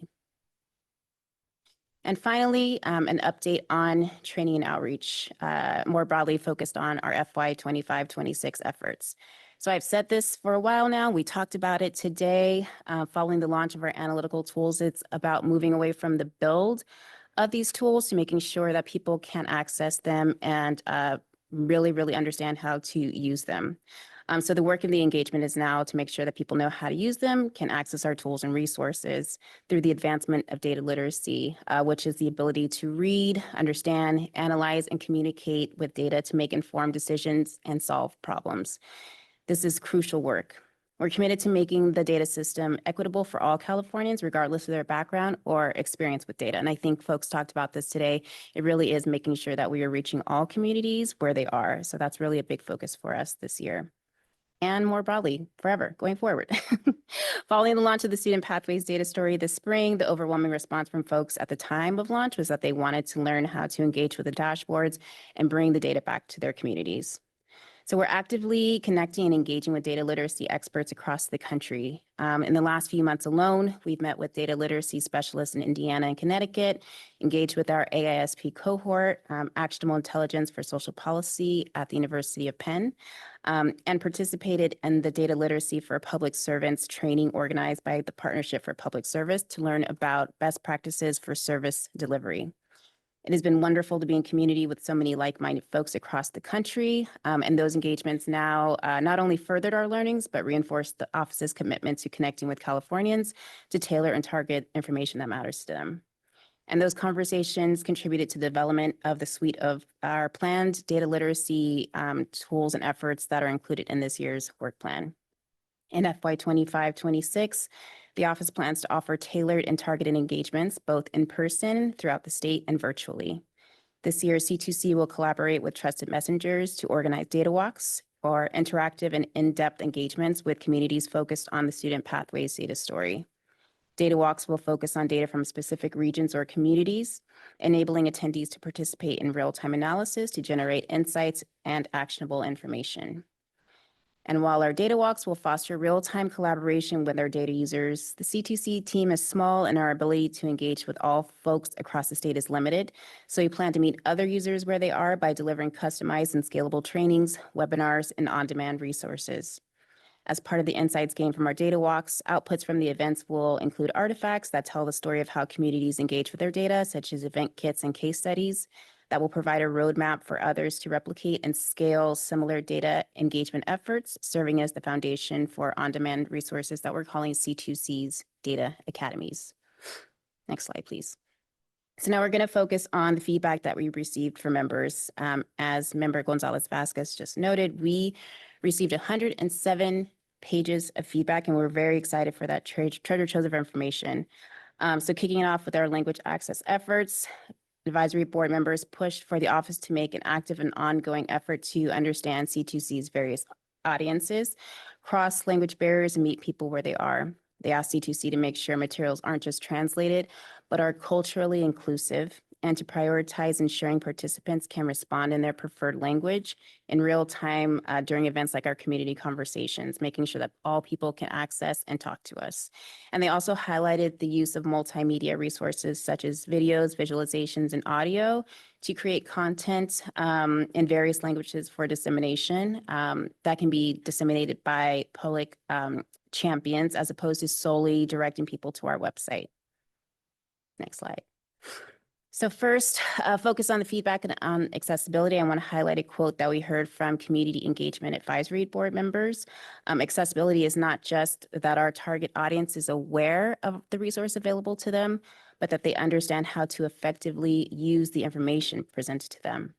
So to that end, members again highlighted the importance of plain language and pointed to the usage of easy to access printables, starting guides and fact sheets that complement materials that are available on the website to help different audiences access and utilize tools, encouraging the office to think about the digital divide and different access points for students in rural and urban communities. And finally, turning to feedback on training and outreach. While we were discussing very specific engagements and events, Community Engagement Advisory Board members noted the importance of deliberate and ongoing engagement with communities more broadly to avoid the perception of helicoptering in fits and starts, and advocated for the development of long-term planning and investments with regions and communities. They also encouraged the office to think critically about the audiences with which that we are engaging, including who is representing those organizations and have a seat at the table, and reiterated the importance of tapping into student networks. Members also encouraged us to adopt the both mindset, which I think you probably heard throughout this entire conversation. Different folks need different things. And so it's making sure that we are listening and thinking about those specific needs by region, by community, by type of individual, because that's going to really matter when showing up for those folks. So for example, when thinking about the trade-offs for in-person, virtual, or hybrid events, they noted potential barriers Californians face accessing information, including limited access to resources, including internet and broadband. So just like others have said, I was really excited, really encouraged by this meeting. It was a shift in the way that we've been doing things, but it really did help keep the conversation going. They were deeply engaged, and I came away really, really excited to do this work with my team. So I'm going to stop talking now. I'm glad to hear some thoughts that you all may have about those conversations in the staff report that was created for this agenda item. There were some discussion questions that you may want to consider in the, I think it's section 5D, but glad to hear more from you all today. Thank you, Shannon. I was struck by two things. The first is it's not usable, and if it's accessible and people don't know what it is and how to use it. And so I think the reminder for that is pretty key, as is the reminder of the tendency to helicopter, right? Mhm. So this is it's all about engagement all the time, real time, just as we talk about data being useful real time and going forward. So thank you for that. We have about 10 minutes allocated for discussion on this. Any questions, comments, concerns for Shannon? Member Lee. Member Lee, Senate appointee, really appreciate the update as always, Shannon. I wanted to uplift in one of the slides, it mentioned advisory board feedback about the digital divide, and I think something about a range of access points to really meet people where they are. The way that you described it made me think of the first ever digital census. Of course, in the lead up to 2020 with the pandemic and so forth, there were a lot of pivots, but some of the plans that the state and many other states put forward in terms of reaching libraries, I think grocery stores, community centers. I'm sitting next to Member Romero, so I would be remiss if I didn't mention local workforce development boards, but there seems to be a lot of different touch points that we could consider. And given the amazing C2C staff in terms of generating a range of materials, I wonder if there could be some scale up of those, or at least pilots to see, are we getting some traction with new touch points if we go into libraries or, any of those additional locales? Yeah, thank you for that. I will say, Angelique's not going to present today, so I'm not going to steal her thunder, but she has been thinking about engaging. We talked a lot about, to your point about libraries, how we can show up for those folks when we're talking about people might not have access to computers, being able to have small cards that have QR codes that point to the C2C website, or even just small things to say, here's 3 things that you can do if you access the C2C website. You can do this, you can do this, you can do this, and making it very clear when we're talking about advancing digital literacy that we can even do it in small ways such as that. And so having something that's just physical in a library where somebody's sitting down might want to think about how to access C2C is something that we're exploring. So I'm really excited about that. And you also mentioned EDD. I was at a strategic communications conference last month, and I met somebody from EDD who was talking about the work that y'all are doing, or she was doing in particular around reaching out to faith-based communities, because again, you never know when you're going to have a problem, and people tend to go to church when they have these issues. And so just thinking about where people are and how you want to reach them was something that I just found to be, this is not a new concept, but just the idea of people are there. And so how do you reach them was really, really insightful. So I did appreciate that comment. That whole meeting, I think, as I walked away from it, thinking about other like-minded community engagement folks, it was just thinking about how you show up differently. we're trying to do the same things, but we're really trying to make sure that they can access information in different ways and really thinking about the types of people. They all are not lumped into one type of person. And so just thinking about how we can target and tailor information is something that I'm really excited to dig into. And just wanted to uplift those couple of things because it's not going to be cut and dry. Go to my website and we have this cool video for you. And so just thinking about, to your point about how do you scale that? And so we're trying to pilot some of these things to see what sticks, but really exciting to think about thinking outside of this box. Thank you. Just a note, personal privilege. The data literacy isn't just about parents and the public. It's also about us and policymakers and legislators as well. So it's a constant activity throughout. Thank you very much. Other questions? Yes, Member Sullivan. Erin Sullivan, Commission on Teacher Credentialing. I do not have a question. I have a compliment. The questions that you posed to us to kind of help, keep the conversation going from members are appreciated, but some of them are asking us to think of things that you haven't already thought of. And I don't think I can think of anything that you haven't already thought of. Listening to you talk about the variety of ideas that you have, the amount of engagement you got from the Community Engagement Advisory Board, and hearing you say over and over again, you're really excited, you're really happy that you got this feedback, you're really looking forward to trying all of these things. I don't have anything to add. I'm just, I think you're on a great path. There's a lot to scale up here. And so just congratulations on your enthusiasm for that and the engagement from our advisory board. Thank you. Yeah. I am always optimistic. So that's a joy. Thank you. Other comments? Okay, wonderful.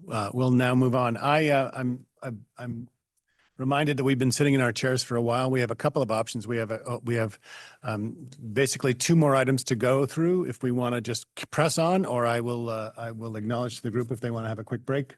Glad to do it. Thumbs up if you just want to press on, please. And those wanting to have a bit of a break. And we have impasse. No, let's tell you what. We'll out of an abundance of care for all of you, we're going to take 5 minutes and we'll be back. It's 3:15, let's say 3:20, please. Okay, we're back. Judging from the number of people who availed themselves of the facilities, I think it was the right call, right? Sorry. Data. That's exactly right. Sometimes you just got to make the call. All right. So we're moving on to agenda item 9, update on the parental education level and socioeconomic status and addition, removal, and clarification of labor and workforce development agency data elements in the P20 data set. That was a mouthful. Ryan is already at the dais. Take it away, Ryan. Thank you. Thank you, Chair Payne. And hi, everybody. Ryan Estriato, Director of Data Programs. And like Chair Payne said, there will be 2 parts to this agenda item. I'll share an update on the K-12 parental education level data point. That's the first one. And then in the second one, I will invite you to take action on recommendations that the office has about the incoming workforce data points. So parental ed in the first one, workforce data points in the second one. And now let's start with K-12 parental education level as it relates to federal requirements that prohibit indirect disclosure of free and reduced price meal status. This is a conversation that we started together in February of 2024 and then continued in May of 2024 and then most recently discussed in the last board meeting in August of this year. And during that August meeting, the governing board asked the office to look at the feasibility of receiving both the socioeconomic status data point and also the K-12 parental education level data point from our partners at the California Department of Education. To do this analysis, the office partnered with WestEd and the Data Integration Support Center. You heard a little bit about them earlier, DISC. And DISC's analysis is attached to the staff report for this agenda item for your reference. The analysis covers 3 areas that were discussed during the August board meeting and are organized around these areas. Those three areas are technical solutions, national practices, and privacy safeguards. There's a lot of detail organized in DISC's report, and it's too much to comprehensively cover during this item. So I do encourage members to read through it if you haven't already, but I will do my best to summarize what I think are the most relevant points here. First, in the technical solutions category, the finding is that there isn't a viable way to receive both K-12 parental ed and socioeconomic status while still preventing redisclosing the free and reduced price meal status. This is a finding that draws from analyses of legal sufficiency, data governance, data quality, and administrative complexity, and also heavily considers CDE's legal determination to not share both these data points in order to prevent the redisclosure of free and reduced priced meal status. In the next section, national practices category, there were no examples of other state longitudinal data systems reporting K-12 parental education status. And while not found in state longitudinal data systems like Cradle-to-Career, the report findings do show that parental education data sometimes appears in early childhood data systems, though even in these cases, the data coverage and quality is limited. And the final area, privacy safeguards. The finding here is that other states also seek to prevent disclosure of free and reduced price meal status in different ways, including using proxy measures, aggregated reporting, and role-based safeguards that prevent even authorized users from inadvertently identifying FRPM status by combining the data points. Given these findings, the office recommends that socioeconomic status continue to be included in the data system and requested from the California Department of Education. And the office does not recommend receiving K-12 parental education level from CDE at this time because of the ongoing risks of redisclosure of federal free and reduced price meal status. Noting also from the report that among the recommendations from DISC is one suggesting that the office review again in 3 to 5 years to see if conditions informing the current discussion have changed. I will now pause for questions and we'll ask Chair Payne to guide us through member questions and comments. And at this time, I also want to ask Dr. Elizabeth Parati, who is the project owner on this analysis, to join me at the dais to take your questions. Hi, opening up, obviously it's been an issue we've discussed at great length, and there's a lot of energy around it as well, but I wanted to open it up to the group for questions or concerns. Member Vu. Yeah, Tom Vu, AICCU. Not a question, more of adding a nuance to the discussion. I'm not sure how familiar the C2C staff is with the proposed IPEDS expansion of the Admissions and Consumer Transparency Survey. It's been proposed, it's not been implemented yet. Not quite sure what that time frame is, but it's a huge expansion of IPEDS requesting data going back 5 years from institutions. And part of that is requesting information on family income and parents' educational attainment. So, you know, I don't think institutions are particularly happy with what's required in the proposed expansion of the survey, but, you know, I'm not sure if, you know, if you have thoughts on, you know, the IPEDS expansion and what C2C might be able to glean from this information if and when, you know, it's implemented.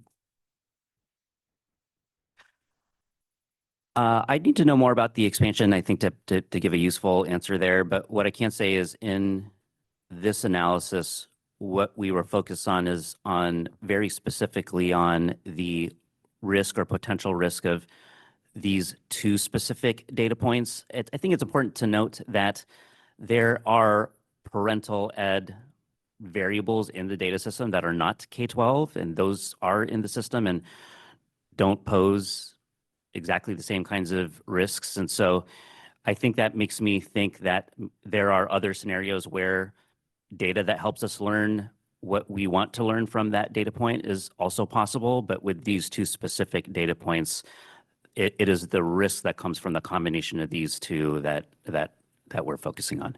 And I don't know, Dr. Prati, if you have more to say on that.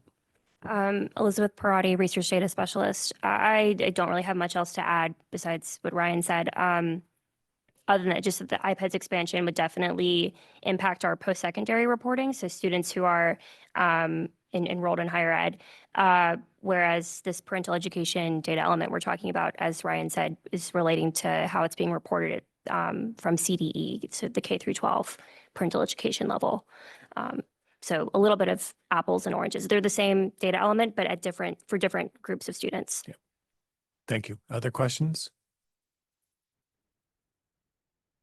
Okay, wonderful. Thank you. Thank you. I think you've come up with an elegant solution. There's obviously lots of energy around the notion of having this information, but the information itself might be too risky to have right now. And I think it's fairly artful of us to explore it again in some period of time as either the cleanliness and the reliability of that information gets better, or there are other mechanisms to collect it that are safer. Thank you.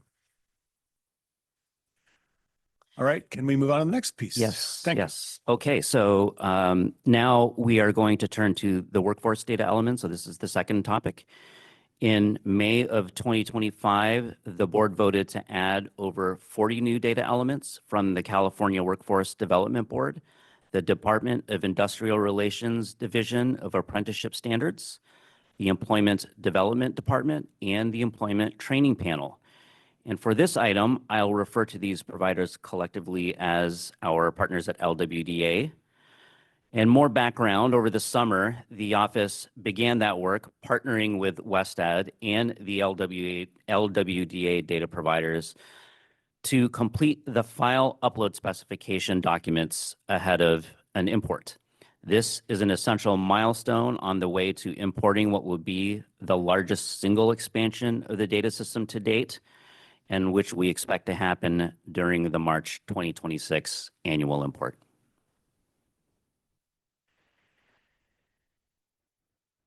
Through the collaboration between the office and the LWDA data providers, the office discovered that some of the LWDA data elements need to be modified in the participation agreement to better align with the upcoming data import and likely use cases. Broadly speaking, these modifications can be thought of in three categories. First, adding new data elements. Next, removing data elements that either do not exist or are not collected by data providers. And then finally, clarifications that add helpful context or nuance to existing data elements. And you'll find a detailed and color-coded table of these changes in your materials for this agenda item. The office, WestEd, and LWDA leadership have been talking about this and agree that these proposed changes will better enable C2C to accurately describe California workforce experiences through its analytic tools. And then here, a proposed motion. The office recommends that the board move to approve that the office add, remove, and clarify the C2C participation agreement workforce data elements described in Exhibit A of the related resolution, and also approve the related resolution. I want to thank you for your time here. And now Dr. Prati and I are happy to answer any questions. Back to Chair Payne. Thank you very much. I just can't get over 40 data elements. That's pretty remarkable. And just as Director Bates mentioned earlier, it's the biggest increase, the biggest influx of data that we have, and and through this process, it's all going to mesh fairly successfully, I assume. May I have a motion? Can we put the motion slide back up, please?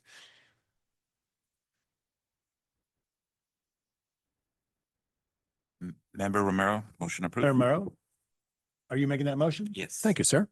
May I have a second, please? Member Soublette, second. Member Soublette, seconds. Now we have a motion and a second. Now we have time for comment. Before we vote, obviously, let us pause for public comment. I do not have in my possession any speaker slips for this item. Do we have any speakers in the room for this item? Seeing none, Stephanie, can we have the Zoom, please? Yes, for folks attending via Zoom, please raise your hand at this time if you would like to make a public comment.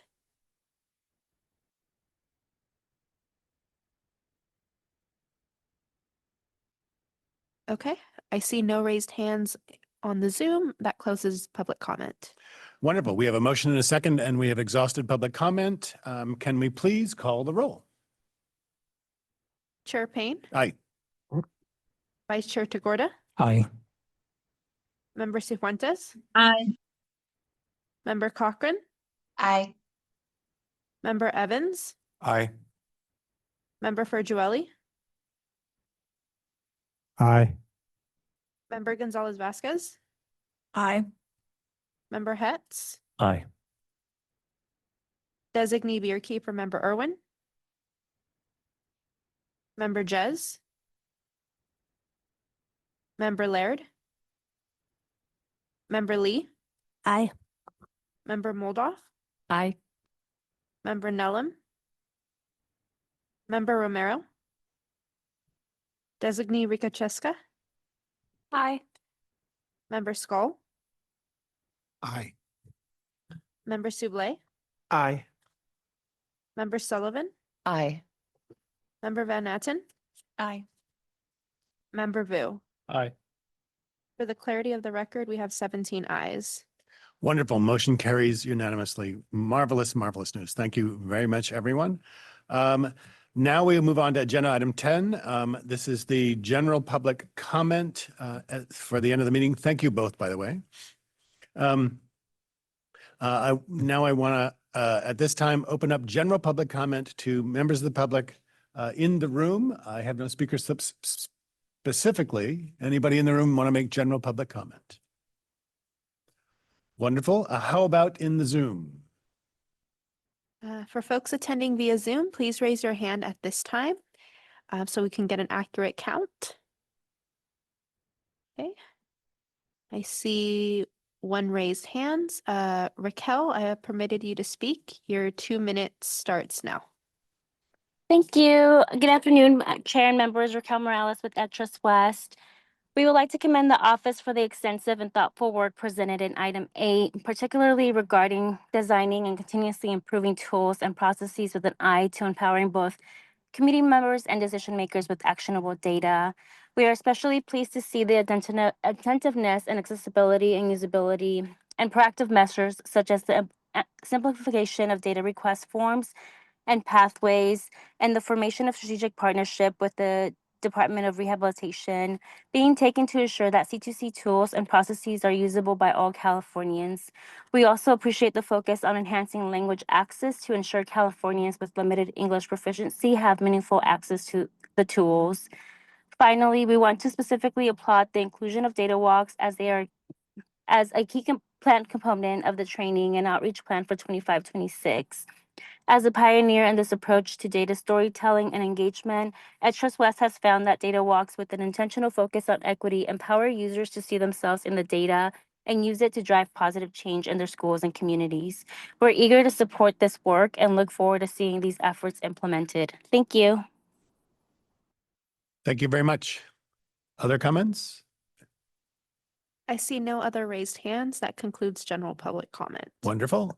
General public comment has finished. Agenda item 11 is up next. That's adjournment. But before I let you go, I want to thank all the speakers we had with us today and appreciate their time and effort that they invested in preparing and presenting today. I also want to thank the members of the public, both in person and on Zoom, that joined us today, and especially those of you who took the time to comment. Thank you for your questions, comments, and continued support, which help ensure that our work remains transparent, inclusive, and responsive to the needs of Californians. There were lots of conversations that took place today, just as they do every time we meet. I particularly want to acknowledge the fine work of our Cradle-to-Career office and staff. I speak for the board when I say we appreciate you. The next public meeting of the Governance Manual Review Committee on Wednesday is on Wednesday, December 10th. This meeting will be virtual. More information will be forthcoming on the C2C website. Additionally, as noted, the next governing board meeting will take place on Wednesday, February 25th, 2026. I can't believe we're almost there. We'll host members in person and allow any members of the public to join us as well. The meeting will be held right here as usual. For members of the public that would like to join virtually, this option will be available to you as well. More information will be forthcoming on the C2C website. And so with that, it is my pleasure to adjourn this meeting at 3:43 p.m. Thank you all.